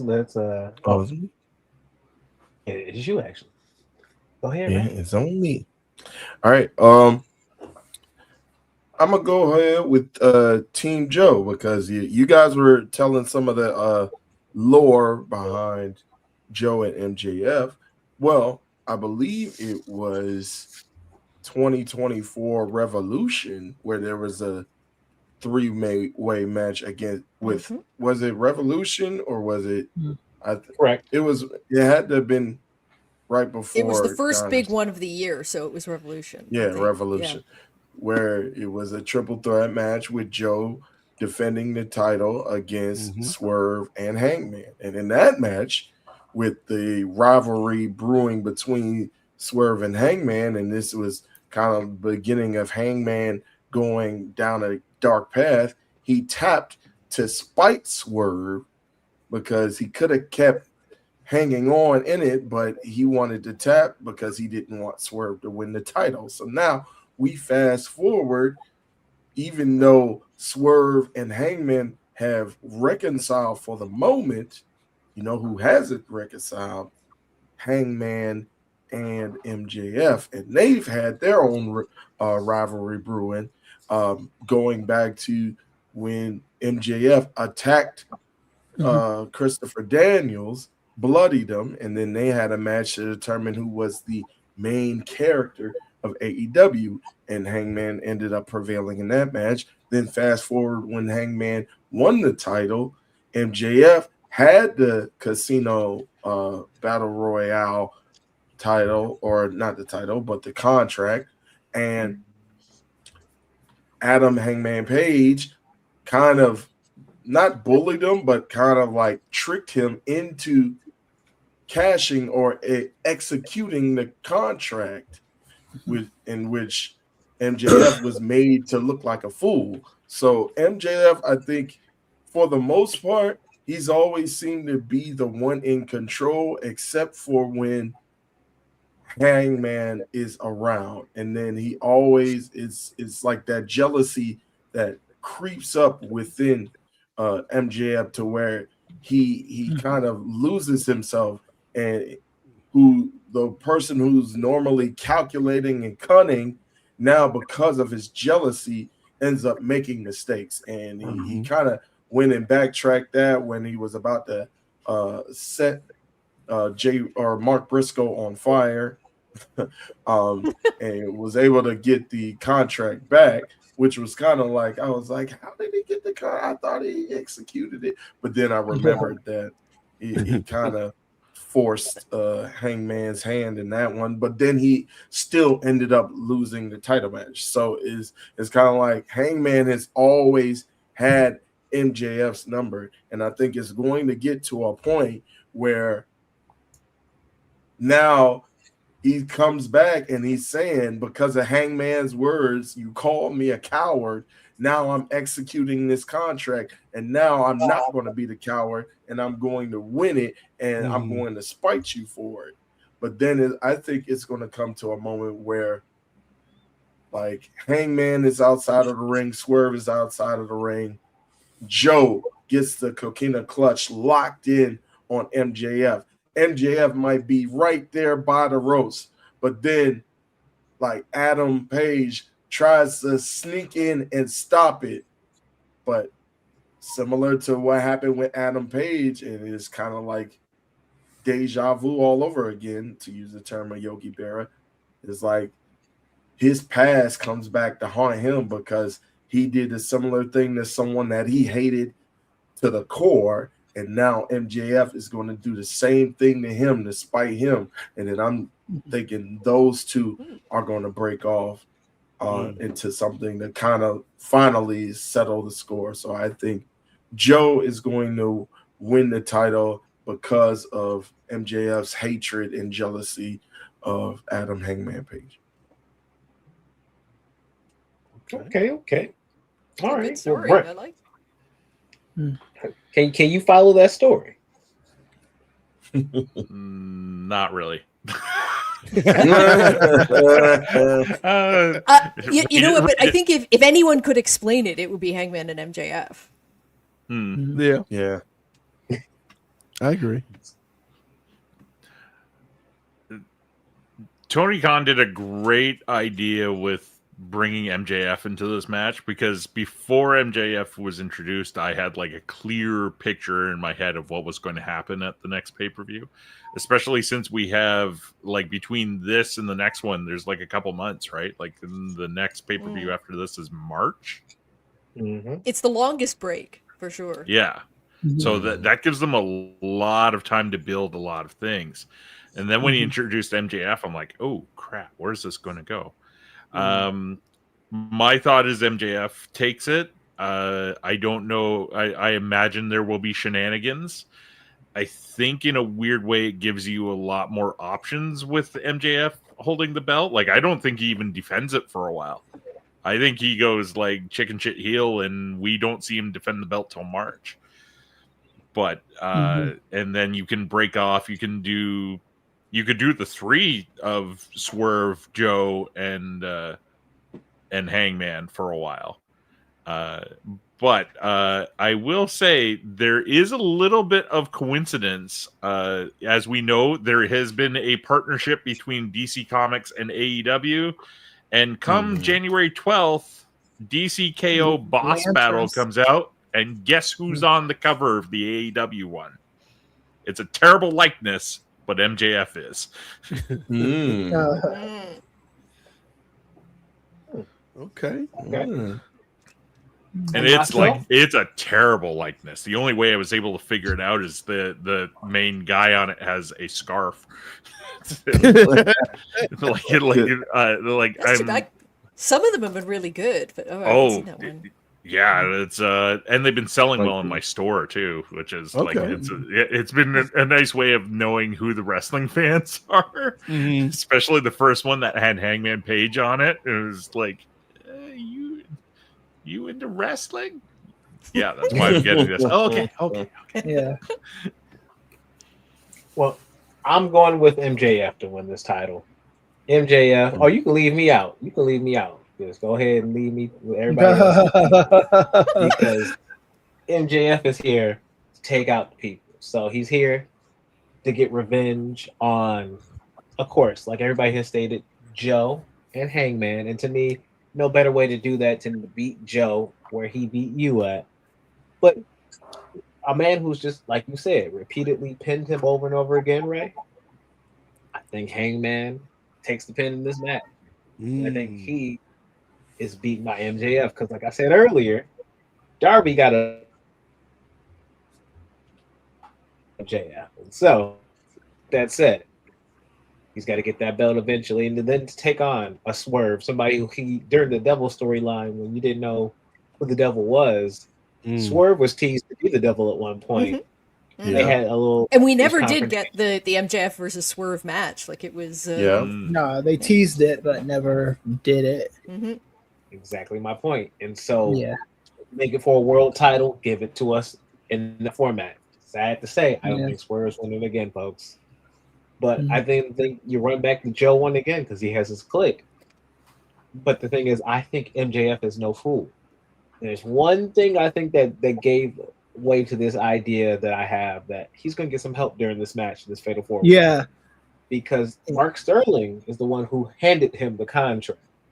He's had Mark Sterling in the past help him find people to get stuff done. Retainers, out of town people. I want out of town guns. When I asked, out of town killers. I asked for why I got in town when I asked for out of town. You know why you hire out of town shooters? Because when they get through shooting, they leave town. Yeah. All right, Four Brothers. Did you want to Victor eat? Sweet. Eat, dog. Shout out to Victor Sweet, one of the most diabolical villains in movie history. Yeah. No, Shut up! I'll put you on the floor there with him. I wouldn't be surprised. The Christmas movie. It actually might be. No, does it happen around Christmas time? Nah. I mean, it's so cold in the D. So I was like, I know it's like snowing the whole damn time because they in Detroit. Yeah, like Macaulay Culkin's explained it the best with the Die Hard argument and all that stuff. He said that Home Alone only works during Christmas. That's what makes it a Christmas movie. Die Hard, you could do that movie during Memorial Day or July 4th, and it still works the same way. I think so, because the whole thing is about going home to visit family. Yeah, but you can visit family during 4th of July is out here in the States. That's when you visit family and stuff, Lido. I'm in Canada. We avoid our families. So yeah, just me. Yeah. Just me. Yeah, yeah. But no, I mean, I think you could stretch out these matches pretty decently for MJF World Title reign. You have a Maximum Carnage show coming up in Arizona on January 14th. That's going to be television, but that could easily be the Joe rematch right there. You got Revolution coming up next. That could easily either be Darby somehow working his way already there. You push Swerve into Black History Month and you just make it really diabolical, or maybe we don't do that. And to piggyback off of your point, Girard, in my opinion, AEW's best show this year was a television show, the Battle of the Cages or whatever. What the fuck do they call it? Blood Guts. Yeah. That to me was their best show of the year. You know, Battle of the Cages. Yeah, Christian so I think versus Brian. I think you could. Yeah. So yeah. And I want to say one more thing about MJF though. I did see him on the wrestling red carpet this year talking to Sean Ross Sapp and a couple other people. and he sounded like a human being. And I definitely think that you get more out of him when he's the character. You know, he's partly the character, but he still sounds like a person. I remember I went to the first All In Vegas, and I was interested to talk to wrestlers and get interviews and shit. My boy Chris Bay, I saw him, met him for the first time. What's his Matt Stryker, Brian Pillman Jr. I saw all these people. When I saw MJF, I purposely didn't want to like ask him anything or talk to him because, you know, you say the wrong thing to me, you know, I don't fight fair. I just, you know, I pick up the nearest thing near me and might hit you over the head with it. So okay, hang on. I'm actually getting a new idea for a match that I want to see. Okay, cool. I want to see you versus MJF. MJF versus the Professor. Well, now I'm a disabled person, so I can't do it right now. No, well, see, Chris, now you're not thinking outside the box, Chris. You're getting them stimmies, man, Stimmy Butler on the streets. Well, Two, you bring it full circle because AEW destroyed your mobility scooter. The way you beat it, is in a they didn't destroy it though. Mobility scooter. And that wasn't even mine. That belonged to the hotel we were staying at. The MGM, wherever the hell it was, right across the street from the arena. Don't let the truth I'm picturing the way of interest now. When I saw MJF the first time, I was very able-bodied. You know, I could have probably picked up something. You know, because I really didn't even know who MJF was at the time. I just remember all these interviews I saw where he just sounded like super obnoxious.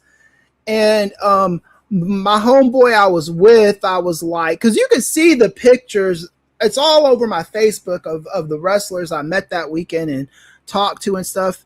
That's where I met Andreas for the first time too. I'm not sure. Andreas Hale. Yeah.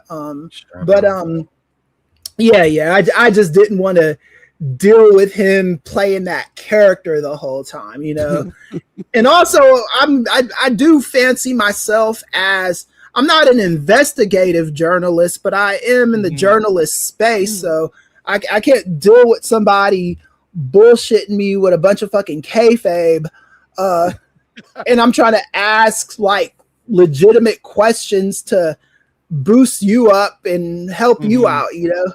That's just Chris just forgetting that he's supposed to be doing a piece here, and he's just like, what the fuck is wrong with you, MJF? How am I supposed to answer that question? So does this mean, due to previous Brother Nate booking, that at some point me and the Death Riders are facing off against Chris? Ooh, okay. Oh, yes. Yes. So Chris beats MJF for the title. Brent comes in with the Death Riders to beat Chris down, and then all of a sudden here comes Hangman Page on a mobility scooter to save Chris. Book it. When did we start this show with post? Not when did we start the show, but when did we start with post? Was it 2018-ish or 2019-ish? I believe this is year 5. Yeah, okay, yeah. So this is you're in a negotiating. I think it was like 20. Yeah, because that was before we had our show on post. You know, so it was like, you know, maybe next time.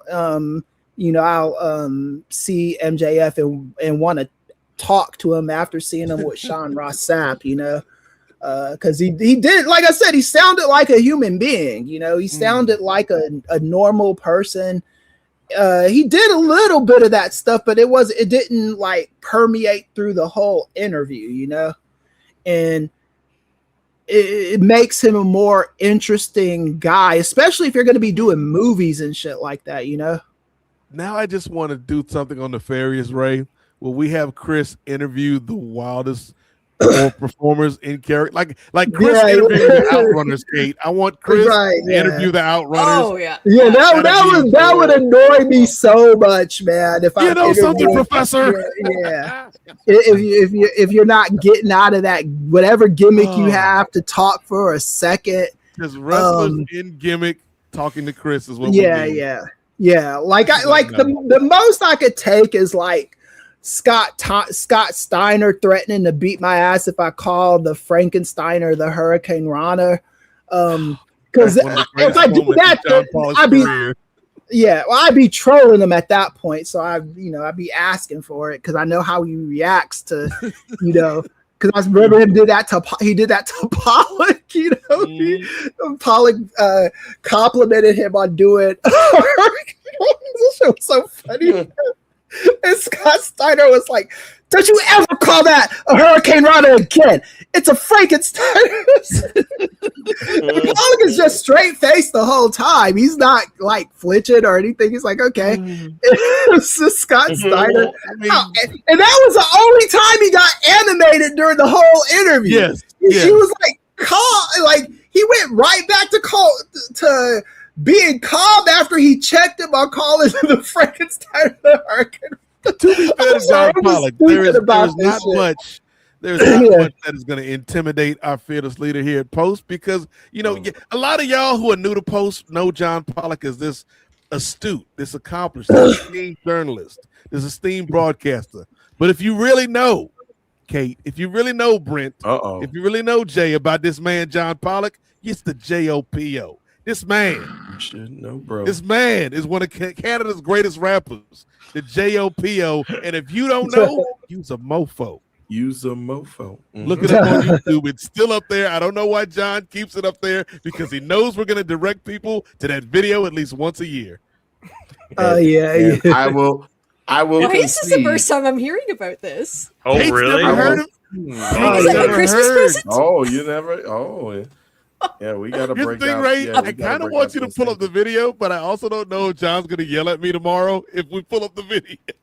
He won't yell at you. He'll just be disappointed. He'll just be disappointed. Yeah. There's some, like, Nate, do you remember that clip with Pollock where he's interviewing the little kids? Those kids are grown now, but he was interviewing the kids with the law, and he was and they were all John Cena fans, and they were doing a little rap and stuff.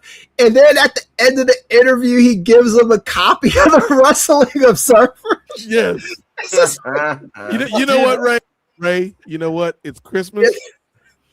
Kate deserves a present. Let me need you to do it, Ray. John, I'm sorry. I love you. Ray. Wow. The JoPo for the people for Christmas. This may be the last edition of the NWA on Post, but we going it's my fault. While Ray is looking for it, was it Pollock or Mouth who got yelled at by Sid?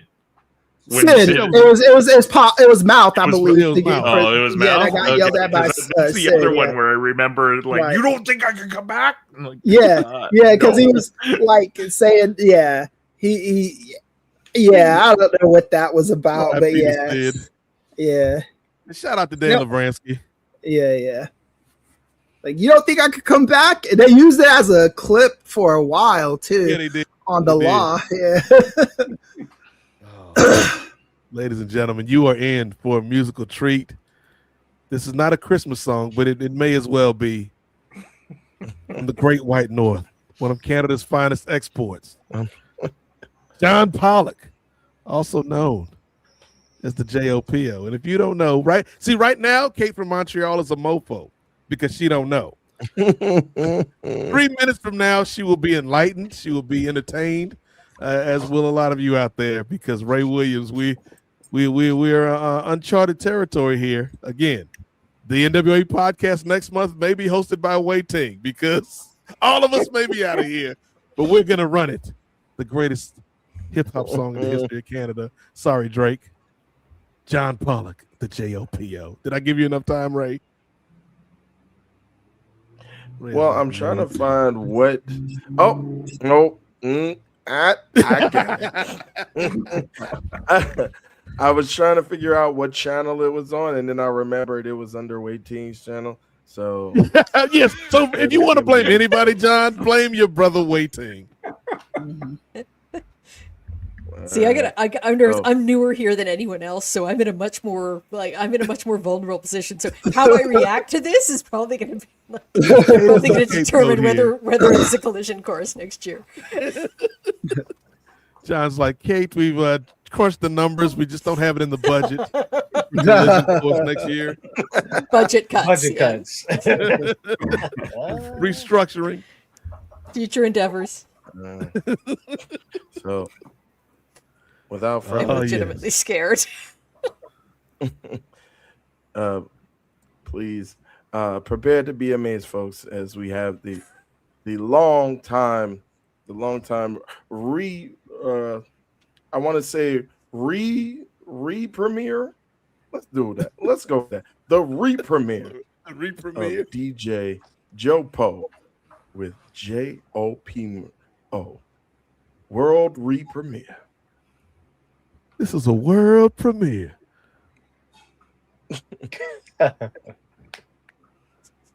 Gangsta Chris Hills. Damn, son, where'd you get this shit?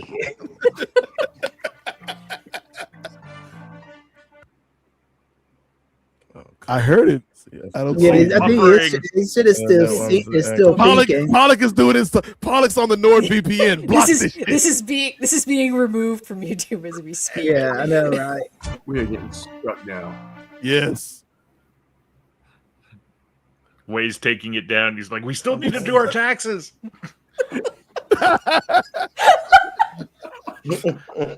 John is like, delete that footage. That would be hilarious if he was actually taking it down.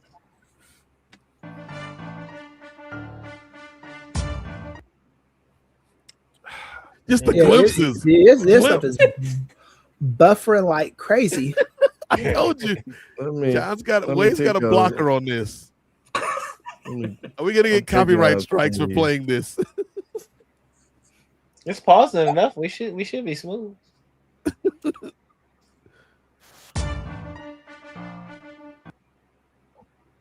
Jeez. It's cursed. No, post ninjas like Nintendo ninjas where you try to it's hilarious. One of the comments that came on will only be funny to I don't know. We might have to 86. I can see the comment that you were going for, Brent. Yeah, I was.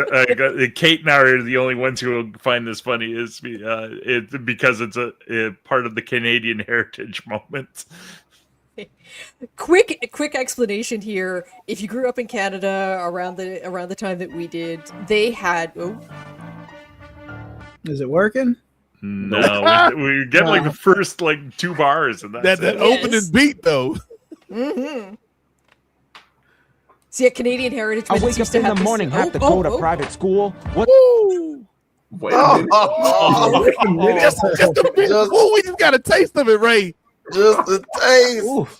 Oof, my ear got burned from that. Let it buffer, Ray. Let it cook, Ray. Let it cook. Like just that, I concede that DJ JoPo to point it out when I'm rhyming like your rule. My dad is a lawyer and. Hold on. Wait a minute. Bars. He said, Firefest, I'm coming for you. My mom is a physician. All I want from sexual education is a. I need closure on that line. Yeah, sexual education. That's all I heard. Crazy ass position, because I'm the JoPo. Dude, this song got me tapping out like. I haven't seen this in. Yeah, this is bringing back memories. I haven't seen this shit. It's probably been like it's been like 10, 11. You ain't a hoe of JoPos, and you a mofo. Woo! You was a mofo. See, that chorus is what hits you. All right, Ray, pause it and then drag it all the way back, and then hopefully it'll have enough time to buffer so we can get the people the full experience. You diss me on the street, my man, I'll shake. All right, let me. Yeah, this is. Yeah, pause it, drag it back, because I literally got lightheaded from laughing at that, man. I'm tapping out like John Cena on Saturday night with a smile on my face. All right, I'm gonna let it. All right. Itself. The re premiere of the JoPo. In other times, rapping for Jesus is later on the queue. I know, right? Rapping for Jesus. Rapping for Is that another John track? If you like Jomo or JoPo, you'll love Macklemore. Look, I was trying to go the whole show without bringing up that brother. I mean, I think John Pollock has usurped Macklemore, though. We can all agree on that. I concede. 100. I concede. All right, let's try it one last time, Ray. All right. It's amazing. I wake up. Oh, yeah. In the morning, have to go to private school. What's the point of that? When I looking like a young Christian Cage on these streets. Right, yeah. I was gonna say. When he used to be Captain Charisma Jr. rhyming like Ja Rule. My dad is a lawyer and my mom is a physician. All I want for sexual education. It's a crazy position. It's a crazy ass position. All I want from sexual education is a crazy ass position. All right, cut it, Ray. Cut it. Yeah, we gotta. Where do we come thank from? you, John Paul. 06. The book said sex 0 or sex 069. Where do we come from? that was a deep pull with the book. All right. All right. Are you entertained, Kate? I've broken That was up just the like the alcohol. first 30 seconds. Well, how do I put this? Every day, I come up with new reasons to be thankful that I'm old enough that I grew up in a generation where it was not common to take videos of yourself and put them up on the internet for mass consumption. No, right. Every day, new reason. So, Kate, That was charming. So, Kate, you have to go back and watch the whole video later, because my favorite part of the video, which we couldn't get to because of the buffering, is John. Like, right, we saw him in the studio or whatever. We saw him in the building, but there's a portion of the video where John, in a tank top and some jeans, is out in the snow jumping from bank to bank on the riverside. I'm like, where is this location? And he's still rapping up to the camera while he leaps from rock to rock, showing off his athleticism as well as his verbal skills. Yeah. And to be, I'm gonna need a little more of this. Yeah, I could probably pull it up on my tablet and show it. I don't know. JoPo has driven Kate to drink. and to be fair, Kate, I believe this was when he was back in university, in, private school with Way. Well, it was at Ryerson. They were actually this video was a part of a class assignment that him and Way did. Oh. When they were doing media arts back in Ryerson. So because I'm the JoPo. If you don't know, then you's a mofo. They don't write songs like that now anymore. I know. That was a wonderful I never diversion. knew what John's parents did for a living. Yes. I feel like I truly am enlightened now. We know John's parents' occupations. We know what John hopes to gain from sexual education. We know. Well, he's got 2 kids, so maybe. I guess he figured it out. What's the name of that video? Is it Ray? DJ JoPo Rams with Macklemore. JoPo. Oh, okay. Let me see if I can find it. With hyphens in between each letter. I What did that haven't comment been say invited again, Ray? to the post Christmas special in a number of years, and somehow I feel this episode of your show is going to make sure that doesn't happen next year either. Yes, everybody on this episode is guilty by association. So, especially Kate. Especially oh, for sure. Well, I am fired like a government employee. Message.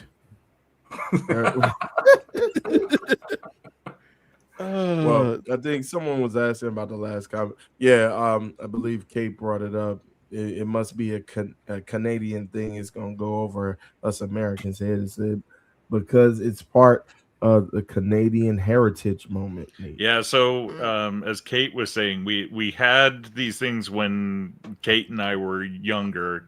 I don't know Kate's age, nor do I need to know. It's okay. Because when I don't like knowing it. Yeah, me neither.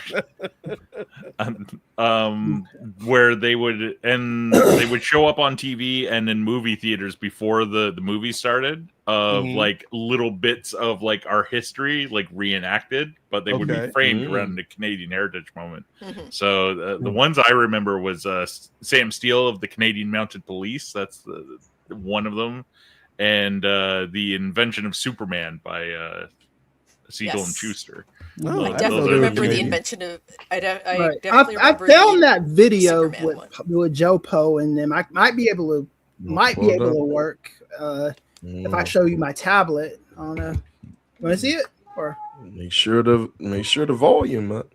The volume's up. This motherfucker's loud, dude. Let me see. Ladies and gentlemen, the premiere.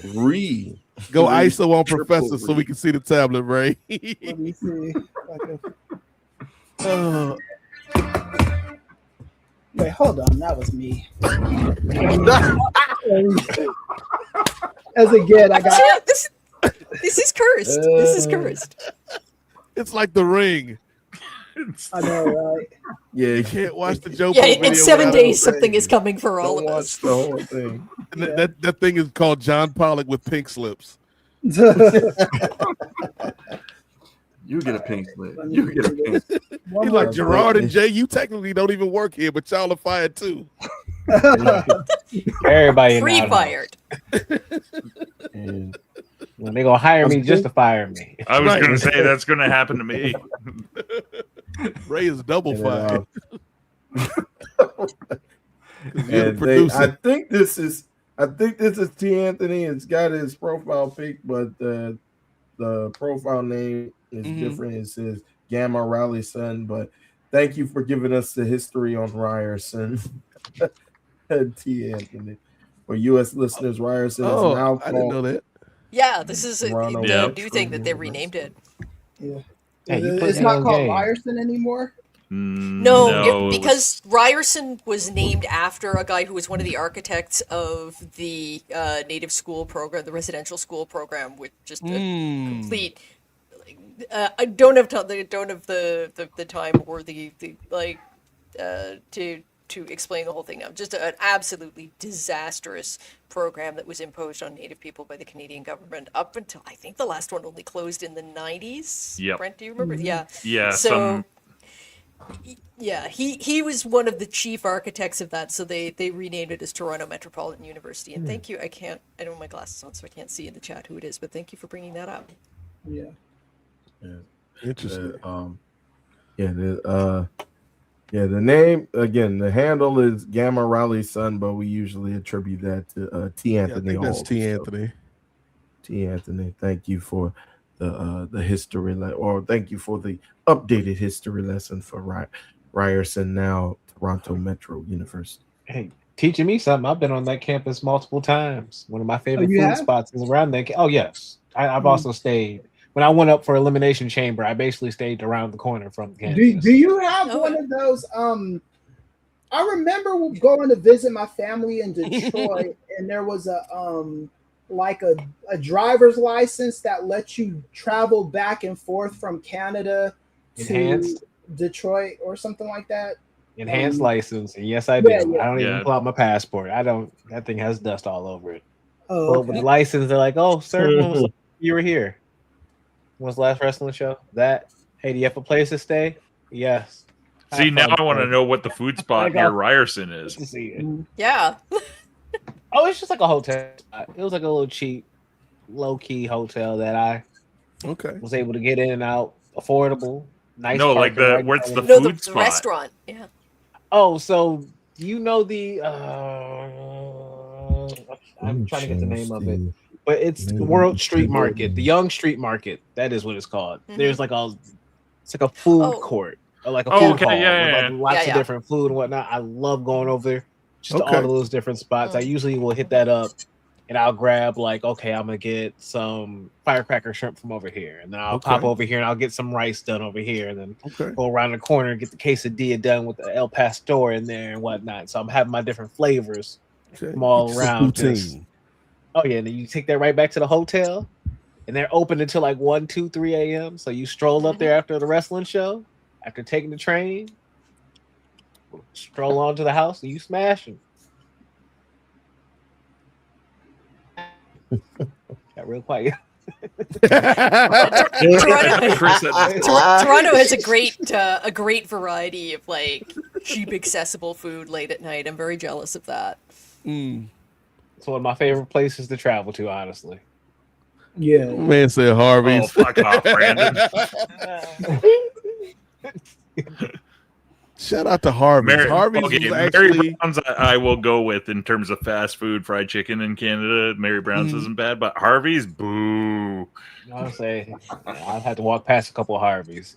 Harvey's was actually my first out and about meal when I was briefly in Canada. Harvey's was either Harvey's or a Swiss Chalet, right? Well, they're the same company, so yeah. Right. And so my ex at the time asked me, right? She like, you want to go to Harvey's or Swiss Chalet, right? And I ain't did the research on these Canadian institutions, Chris.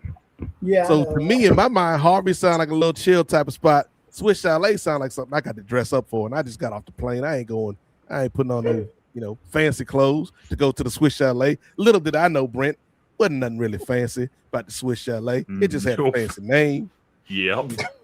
So I'm sitting there in the Harvey's eating a great American burger. Like, damn, why did we even come to Harvey's? I could have had this at home. It just looked like A&W. It is. From the outside, it looked like A&W. I'm like, I'll go to A&W. So I'm good. See, had I known then what I know now, obviously there would have been some other choices that would have been different. But sticking to the food, I'd have been like, where's Smokes Poutineery at?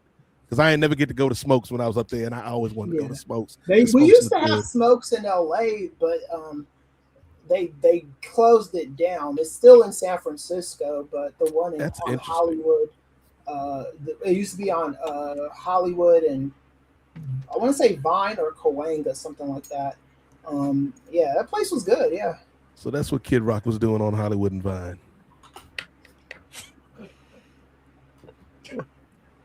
Somebody broke their brain trying to figure out that joke, and I'm here for it. No, but there's a rap verse with that same line in there. Did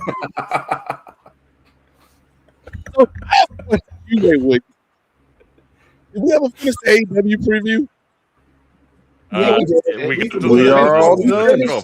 We finished all done. We're all done. Okay, that would have been crazy if we talked for an hour about DJ JoPo and still hadn't finished the pay-per-view. 1 hour break. It's like, oh yeah, we forgot to do this this one. So that was your patented prediction segment presented by the NWA podcast on Post Wrestling for now. No, seriously, those are predictions. Yes. I think it's time we play another game, folks, while we have the opportunity. Because this is a kickback, Brent Chittenden, and all types of people want to come to the kickback and be a part of the kickback. And you can't let everybody in. You can't let everybody in. A lot of people are suspending the cookout pass privilege, and in these political times, we kind of have to gatekeep a little bit at some of these functions, Ray Williams. And so it's time to play a time-honored game here at the NWA podcast called Who All Gon Be There, a.k.a. the Cookout. And you've got a year to get some music for this too as well, Ray, because I feel like this needed some production behind it besides just my voice. Add it to the list, Ray. Winnie the Pooh podcast and imaging for Who All Gonna Be There. But this is where we give various names throughout the wrestling world and see if they can come to our function, see if they can come to our gathering. And they have three options when they come to the door. Either come on in with open arms, you get a plate, but you got to go, or you can't even get a plate. You just keep on driving. So the first guest we're going to have at the party is a man that's got a lot of time on his hands because he just retired, Kate. I can't see anybody at the door, but Ray tells me the never seen 17 world champion John Cena is at the door. Can John Cena come to the cookout? Kris, you go first.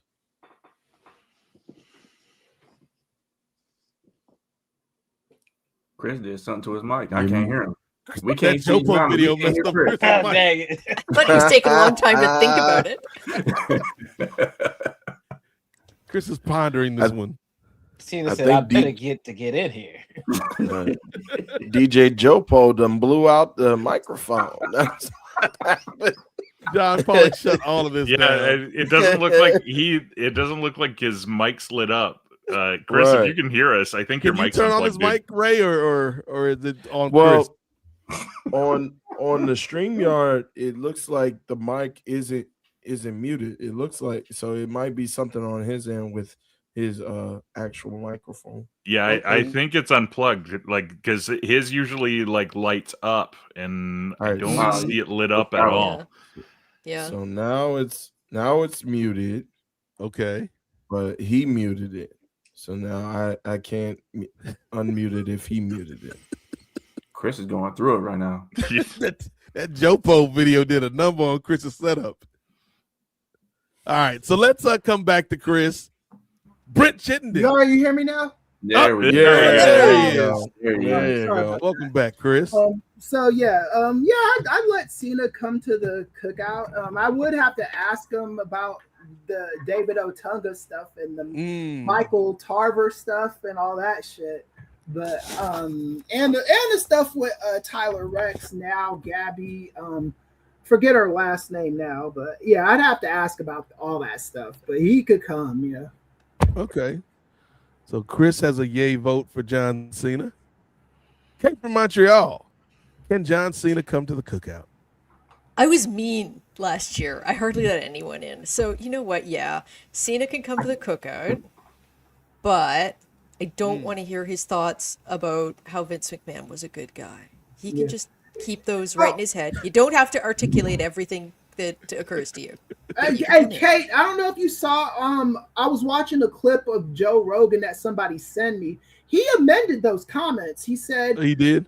yeah, he did. He said that you can't forget. You can't forget about what he did. You know, you can't just forgive what he did as because that was disgusting or something like that.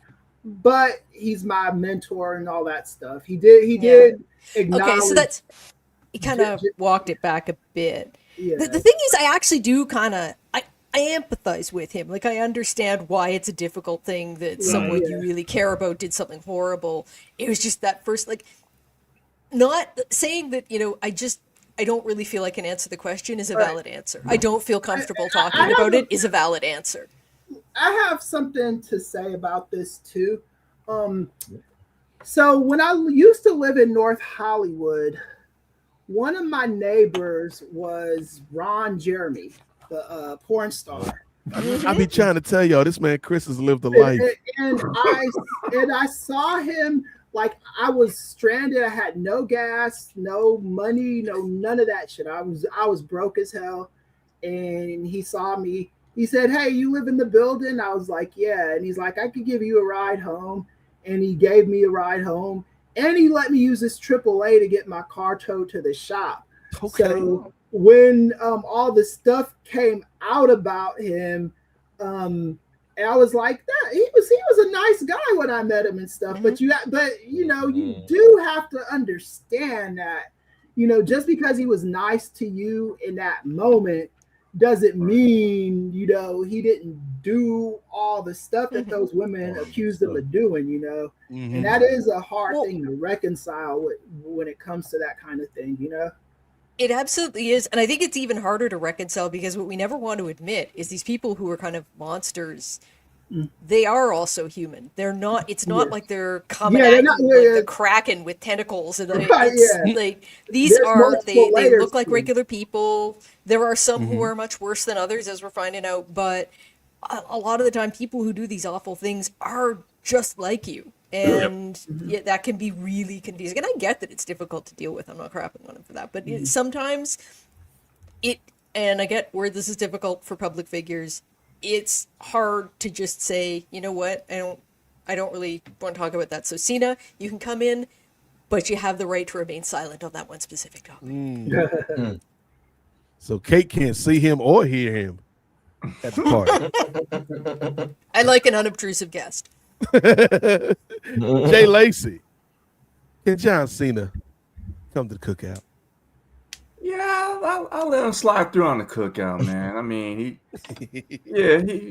I think he hasn't done anything to keep himself out the cookout. I mean, so yeah, he can come on through, grab a plate, learn how to play dominoes if you don't already know how to do that. So yeah, okay. Okay, so going pretty positive so far for Big Match Johnny on these streets. Brent Chittenden, can John Cena come to the cookout? Yes, but given how he answers questions these days, at some point I'm going to probably pass him off to one of you guys during a conversation. Right, yeah. Yeah. I was already like, hey, John, how's the potato salad? Right. Well, I don't know what the context of this potato salad is. Does it have raisins in it? Have you met my friend Kris? And then I book it out. Yeah, thank you for bringing that up, because I saw that interview he did with CVV. It was easily the most boring interview I've ever seen Chris Van Vliet do. And every one of John Cena's answers seemed manufactured. And it almost felt like he got through running like the mile in that suit he was wearing. Just the cadence in which he talked and stuff. Yeah. I might have to renege on the cookout thing because he will bore me to death. You know? But the cookout.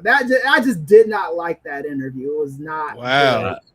Here's a thing to save you some time, Kris. The interview with Cody is longer and just the same. Yeah. There's like maybe one or two good clips out of it. Yeah. Yeah, I think go ahead.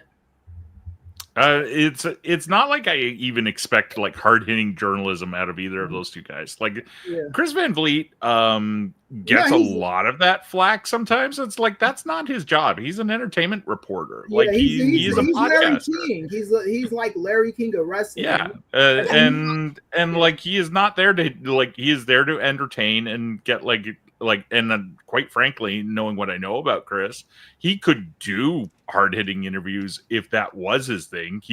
That's not what he does and not what should be expected of him.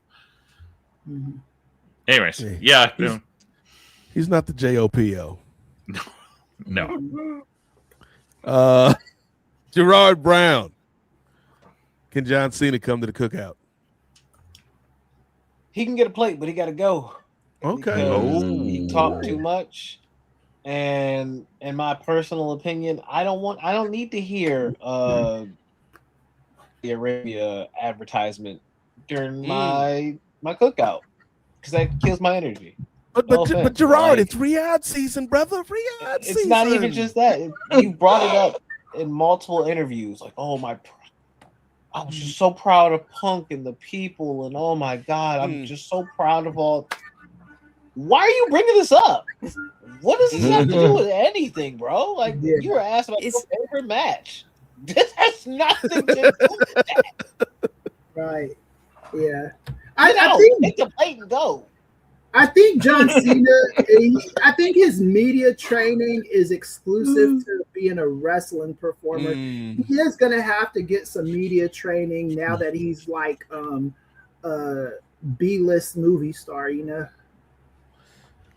Ray Williams, are you gonna be like Girard and hand Cena played at the door like here, damn, or can John Cena come in and fellowship with the rest of the party goers?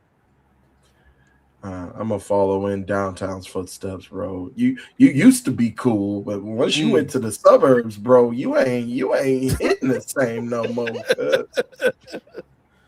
We still family, but I'll get you a plate of ribs, but you got to go, bro. Like, we'll talk. Okay, so it started out pretty positive for old Johnny Boy, and then the table has turned on the Peacemaker. But here's what I do: I would open the door and greet John Cena with a smile. Hey man, you had a good run, champ. Man, you did your thing, man. Don't worry about them people that was crying at your last match in DC. Don't worry about that, brother. Come on in. Oh, wait a minute, hold on. And I look back and see who's inside already. Then I look back at John Cena, and then I just hand him a plate, and then cue the Peacemaker theme, and he's out. And cut to John Cena just walking down the alleyway with his plate, Jay. Julian, it's a lonely world. As we fade to dark. So John Cena, I thought this was going to be like a joyous occasion, but because of John Cena's actions, he's kind of on that borderline. He's like others receiving votes for the Cookout invitation. So that's our first guest. But we got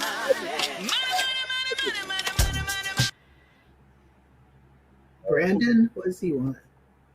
We were wrapping up on John Cena, and then from New Jersey, thank you for $1.99. Jerome Moore gonna be there? Damn. Oh, damn. Yeah. Ray. Did Shamar Moore do something? Or no, not Shamar. Sharon Moore, the Sharon Moore, the disgraced Michigan head coach. Oh, okay, yeah. Oh, that dude, that guy, yeah. Okay, got it. Yeah. Tomorrow, yeah. Shamar Moore can come to the Cookout. Sharon Moore, yeah, that dude. Too soon. Yeah, Brandon. To that I say, I ain't even touching that. Right. This ain't that kind of party. So no, Sharon Moore will not be at the Cookout. Oh yeah, you do work there.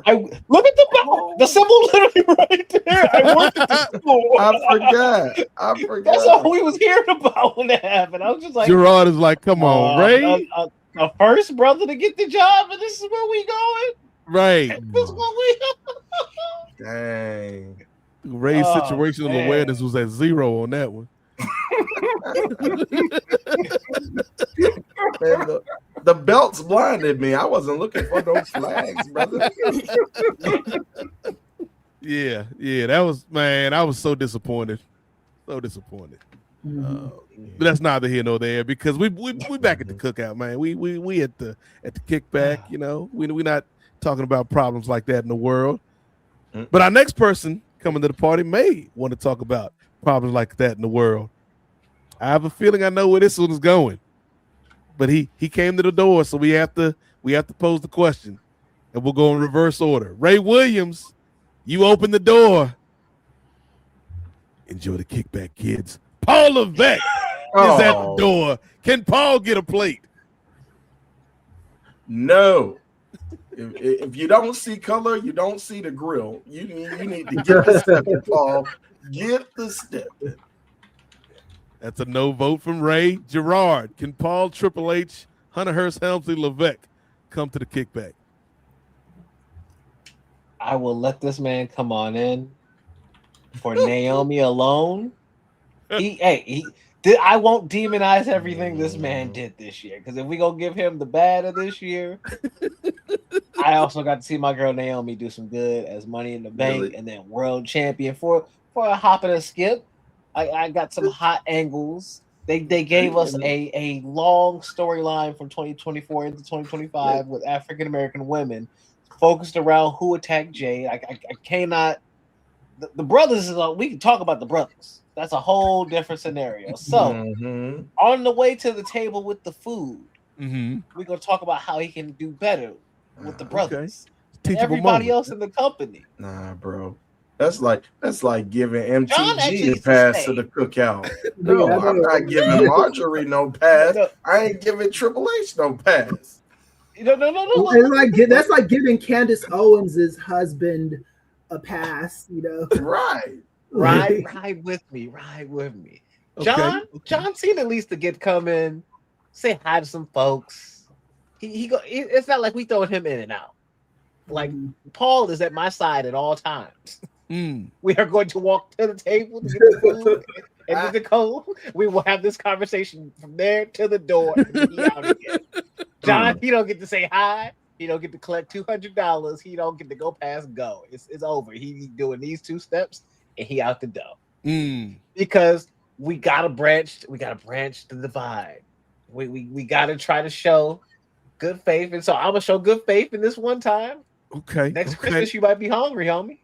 We're gonna see your results coming this next year, and by next year you might be hungry come Christmas. You might be looking outside the window like, damn, I guess I see color now.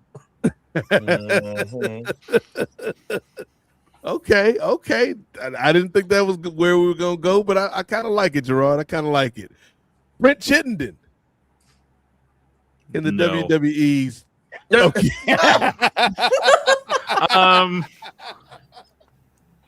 I'm weirdly, I'd be more likely to let Stephanie in than I would him, because I don't know if I could have a conversation with him, honestly. Like I think he and I see wrestling 2 very different ways. I think we see the world a bit 2 different ways. Okay. And especially like, I don't know why. I know people can turn over a new leaf and change and stuff like that.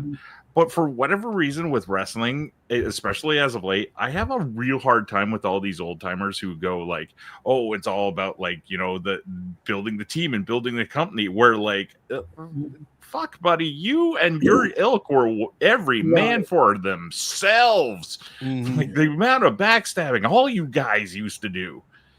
And for whatever reason, that kind of rubs me the wrong way with him and a couple other guys from his era. So yeah, no. Okay, very emphatic no from Brent Chittenden to one Paul Triple H Levesque. I will. My olive branch is he is welcome to join me on my music podcast to talk about Motorhead. That's as far as I'm going to go. You giving him more time than me. I don't even think he knows a lot about Motorhead. I think if you brought him on your podcast to talk about Motorhead, his favorite song will be Time to Play the Game.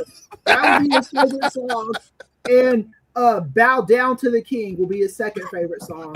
And then did you ever hear that sleeper hit? The Evolution song. Evolution is a mystery. That's one of my favorite tracks. Yeah.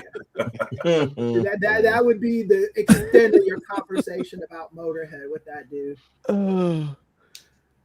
Jay Lacey, can Triple H come to the cookout? If he found the address, he's only getting a plate and he's bouncing. That's it. You know, very similar to Girard, man. Address. He did some good, but he did more harm than good, to be honest with you. You know, so yeah, he could get a plate if he finds the address, but that's it, man. I'm not gonna tell him. You ain't even going. And I'm gonna be upset with whoever gave him the address to the function too. It's like, yo, yeah, telling everybody what's happening. Cena, was that you? Did you give him the address? And then Cena, you got to leave. You know, you can't do that. You can't do that. So, Kate from Montreal, you've been very giving in this Christmas season. Are you giving a pass to Triple H? I'm going to give him directions on how to get the hell away, but I think it's kind of a trick question. I don't know that this is the sort of event that Paul Levesque would want to attend. I'm just going to put that out there. That's what I was thinking. So, nah. Go. That's what I was thinking when Girard was like, "I'm gonna be on his hip talking to him." I think Triple H gonna find a way to get out. Right. After 10 minutes with Girard, 15 minutes with Girard, I gotta go, kid. Yeah. Triple H brings his own chicken to the cookout. Like he's bringing plain white chicken breasts to the cookout. Unseasoned chicken Do you breast. remember that segment of Raw where DX is trying to buy some scalpel tickets from Crime Time? Yes. And Triple H is being the scared white guy. Mhm. I think that would be him at the cookout. He goes home that night to talk to Steph about the experience. Honey, you won't believe it. They slammed the domino so aggressively. I didn't know what was going on. And they call them bones. Have you ever heard of this thing called much spades? longer than I do. This is a This 5 or less minute Negro ordeal. was talking to me for 15 minutes. That's the longest I ever talked to a Negro since security was around. I don't know who that guy was. I thought he was Leo Rush, but it wasn't Leo. Oh my god! I was like, when do we hire you back, kid?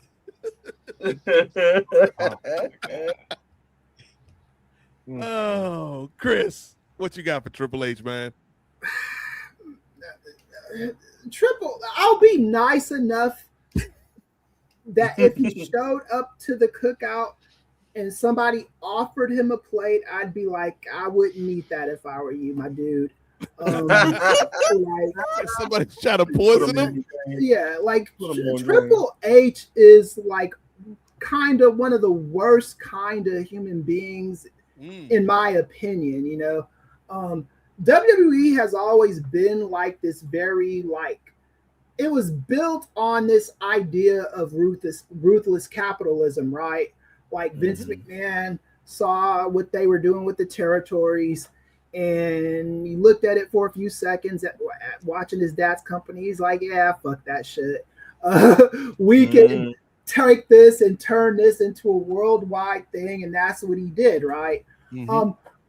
But one of the things that that was always drilled to me, especially when I got to like my master's degree and my PhD programs, is there's got to be there's have to be things that you say no to, you know, like there's got to be at least one thing that no amount of money will get you to change your position on that, you know. Weirdly enough, with Vince McMahon, it was something as simplistic as them putting advertisements on the ring floor, you know. And I used to think, who gives a fuck? I mean, I remember had this conversation with Nate and Andrew on one of the old shows. Like, it's advertisement, it's get your money, man. But now, with hindsight being 2020, I kind of understand that kind of mentality a little bit. Like, Vince McMahon is a pervert and sick in a bunch of different ways, but there were things with money he would say when it involved money that he'd say no to. Triple H and Nick Khan, those guys seem like they seem like they are up for sale. Triple H seems like the kind of person that would, like, you know, trade in his like puppy for you know, a new wrestler or something like that. Like, he's just not the kind of person I like. WWE is not good right now, and I do think that's in a large part to Triple H, and to The Rock and to Nick Khan. It's just not good stuff right now. And Triple H coming to my cookout would not be a welcome presence. Okay. Yeah. So here's my thing, Chris. If we were just talking about the wrestling stuff, I might be in tune with Girard. Like, come on in, let's educate you, sir. Yeah. Get you a plate of these greens, and as you enjoy the seasoning, see how different cultures can season your product. But I think the bridge too far for me is the whole Trump stuff. Like, come on, cuz. I was going to say something about that too. Yeah. Like, that's the bridge too far for me because it's like, I don't even know if I can trust you to act right at the cookout. Yeah. Vince McMahon was fucking smart enough not to. He was friends with Trump. He was buddy with him, but he was like, yeah, let's keep him off of the TV screen. You know, we'll be friends with him in the deep, darkest corners of WWE.com. You know, he wasn't ever going to show that guy on TV, and Triple H just did that. And like, I don't know what he was expecting from that too, you know? Like WWE over the decades has cultivated an audience that is more progressive than not. You know, it's like this, and this is they're doing because Vince McMahon's his like hunt to be mainstream all these years, even though he's a pseudo-racist Republican. When you're trying to achieve mainstream status, the audience that you attract is going to be mainstream, and if you do that long enough, your audience is going to move the way that pop culture moves. That's why you couldn't have a character like Goldust in 2025. That's why you wouldn't be able to do the DX blackface stuff in 2025. You know, it's just not what the culture wants. I do think there is a way, and I think Triple H is trying to do this. You can turn WWE back into a MAGA company, but that's going to take a couple years. But what's his name? Dana White did that with UFC, and I do think that there are people in WWE that want it to turn into the way it used to be.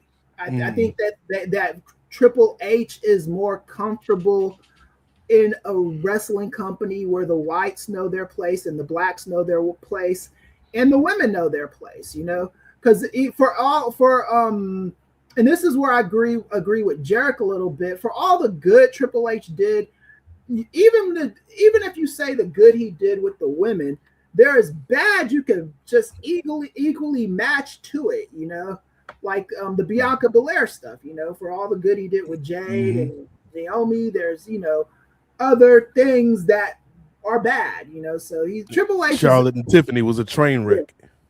I think Triple H is one of the most irredeemable people in wrestling. I don't think he's long for this WWE world either.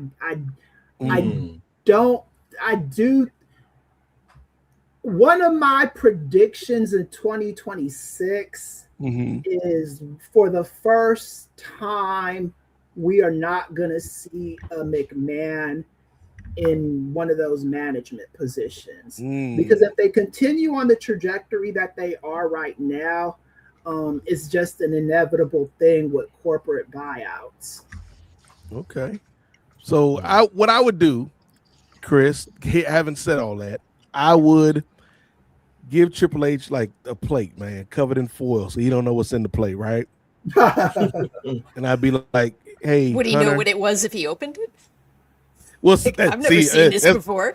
That's where I'm going, Kate. So, like, I would have the plate covered in the saran wraps, covered in the foil, and be like, "Hey, Hunter, it's not the right time, man. Maybe try again next Christmas, but you know, I don't want you to leave empty-handed. Somehow you found the address, so we're gonna give you a plate, take home for you and your wife, since she did start the women's revolution. She created women's wrestling, so y'all have a good Christmas." He goes home and then he takes off the foil, because I put a note on there, sticky note, you can't open this till you get home. And he's thinking, Ray, it's gonna be chicken and maybe some barbecue, some deliciousness going on under this foil, and all it is sides, mashed potatoes, coleslaw, green beans, maybe a yam or two, but it's just like, until you do right. Well, see, his thing, if a Triple H is a problem, because Triple H, unlike Ray Williams, is a carnivore. He's like, there's no meat on this plate. What am I supposed to do with this, Steph? And then there'll be another sticky note underneath, like, because Stephanie will probably eat the veggies and the sides and everything, but underneath it'll be a sticky note. I don't know how she didn't see the sticky note while she was eating, but it was there the whole I'm time. just glad Ray. she didn't eat the sticky note. Yes. Well, I'll put like Scotch tape on it so she can't eat the sticky note unless she actively tries. But it'll be a note that says, "Dear Hunter, until you do right by us, you don't get any main courses. Signed, The Culture." Yeah, shout out to the color purple. Mm-hmm. I don't see meat, brother. Did you guys hear what MVP said about him this month too? With MVP? Yeah. What did he say? He said he has no respect for Triple H at all. He's not friends with the guy. I'll send the clip. I thought I sent the clip in I think you did. The Instagram chat, but yeah, he had nothing nice to say about Triple H. I think it's kind of telling that both MVP and Swerve have been. Swerve hasn't been as direct about it, but he's sort of put it out there that he wasn't happy with the way that he was managed, which was under Triple H in NXT. And obviously, you look at it, it's like, yeah, that was a huge missed opportunity for them. But I don't think it's accidental that it's the two of them that didn't have a good time. I don't think so either. Yeah, and there's other people of the melanin persuasion that say that kind of stuff. The problem with WWE, and I love Booker T. I he's always like Facebook stalking a brother, but I like the guy, but Booker T is so disingenuous and sycophantic when it comes to some of these WWE topics. I was watching an interview this wasn't an interview, this was on his show, and David Otunga came up, and the fact that he said John Cena was bullying me, and Booker T sounded like such a fucking idiot. He was like, well, no grown man's ever bullied me in WWE. If you're getting bullied, there's something wrong with you. It's like, dude, we're not talking about raising up and fighting the motherfucker like a street battle with the dude. Shit, I'm sure David Otunga, I'm sure he would have appreciated doing that, but you can't do that in WWE, because the thing is if you say the wrong thing to somebody, you can get blacklisted easily. Look at Alex Riley, look at Mr. Kennedy, look at all these people who made enemies of the wrong person on the wrong day, and they found themselves either out of the company or for some reason MVP says a tongue-in-cheek comment to a guy giving him a piss test, and he gets jobbed on television for like 5-6 months straight.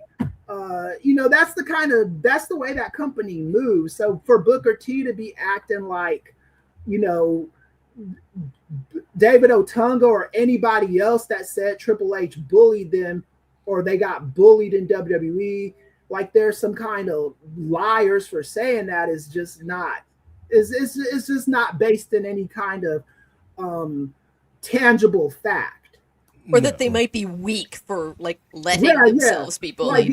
God forbid I don't. They didn't. God forbid I don't beat this guy's ass for words and and fuck up the rest of my career. Come on, Booker T, man, you know better than that, dude.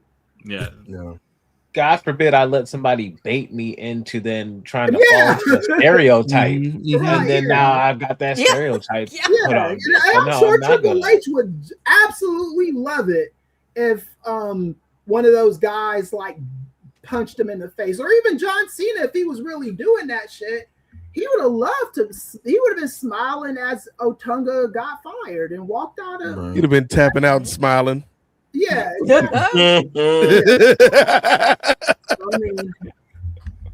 Maybe Otunga should have been Cena's final opponent.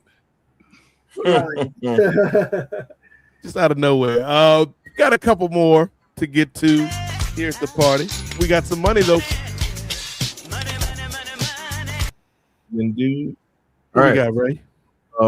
Going back, Brandon once again on this Jerome Moore train. Milk didn't do a Come on, Brandon. that situation. What'd he say? Milk didn't do a body good in that situation with Jerome Moore. Brandon, man. Come on, brother. Don't beat a dead horse, Like, Brandon. spend your super chat money on better comments than that, my dude. Like, I ain't gonna lie, Brandon. I chuckle, but come on, Brandon. This is why you're the third. Shout out to you and shout out to the homie Leo though. Yeah. Hope Leo has American.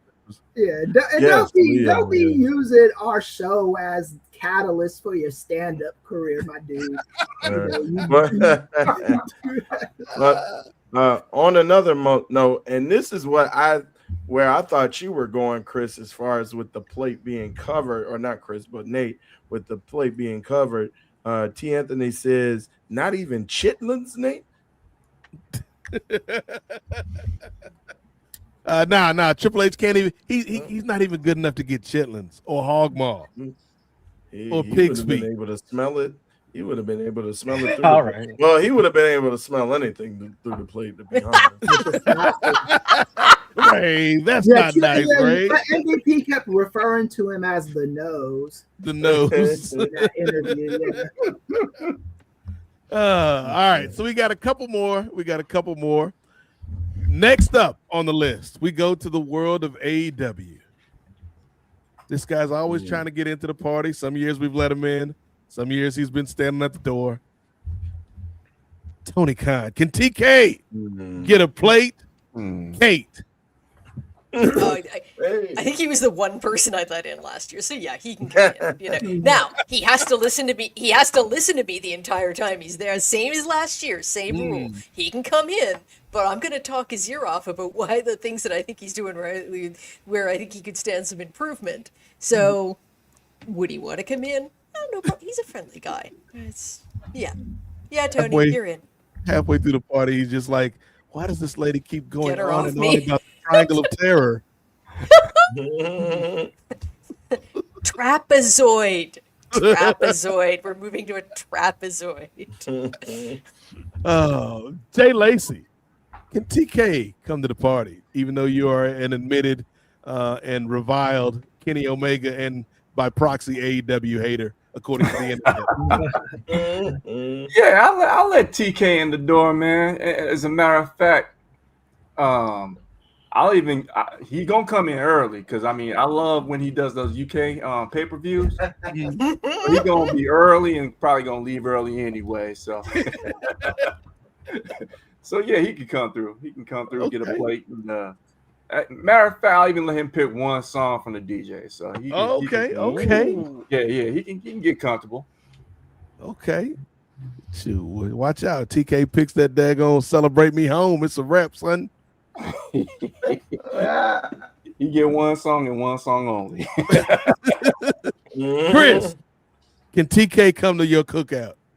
Oh yeah, I like TK just because I don't always love the way he books wrestling.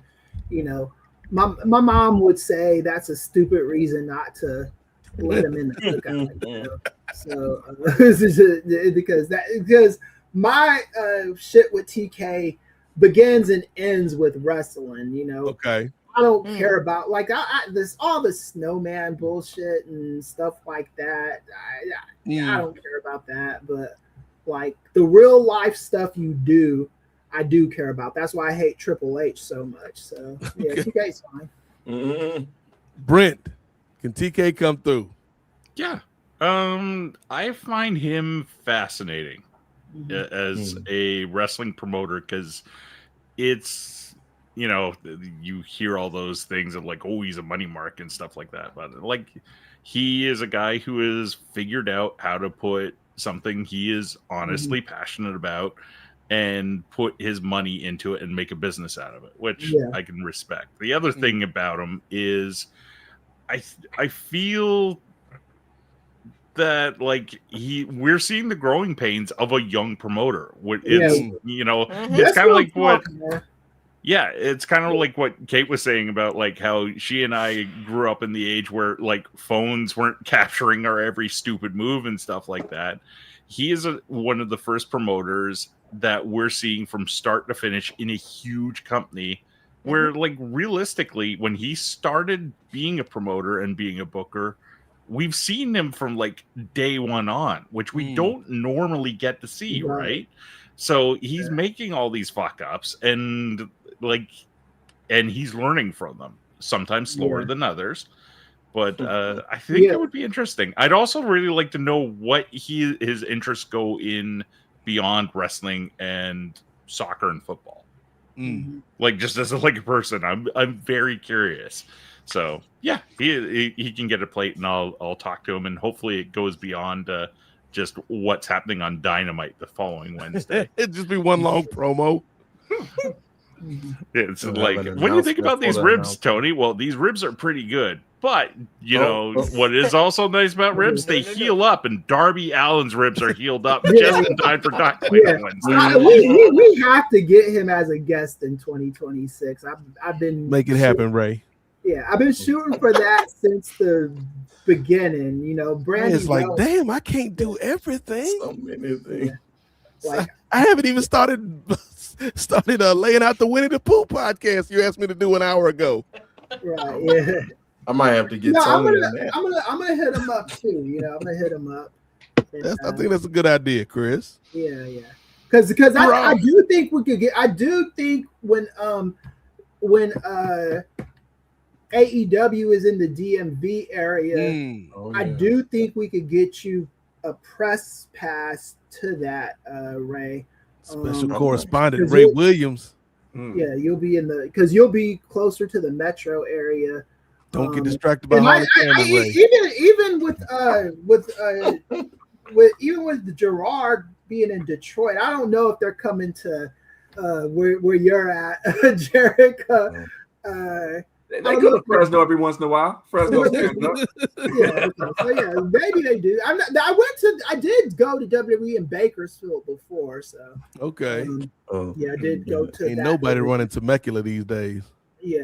Now they go to San Diego's close enough to Temecula though. So hey, as long as I ain't got a red hat like I'm gonna have to do for this July 4th card for the USC.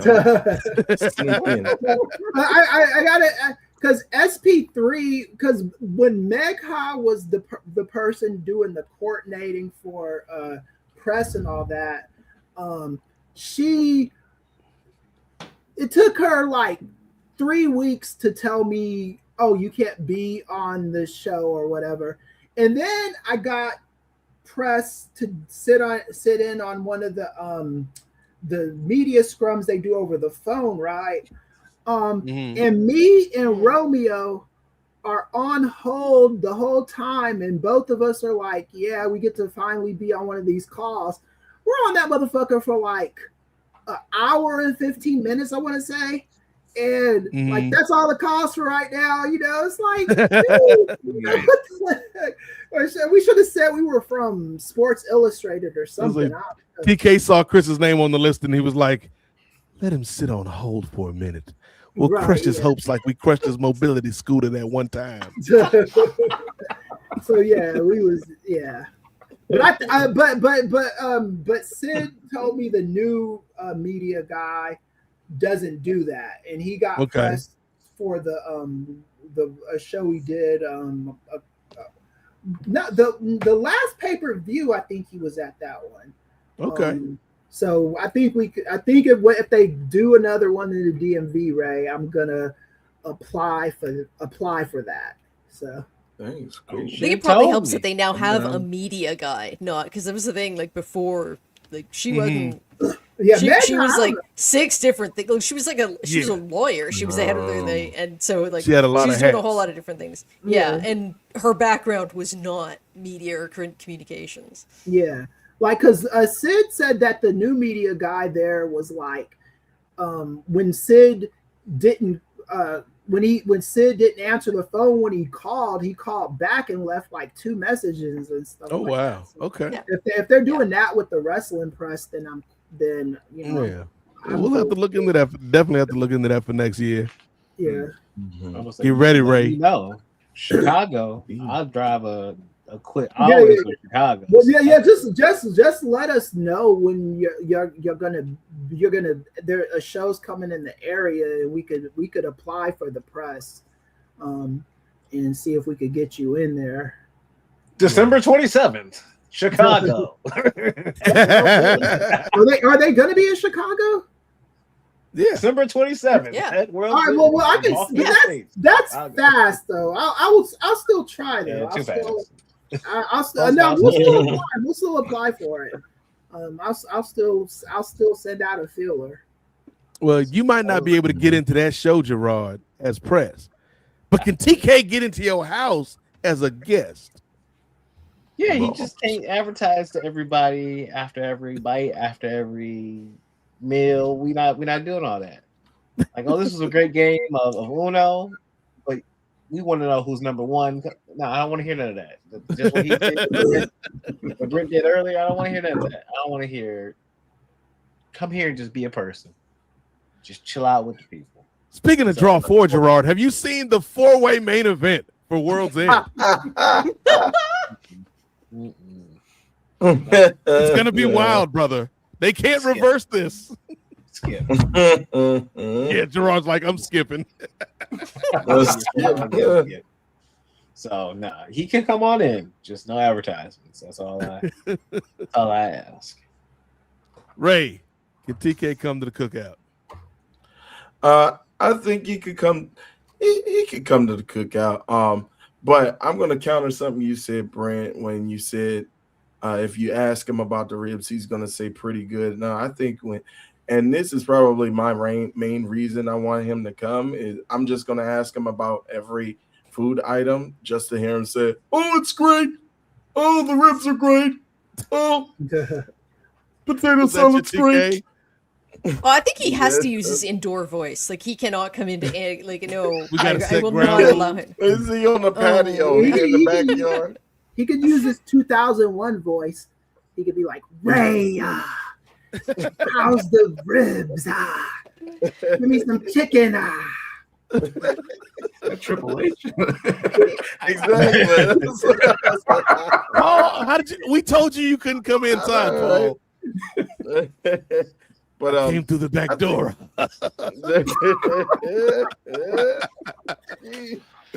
Triple T. But I think he's been doing good work, especially like when you guys had initially started on Post and when AEW was becoming a thing, how like we really weren't seeing the advancements of black stars like that within the organization within the first year or so. But I think he's done tremendous work with advancing Mercedes Moné, who doesn't really need more advance. She's a stara in your vernacular name. She's a stara. So all you gotta do is put her on TV and let her do the work.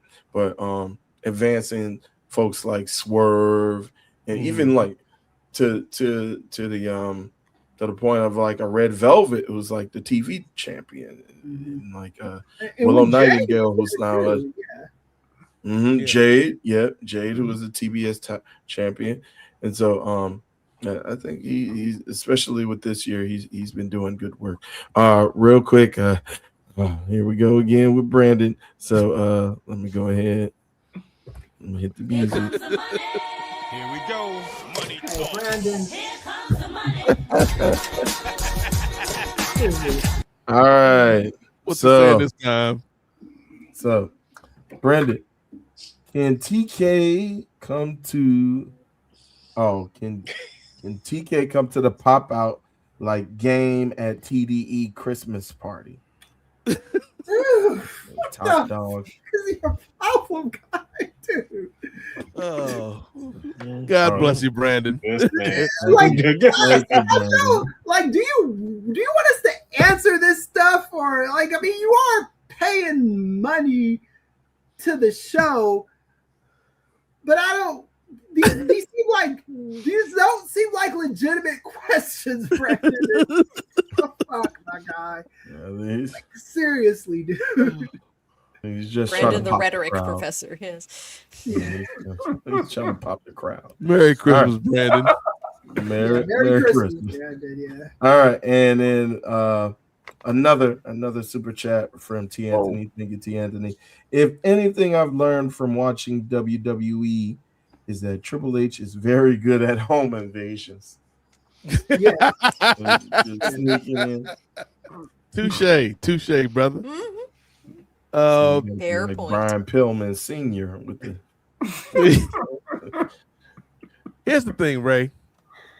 I think we're all in agreement that TK can come to the party. But here's the thing. I would meet Tony Khan at the door. Like, TK, we got a lot of different people here at the function this year.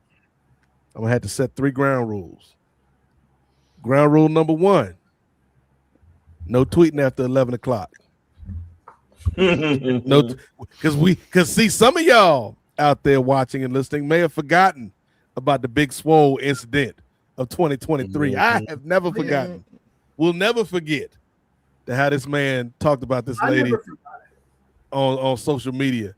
And so that to me was one of TK's worst moments as a boss in the way he handled that situation. So like after 11 o'clock, you got to give me your phone, Tony. Right, really, seriously. Stipulation number 2, like everybody else has said, man, you can't just be promoting the show the whole time, TK. Like, damn, we're going to watch anyway, but just you don't need to insert it into every conversation. And rule number 3, Tony Khan, I forgot to tell you beforehand when you agreed to come to the cookout, there is a cover charge. Like, you know, we got rent to pay, we got bills to pay. So you can get in, but I'm going to need like at least $3,000-$4,000, maybe 5. 5 should cover the TK. But you know what? Go ahead, make it 11 that way, just in case taxes and tariffs and all that type of stuff. 11 grand. Come on in, TK. You get 3 songs. You can get 3 songs on the jukebox, TK. Oh man, you bro. So that brings us. We got 2 more. I think one's gonna be a unanimous. The second one might be unanimous too. So we probably don't need to take too much time on this first one, ladies and gentlemen. Cody Devontae Rhodes, QB1. Can QB1 come to the cookout? Kate from Montreal. I have to talk to him. Yes, you have to talk to him, and he's gonna get very emotional when you talk to him, Kate. Doesn't matter what the topic is. You could tell him this eggnog is great. I remember when my father. He can have a plate. He can have a plate. I don't want to do. No. You can have a plate. Get the hell out. Like, no. There you have it. So Kate's giving Cody a plate at the door and telling him have a good night. Jay Lacey, can Cody come to the party, man? I think by proxy he coming to the party anyway, right? Yeah, right. He's a +1. Right. Yeah, you may have a black belt, Ray Williams. Oh, here we go. Oh no. Greatest promo in AEW history. Yeah. Oh man. That tattooed Brandy Rhodes to my heart after she cut that promo. Yes. I appreciated it. You could never make me hate Brandy Rhodes, America. I know, right? Brandon from New Jersey. Who told you it was open mic night, bro? And she was the one that told Cody Rhodes when Cody Rhodes tried to come at her with that I don't see color shit, she set his ass straight. So I like you don't see color, you don't see me. Yeah. Brandy's that woman. I love her. I miss her presence in wrestling in that managerial position. Yeah, so yeah, he can come to the party. He can come to the kickback. So yeah, the kids, liberty and justice coming through. I still don't know if that's the baby name. We still don't know the second baby. I know the first baby is Liberty. I don't know what the second baby's name is, but it's got to be something along those lines. You can't have a baby named Liberty and then a baby named Rob. And Justice. Yeah, like and Justice. And Justice. And and is the first name. Yeah. Her name could be Life, and then and then the Pursuit of Happiness. The last one could be Ooh, Pursuit of Happiness Rose goes hard. What's your name? Pursuit of Happiness. Oh, God. So Kris, is Cody getting the pass? Oh yeah. I like Cody. He's okay, man. Especially in the wrestling industry where 90% of people there seem like pieces of shit. Cody Rhodes seems like a genuine human being, so I wouldn't mind. I wouldn't mind him coming around. Brent, can QB1 come to the party? Yes, but I would like him to use his authentic speaking voice and not the robot that he does in interviews. The robot with the lisp. I would use it as primarily a way to speak to him and try and educate him on other things. Like, first up, Homelander's the bad guy, right? That would be the first thing that we chat about, and then we take it from I there. saw where he was talking about that in that interview with who was it? Was it Chris Van Vliet or? I don't know. I haven't never seen him address it. Yeah, they've talked about the Homelander in an interview. It's a recent interview. Too. Oh, okay. But I'd be willing to chat with him about that sort of stuff. Gerard. Yes, and he likes Star Wars too. He's a big video game nerd, and I could talk to him about video games. I could talk to him about 90s hip hop. He said he was a Tupac fan. I could talk to him about that too. So come on in, Gerard Brown. Said, "Come on in. Come on in. Nothing more. Nothing more. Nothing more. Bring some Ray alcohol. Williams. You should have. We should not have to ask for a drop of vodka. At this Oh party. yes, all the Wheatley in the world should be at this party. And it better be neatly. So nice, I drink it neatly. So nice, I drink this neatly. Ray Williams, will you cast aside your cases upon cases of real American beer that you got at your cookout and trade them in for a case of Wheatley? Can Cody come to your party? Yeah, of course, Cody could come, but Cody is getting a bit Cena-ish now, and I was mentioning how Cena lost his way from the culture. So I'm gonna be keeping an eye on you next year, Cody. Just make sure you don't get out of pocket. Hey, Girard, a quick sidebar. I found who to contact in AEW, so I'll do a group email and we could try to apply for press for the 27th. Okay. Get that away. So Girard may be in the building as press, as media. Saying like undercover brother. Just make sure you got your little hot sauce watch if they try to feed you a mayonnaise sandwich. Scrumptious.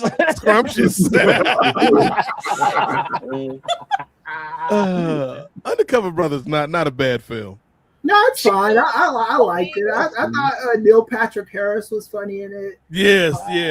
What's it, the dude from the dude that does the voice on the Boondocks? I'm blanking on his name. Gary Anthony. Gary Anthony Williams. Yeah, he was funny in it. Yep. I think Denise Richards, that's probably her best movie, you know. White Sheeta. Yeah. Okay. I mean, I think there is an argument to be made for Wild Things, but that's not a movie. Come on, man. They're like everyone that sees Wild Things is always talks about the same scene with her and Ned Campbell and Matt Dillon. Hey, everybody that talks about Hogan versus Andre at WrestleMania 3 only talk about Hogan slamming the giant. I'm trying to respect her. Are we forgetting a little film called Starship Troopers? Oh yeah, that was great. That's the one. Yeah. That's the one. Yeah, that was awesome. Casper Van Dien, was the star of that, and yeah, that was cool. I would say that too. During the brief Casper Van Dien era. Yeah, I'd say Undercover Brother is, I'd say a little bit worse. I was gonna say a little bit better, but I'd say Starship Troopers. Yeah, that's the medal stand: gold, silver, bronze. Starship Troopers, Undercover Brother, Wild Things. Yeah. I do have a good Casper Van Dien story. Okay. Oh, you do. I thought Kris was gonna say Casper Van Dien. What's got me lunch in Inglewood? Everybody. Yeah. Although he was filming All American out here, but I never got to meet him or see him. Yeah, nice dude. I met him. He was he did a press scrum at one of the conventions here. We got him. And it's interesting when you see those guys, because all those sci-fi actors do so many conventions, a lot of them know each other and get along pretty well. But every once in a while, there's a third person who doesn't know the shtick, like it's their first one, or they did it out of like money kind of thing. So the press row it's him, Jonathan Frakes from Star Trek: The Next Generation. Oh yeah, and this woman who I don't remember her name. She was in like season 2 of Walking Dead, but she was mainly a theater actress. Okay. And Casper Van Dien knows the audience with these press scrums, and he's just basically reciting lines from Starship Troopers at full volume. And he and Jonathan Frakes have a shtick going where like we get the Frakes and we're doing the interview and he's like yelling out lines from Starship Troopers, and Frakes just turns and like, will you shut the fuck up?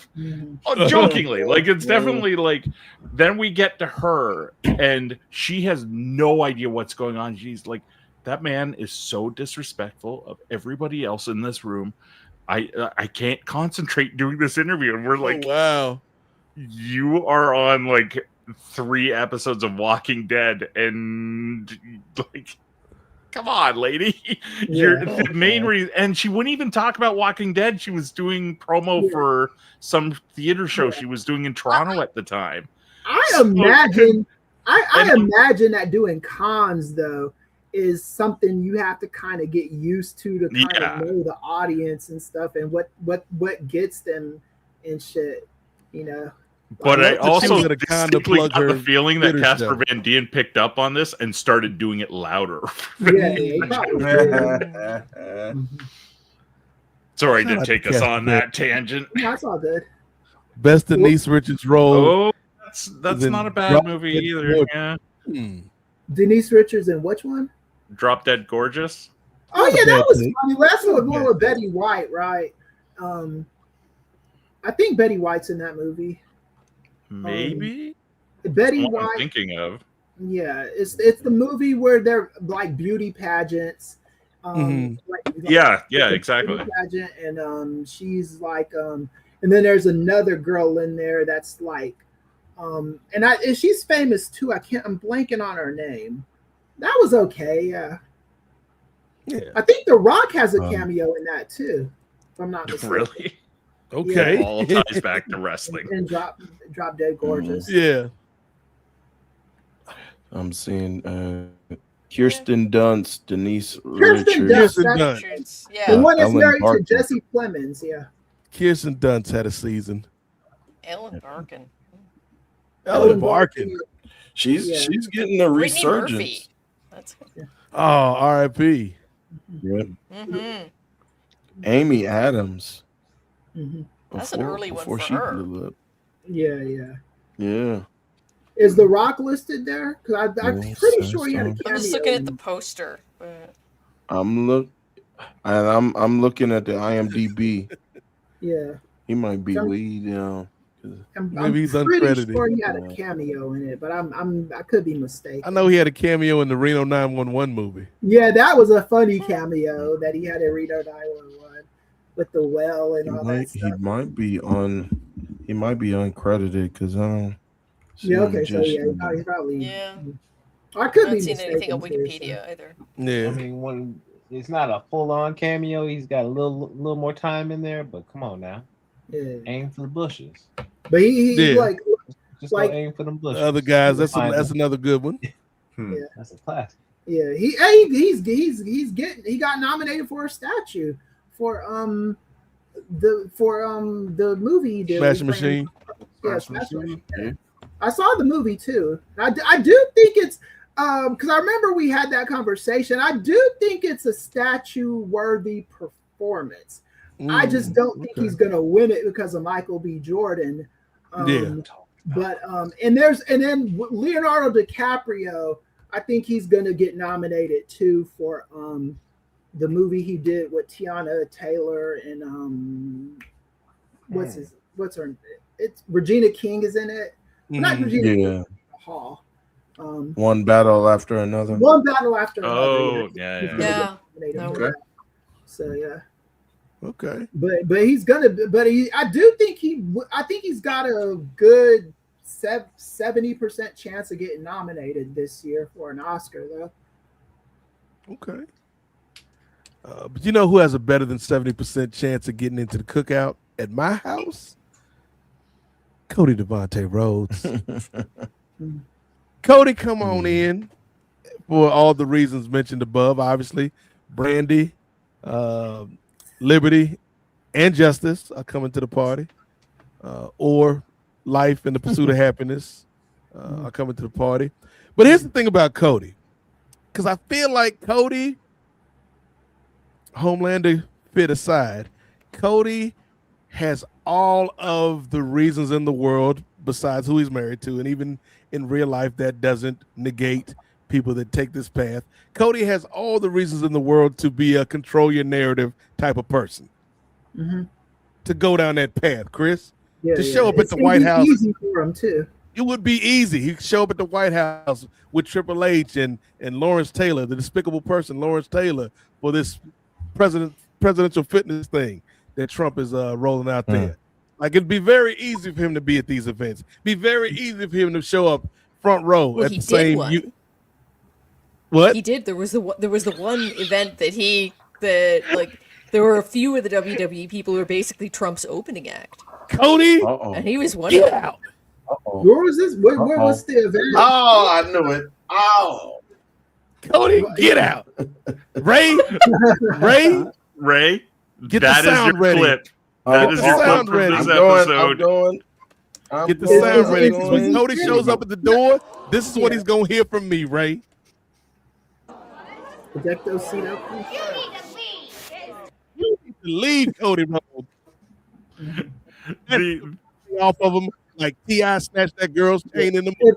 If you could find the context behind that, Ray. It was Sorry, the thing is, it was at the Army birthday rally. Oh, I could forgive that. I could forgive that. Okay, like, you Cody, know what? Yeah. Come on back in, Cody. But you got to sit towards the door because we may need to kick you out eventually.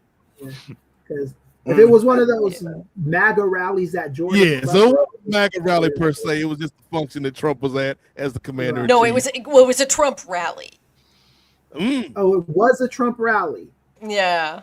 Was Cody.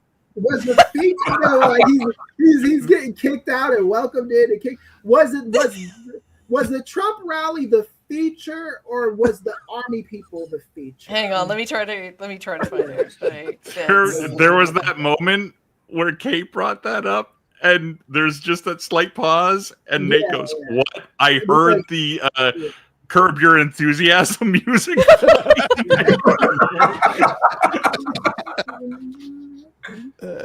Because you know what, Cody, I might have to replace you with Mick Foley if what Kate says is accurate. Right? Yeah. we have to look at the context behind it all.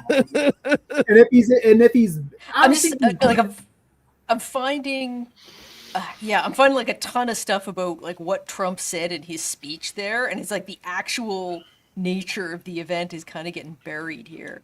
It was at Fort Bragg. Okay. All right, Fort Bragg, that's in Texas. Well, not Texas. North Carolina. North Carolina. Yeah. Yeah. You want to raise up. Take your shirt off. From what I see, it says Cody was there, Tiffany Stratton, the Street Profits were there as well too. Yeah. Oh, And what was the name of the event though? That's the important. The Army's 250th birthday celebration. All right, so Okay, so it's an army. It's an army thing. It's just they were all there together. Okay, yeah. So it wasn't a Trump event. It wasn't Trump. Trump Fest 90 or Trump. No, he was the keynote speaker. Hold on. But like he was. Yeah. Hold that thought though. Was that also because that was coinciding? Wasn't that coinciding with Trump's birthday? And then he had like this. He actually wanted it to be his birthday party, but he was trying to. But it's about the army, I though. remember this now because he was trying to bogart that event as his birthday party, and because I don't know if anybody was wanting to go to his birthday party. To be honest, Did you see the birthday party? Like, no one wanted to be at that. Like the parade that they had. Jesus, Mike Love from the Beach Boys. Right, he was there. Mike Love from the Beach Boys is a MAGA guy. Oh, dude. It kind of fits. I saw the Beach Boys 3 years ago at a casino up here, and like he starts into like MAGA sort of stuff a little bit, and then there's a full on like support Trump moment in the concert. Oh wow! It was kind of like, oh man, he drank the Kool-Aid. Yeah. Oh wow! Didn't know that about Mike Love. Wow, wouldn't it be nice if we were whiter? Mike Love, those aren't the lyrics, sir. All that surfer like it predated like hippie shit, but like that all that beatnik lifestyle music. Yeah, and then you got the fucking nerve to be a MAGA. But a lot of that was your boy though, right? Who's no longer with us. Yeah, that's more Brian Wilson than Brian Mike Love. Yeah, I was gonna say the best part of that band checked out early. Yeah. Because I know be true to your race, guys. I know John Stamos used to perform with the Beach Boys. Those are the lyrics. I'm just imagining like the frustrated Beach Boys wrangler who's like, Mike, those aren't the lyrics. Yeah. When some brown person tries to come to your town and settle down, gotta kick them out. Be true to your race, guys. Oh, it'd be funny if it wasn't so true and horrible. Oh God. So all the Cody Rhodes, you can come in, but Brandy, we got a connection here, Brandy. If I give you the look, you already know what time it is. That was a journey. I thought Cody was going to be the easy one, and that was a journey. Well, I mean, we have to explore these things. We have to probably vet them. If MAGA's being thrown at that dude, then we have to at least look to see if there's any there, And yeah, this Mike Love stuff surprises me because John Stamos is not a MAGA. John Stamos is not a MAGA at all. But he performs with the Beach Boys. He's sometimes their drummer. Oh yeah. So that's what kind of threw me back on this a little bit, He's a really good drummer too. Mm-hmm. John Stamos. Yeah, he's actually like worked on it the last COVID presented him with an opportunity to like train and learn more than he already had. He's gotten quite good. Browns all around, kick out those Browns. Browns all around, kick out those Browns. Oh God, now I kick out those Browns. Mike Love, those aren't the lyrics. Now, Brent, you've given me something for my brain to obsess about for like the next 24 hours. How many racist Trump anthem Beach Boys songs can I think of? Yeah. I've given you 3 so far, America. Yeah, I can't even listen to Kokomo and feel the same way. Oh, Aruba, Jamaica, Trump is gonna take you. Yeah, he's deport you. he's just going there to colonize and shit, man. The fuck. Down to Kokomo, ice will take you fast, and then you'll get there slow. Cash, where they gonna go? They're gonna Kokomo. Those aren't the lyrics, Mike Love. And he's the uncle of Kevin Love too. Yes, he is. I hope Kevin Love's not MAGA. The basketball. Who's No, Kevin Love? So I don't. I like Kevin Love a lot. Yeah, I can't. All-star basketball player, Brent. No, okay. Yes, he's an all-star. He won a championship with LeBron in Cleveland, and he was one of the first NBA players to openly talk about mental health. Right. Yeah. So he seems like a good dude. He seems very much more like his uncle than his father. Right. Give me one more Beach Boys song, Ray. Give me a title quick, because I can't end on 4. Has to be an odd number. Is Barbara Ann or Rhonda? The little girl, Help me, Rhonda. lady from Pasadena. Help me, Donald. Get these Browns out my town. Help me, Donald. Help me, Donald. Ooh, help me, Donald. Help. Mike Love, those aren't the lyrics. Who wrote these songs? Do they sing that "Wouldn't It Be Nice" song? Yes, Don't ruin that one for me. That was the first hit. Yeah. Yeah. You're encouraging this stuff. I know, right? I feel like you have to do. I feel like you have to do good vibrations, though. Oh yeah. She's giving me excitations. That's yeah. She's giving me deportations. She's giving me deportations. I'm sorry, Jay. Deportations. Now I'm in it now. I can't lie. Deportations is kind of a bop. Yeah, no, that's a little catchy. You might use that. Deportations is a little catchy. At the next rally,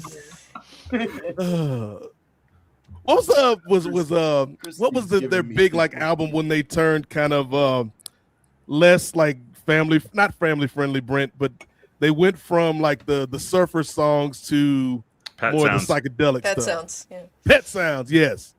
Pet Sounds. I like that album.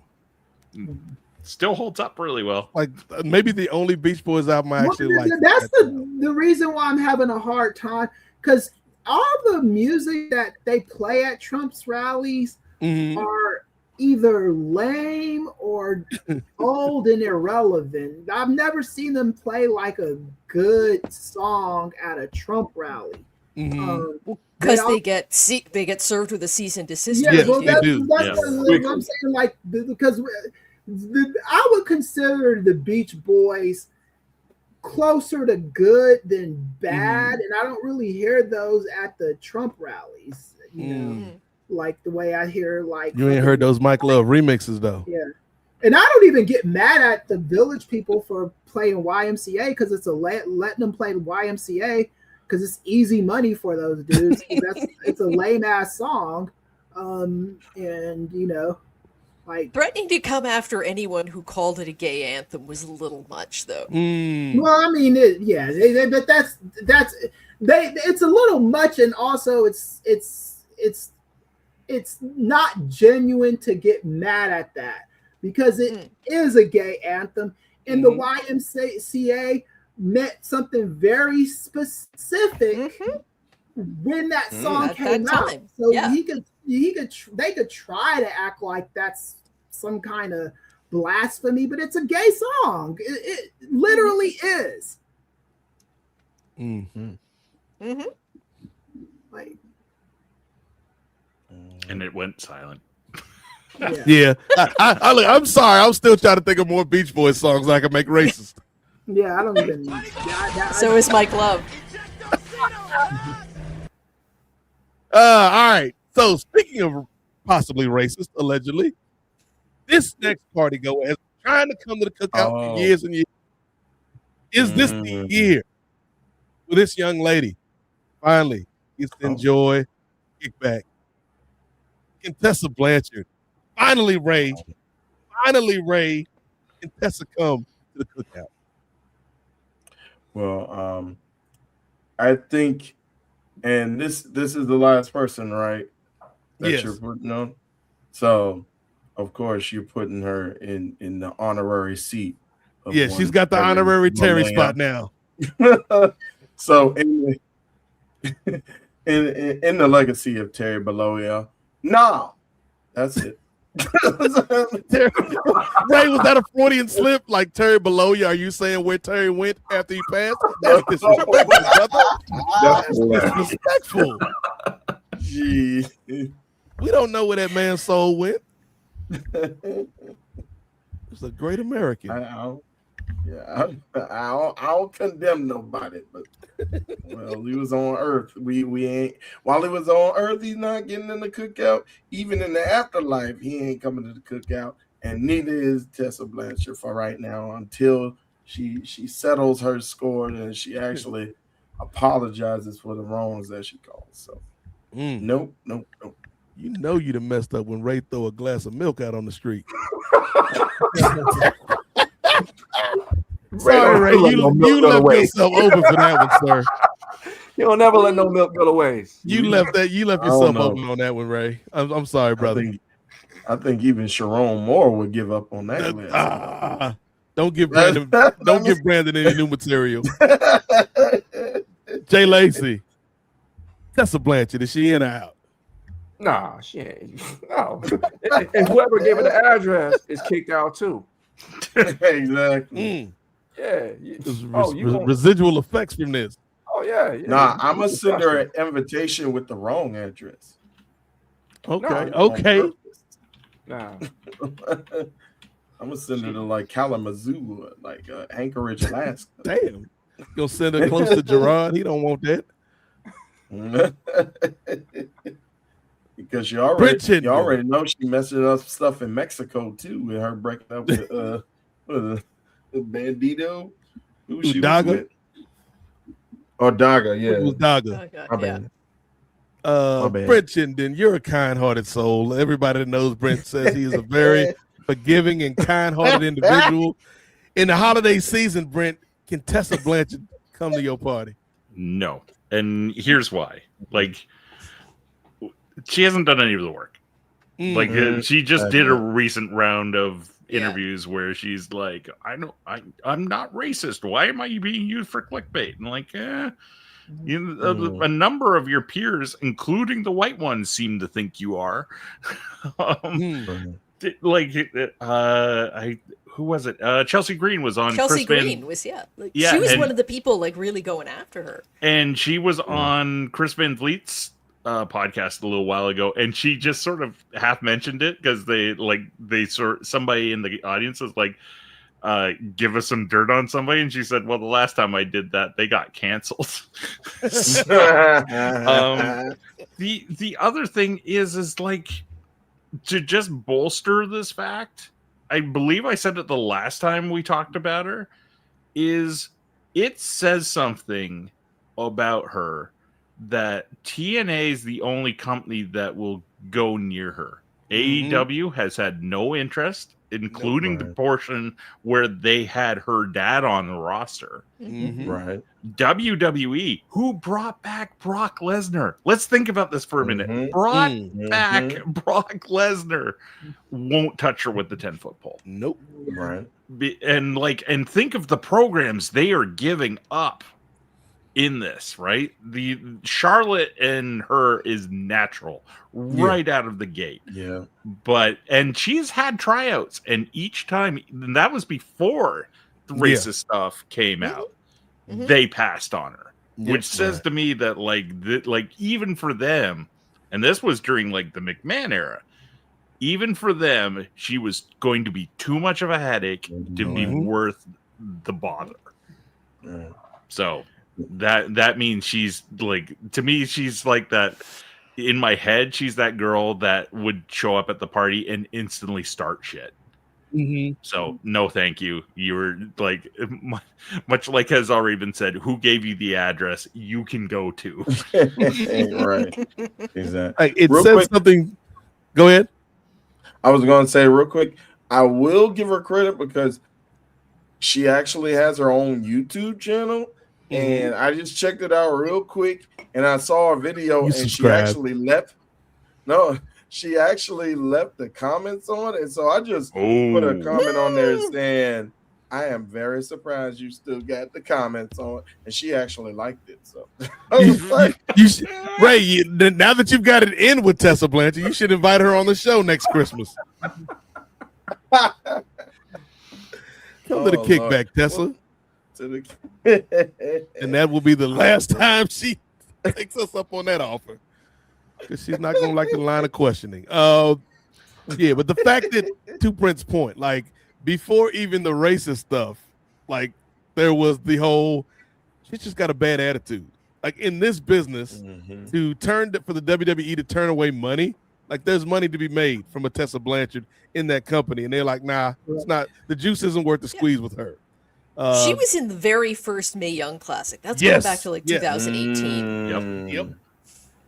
David McClain basically rebuilt WoW as a promotion starring her, revolving around her, and that lasted for about 3 months. Even David McClain was like, I can't do this. I can't get out. You need to correct me if I'm wrong. Even her most recent association with TNA is like a kind of a date by date basis, isn't it? Like, I don't think she has a long-term contract there. And it's not like, here's the thing, like, it's not hot either. Like, it's, she's in this tag thing with the former Alicia Fox, Victoria Crawford, but it's like, it doesn't seem like it, like she's a priority or she's somebody the audience is genuinely interested in, Kate. And I'd be very curious to see if she's still there come AMC. Exactly. That's what I'm curious about too. Kate from Montreal, of course, you've been very magnanimous this holiday season. Tessa Blanchard come in and share a cup of eggnog. Oh, hell no! Like, to bring us back to a theme of the evening, her career, she is aging like milk. She just seems to get like, she started off, she looked really promising, and it's just gone downhill and keeps going and going. I don't know where the basement is. She hasn't found it yet, but she's not getting a place at my table. The milk's gone bad, Ray. The milk's gone bad. We need that drop. We need that drop now. Next time we talk about Tessa. But yeah, I would tend to agree. I'm not going to give my thoughts just yet. But Kris, you're not a man of emotions. You're a man of reason, a man of logic, a man of thoughtfulness. Can Tessa Blanchard come to your cookout, sir? Nah, and at this point, it's not even about her not being racist. It's about her, like, and showing something with her actions. You know, she really needs to, like, you know, she's not gonna ever admit to being a racist, which I understand, but you gotta, you know, do some kind of goodwill gesture, and I don't think she's willing to do that, you know. So yeah, it's crazy, T. Anthony, that the racism has obscured the fact that she was a former TNA World Heavyweight Champion. Still, one of the greatest podcasts I've ever been a part of was the night after she blew up her whole career and then won the world championship the next night with me, Andrew Thompson, and Brian Mann. Yeah, it's ridiculous. Because I remember it was like you didn't know if they were going to pull that trigger or not. Yeah. Even that night of, like, we didn't know watching the show, like, are they going to go through with it? And they're like, yeah, we kind of have to, because we built this whole thing around this lady that we just found out was racist. Right. And then it's We not. didn't have a backup. We didn't have a backup. We should have known something was off when Mike Love offered to write her theme song, though. And it wasn't even. She's giving him good vibrations. They got rid of her not because of the racism, but because she was doggone correct, arrogant, and trying to steal the belt. Like, trying to keep the belt. It was like, racism we can kind of abide, Tessa, but this is a bridge too far when you take our Hollow Championship. I know, right? The industry was built on racism, but this is too far. This is great. You've gone too far, Miss Blanchard. So now I hear what all of my friends have said this evening. And Ray, One of the things that you're going to learn, Ray, the older you get, man, is, when you hold a grudge, right? Right. You're actually hurting two people. You're hurting the person you have a grudge against, and you're ultimately hurting yourself, Ray. Right. You're not giving yourself time to grow and heal and process all this. And so if Tessa Blanchard comes to the crib, well, we've got friends and family gathered, colleagues. We're all having a good time. It's snowing outside in Virginia. About 3 feet of snow on the ground, which is just a light dusting for Brent and Kate. But it's a lot here in Virginia. 3 feet of snow on the ground. It's cold outside, Ray. Tessa's like, hey. It's cold outside. Baby, it's cold outside. Tessa's like, hey, can I come in? And I would look at her with all the honesty and forgiveness and sincerity in my heart. She's like, baby, it's cold outside. I'm like, you really can't stay. You get away. No, Tessa, you can't come back, Tessa. You have inherited the Terry Bollea Memorial racist role until you have proven otherwise. Indeed. And that was another round of Who All Gonna Be There, aka the Christmas Cookout. Well played by everyone. And I think it is getting late. Girard hit us with the John Cena goodbye. We can't see him. Merry Christmas to Girard Brown and his family. He's been a big part of the show this year. We've had some changes here at the podcast. The nephew, the youngest in charge, has grown up and left the nest. So we send well wishes out to the Yick, the youngest in charge. But when you coming home, Neff, I don't know when, but we'll get together then. Gonna have a good time then, Andrew. Got real sentimental right there. Like I was looking at Winnie the Pooh, and it's like, is he gonna kill me, or is this all in my head? I don't know what's going on. Who wrote this story? Put on some damn slacks, Winnie the Pooh. But that's gonna bring an end to another edition. As I think I just broke Kate from Montreal. That's gonna bring to close another edition of the NWA podcast, the final edition for 2025.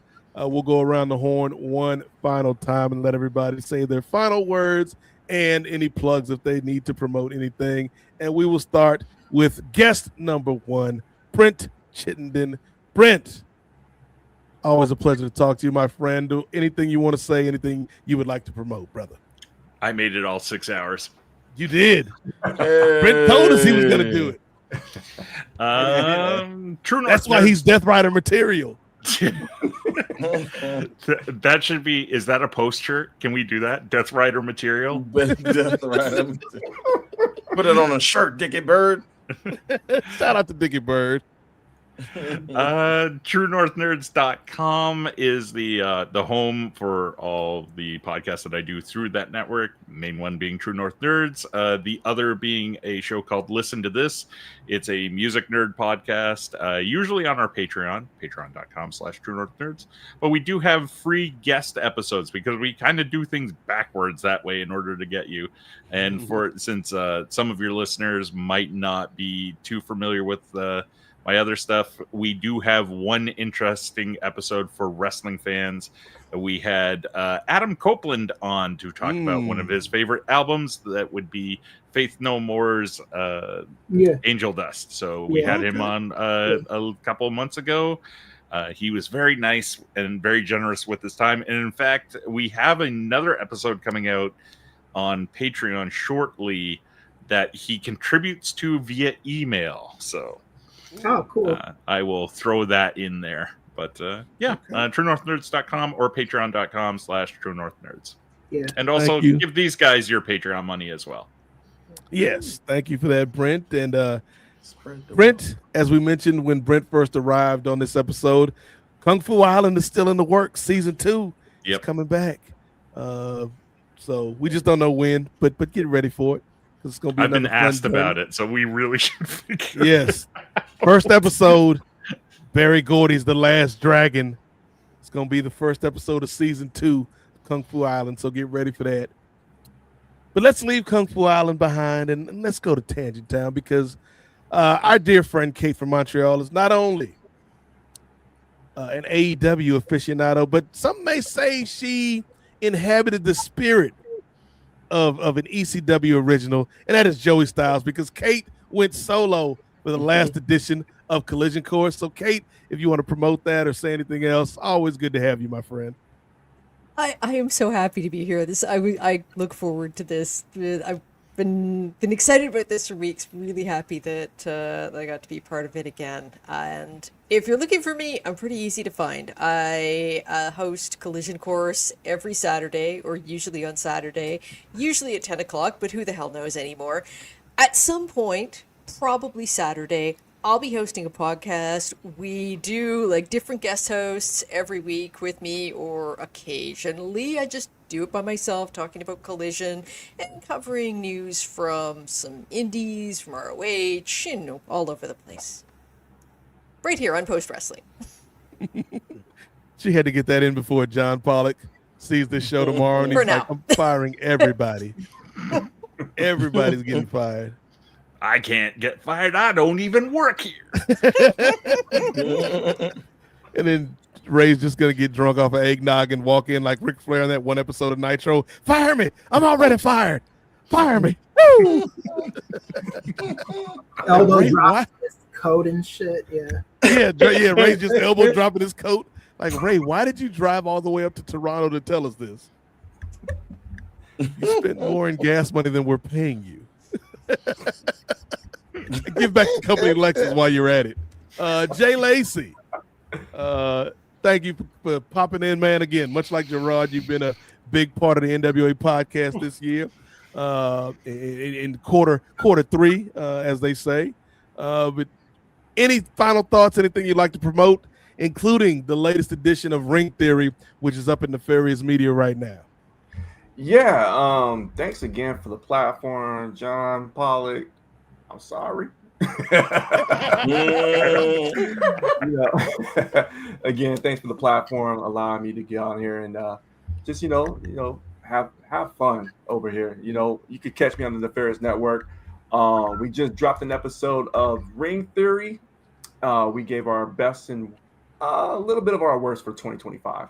So if you like what you heard on that, you want to hear more, check out myself, co-host Gerard Brown, as we get down and just talk Ring Theory on the Nefarious Network. Also, we might catch me up on the Parlay and Kings of Sport as well too. So you can catch me on Instagram at Jarek_wins, and just happy holidays to everybody. Happy Hanukkah, Festivus, Kwanzaa, Christmas, all of them.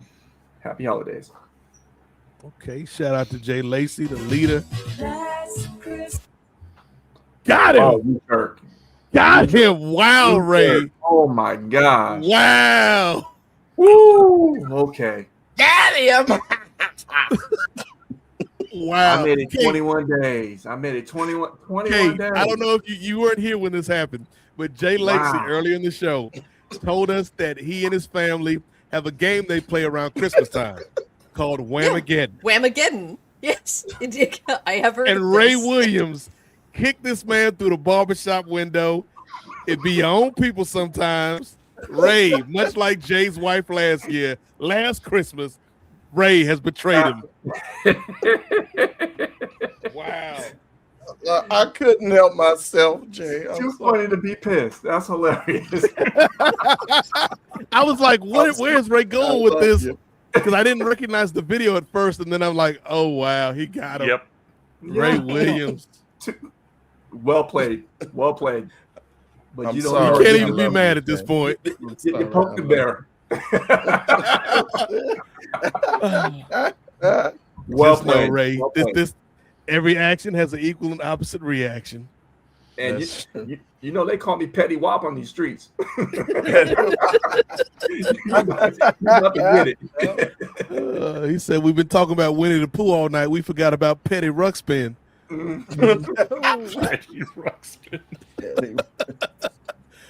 Ray Williams. Well played, Ray. Even if it was mean, it was funny. Damn. His wife's gonna be like, "How did you lose this year?" So I was on this 6-hour podcast, Hour number 6. Hour number 6. In the outro. Yeah. In the outro. Damn. Oh, Ray had that in the chamber all night. Well played, Ray. That's why this man is one of the best producers in the game right now. But Ray Williams, besides being seen this Christmas at your local dairy section of whatever grocery store folks might frequent, what have you got for the people, man? And any update on Styles break fights? All right. Well, it's funny you mentioned that because I'm thinking of coming out with a year-end episode, especially to discuss everything going on with Jake Paul. And, Jake Paul. All this brother can do is drink Joshua. eggnog at Christmas with that broke jaw. Through a straw, right? But yeah, be on the lookout for that. I might be recording that on Christmas Eve, so we might be getting that out. But I ain't making no promises, but I'm gonna try to get that out to you guys before the year is out. Real quick, all the plugs and everything. Just follow us here at Nefarious Media. But there are two serious things that I did want to address. One being there was a passing within the content creator community over like the last few days. Lamar Wilson, who was a content creator mainly in like the tech space. He did unboxings and he did tech reviews and stuff like that. And he's well known within that community. So he passed away recently, and I was like, oh man, that's bad. But then to hear that the cause apparently was self-inflicted was even more disturbing, because the brother, if you've watched any of his videos, he's been in such a positive light, always smiling, always happy, very funny, happy-go-lucky guy. And just, you never know what people are going through and what people are suffering through in silence. So especially within this season, please reach out to those that you care about, reach out to your friends, reach out to your loved ones, and please just be on the lookout for those people. We all have a finite time on this earth. So please reach out to the folks that mean something to you. And with that, I want to go into my second thing as well. Like I said, we have a finite time on this earth, and one thing that you could do is reach out to those that you care about and who you respect and love. And another thing that you could do is make amends. And there's one wise man, some would say a company man, that said the apology must be as loud and as public as the disrespect. And so, for brother who you mentioned earlier, Andrew, his last appearance on the show, with Jay, who's a well-spirited joke that I just played on, and all love it. On Andrew's last appearance on the show, I said some comments that, while I threw out there veiled as jokes, they were rooted in jealousy, they were rooted in resentment, they were rooted in immaturity. And although I apologized to him in public, I apologized to him in private, I still want to take the opportunity to apologize in public. And for those comments that I made, even though they may not seem as like egregious as some other comments, but for those comments that I said, Andrew, I'm truly and deeply sorry for making those comments, brother. And a lot of people here know the work that you put in while you were here at Post Wrestling, and especially with NWA. NWA wouldn't be what it is without you. Like, the contributions that you made cannot be rivaled or duplicated, bro. We love you. We miss you. We support you. And anytime you're available to come in, we can't wait to have you back, man. Again, I'm truly, truly, truly sorry. And hopefully we can see each other again down the road. Okay, so, and that's real talk. Well said, Ray. Well said, and sentiments echoed by everybody on here. We love and appreciate the nephew for what he meant. We appreciate what he's doing now, but the door is always open. Unlike for Tessa Blanchard, the door is always open for the nephew to come on home, at least for a little while.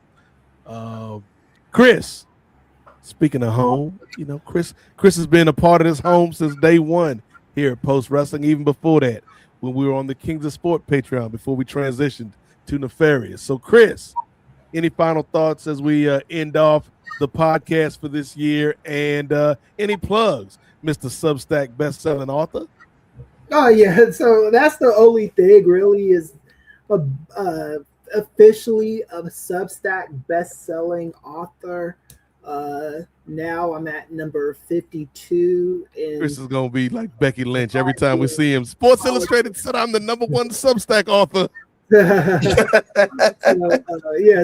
check that out, and then check me out on Lincoln Square, and I got some good ones coming probably tomorrow. I have a release coming out on Christmas Day, so check that out.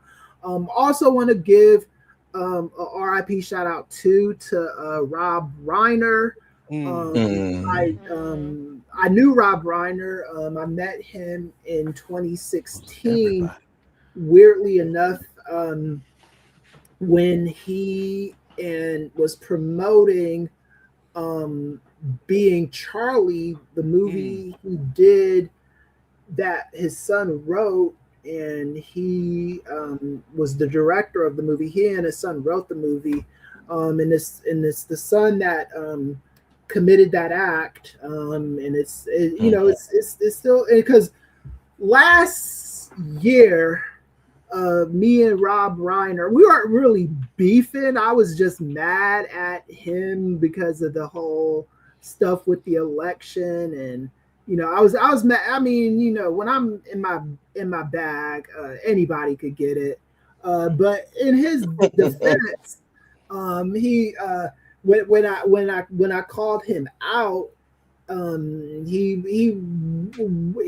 chatted about it, and he was, he wasn't. It ended on a good note. He was a great guy, man. And he made it his business.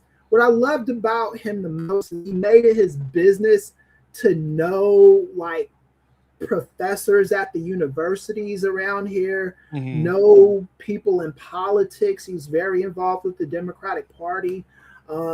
His wife, Michelle, I didn't know her, but I, crossed paths with her once, and she seemed like a sweetheart. And I do feel for the family, because he leaves behind 4 children, because he had a child with Penny Marshall, Tracy, that they adopted, and the other 3 children that him and Michelle had. It's just a sad set of circumstances, and I wish it didn't happen. He made it to 78 years old. He deserved a death in old age like his father got, where you making it to your 90s, and we could reflect on all the good work that you did, A Few Good Men, Misery, all that stuff. So I had to get that out there. RIP Rob Reiner and Michelle Reiner. Yeah, most definitely. I think one of the themes of the shows this year, whether on NWA or on Nefarious, has been the notion of what did you do with your dash, the life lived in between your birthday and your death date. And with Rob Reiner, like, what we saw on screen was one part of his life that he gave to us through his art. But then there's also, like you said, Kris, the stuff in terms of the politics and the activism, where he tried to make his world a better place, in whatever way he could. So, and the way he went out, man, is just like one of the most gut-wrenching ways that you could imagine somebody leaving this earth, at the hands of their own child, allegedly. Because we don't know everything, but again, RIP to Rob Reiner, and thoughts and prayers to his family and people that worked with him and were close with him. For me, you already know. You already know the shirt, Nefarious. This is 101 right now. You can't get one, but if y'all want one, we could probably make some up for you. Get them shipped directly to your house. Tessa Blanchard could deliver them personally. It's going to be the only job she can get. Right. She's like, wait a minute. She's like, I'm staying away from that network. The last time I used the N-word, it got me in trouble. Let's go sit and let that marinate for a second. She better be using is nefarious. I don't even want her saying nefarious, to be honest with you, Jay.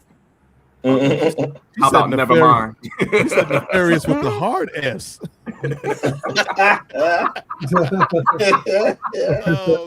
But yeah, man, Nefarious is something that we started in January of this year, and so we're coming up on our 1-year anniversary.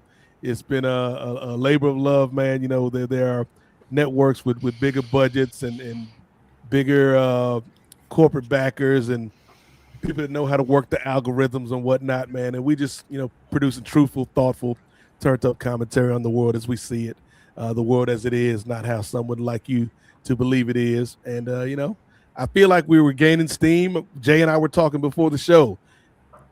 We only missed 4 weeks this entire year. I think 4 or 5 weeks this entire year where there hasn't been a live show.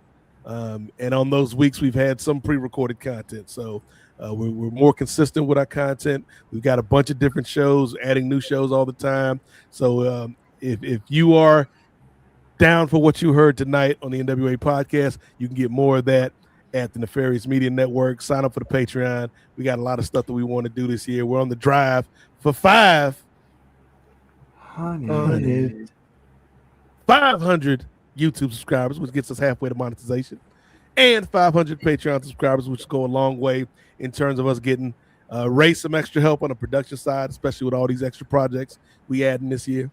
It'll allow us to upgrade our equipment, do some other things, man, and honestly free me up from my job a little bit, just because, again, I think I was talking with Kate about this week. Like, this is week 3 of working 6 days a week, and I think I've got 2 more weeks of working 6 days a week the next 2 weeks. So yeah, like what little free time I have is primarily devoted to either sleeping or here with the crew at Nefarious. And so sometimes in America you have to buy your freedom, Kris. So signing up for the Patreon to help us do a lot of things here at the network. And if you're like, I ain't got no money, I'm broke like Jay Lacey, I couldn't get in to see Cena's last match. Jay is like, come on, man. I've had a rough last 5 minutes of this show. It's been a rough 6 hours for me. But if you're like, hey, I can't really give y'all any money at this time, but you are somebody that has skills and talents and gifts, whether that be in front of the cameras or behind the scenes in particular, because we do need folks that can help with production. We do need folks that maybe have an interest in social media. We do need folks that maybe have an interest in graphic design to join the team. Reach out to me or Ray or Kris or Jay or Girard and let us know, man, because we got a group of people right now that are working really hard, and I'm excited to see what next year brings. I'm excited for Ray with this SPF. Ray, I'm gonna give you a Christmas present. You can use this as the intro for your Christmas Eve show that you're doing about the year in combat sports. You getting this for free, Ray Williams. 'Twas the night before Christmas, and all through the house, Jake Paul drank Boost and Ensure because he couldn't use his mouth. Ejectocito, cuz. Bam. I got your intro right there, Ray. So intro right there, free of charge. But anyway, you can bring me back out, Ray. This has been the final edition of the NWA podcast presented by Post Wrestling for 2025. Been another fun year. If this is your first time checking us out and you made it through all 6 hours, you too get a Death Riders material t-shirt like Brent Chittenden. If you're watching this in segments, much like the menorah or the Kwanzaa candles or Advent calendar where you're listening to 30 minutes a day leading up to Christmas, it's not going to work. The math doesn't math on that. But we appreciate you checking us out, whether live or in the future. So, for Girard Downtown Brown, for Rich Fan, for Upper Midcard Jay Lacey, the holder of the Shula Fala, 4, Ray Williams, two-way Ray, what they call him. 4, Brent Chittenden. Check out True North Nerds, y'all. 4, Kate from Montreal. You can find her right here on Post Wrestling. And 4, the Professor Kris Ely. I'm the Godfather, Nate Milton. Shout out to John Pollock and Wei Ting, the proprietors of Post Wrestling. Hopefully we're still friends in the morning.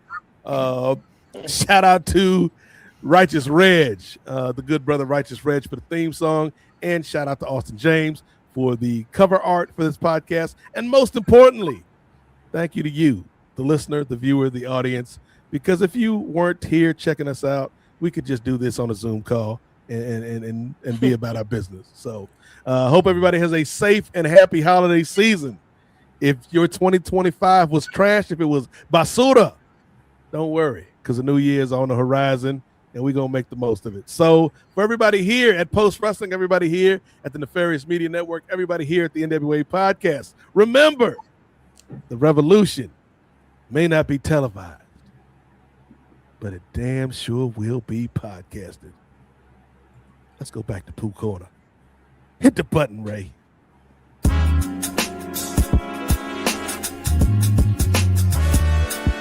Yo,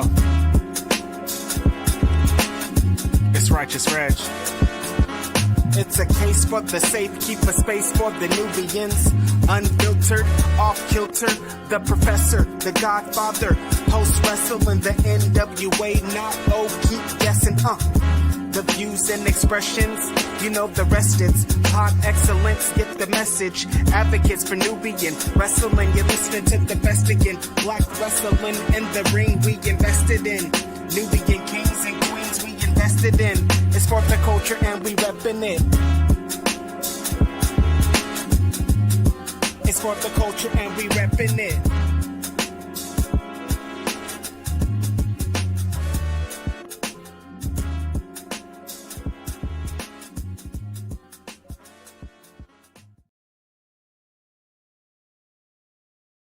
Mofo, and this is my show.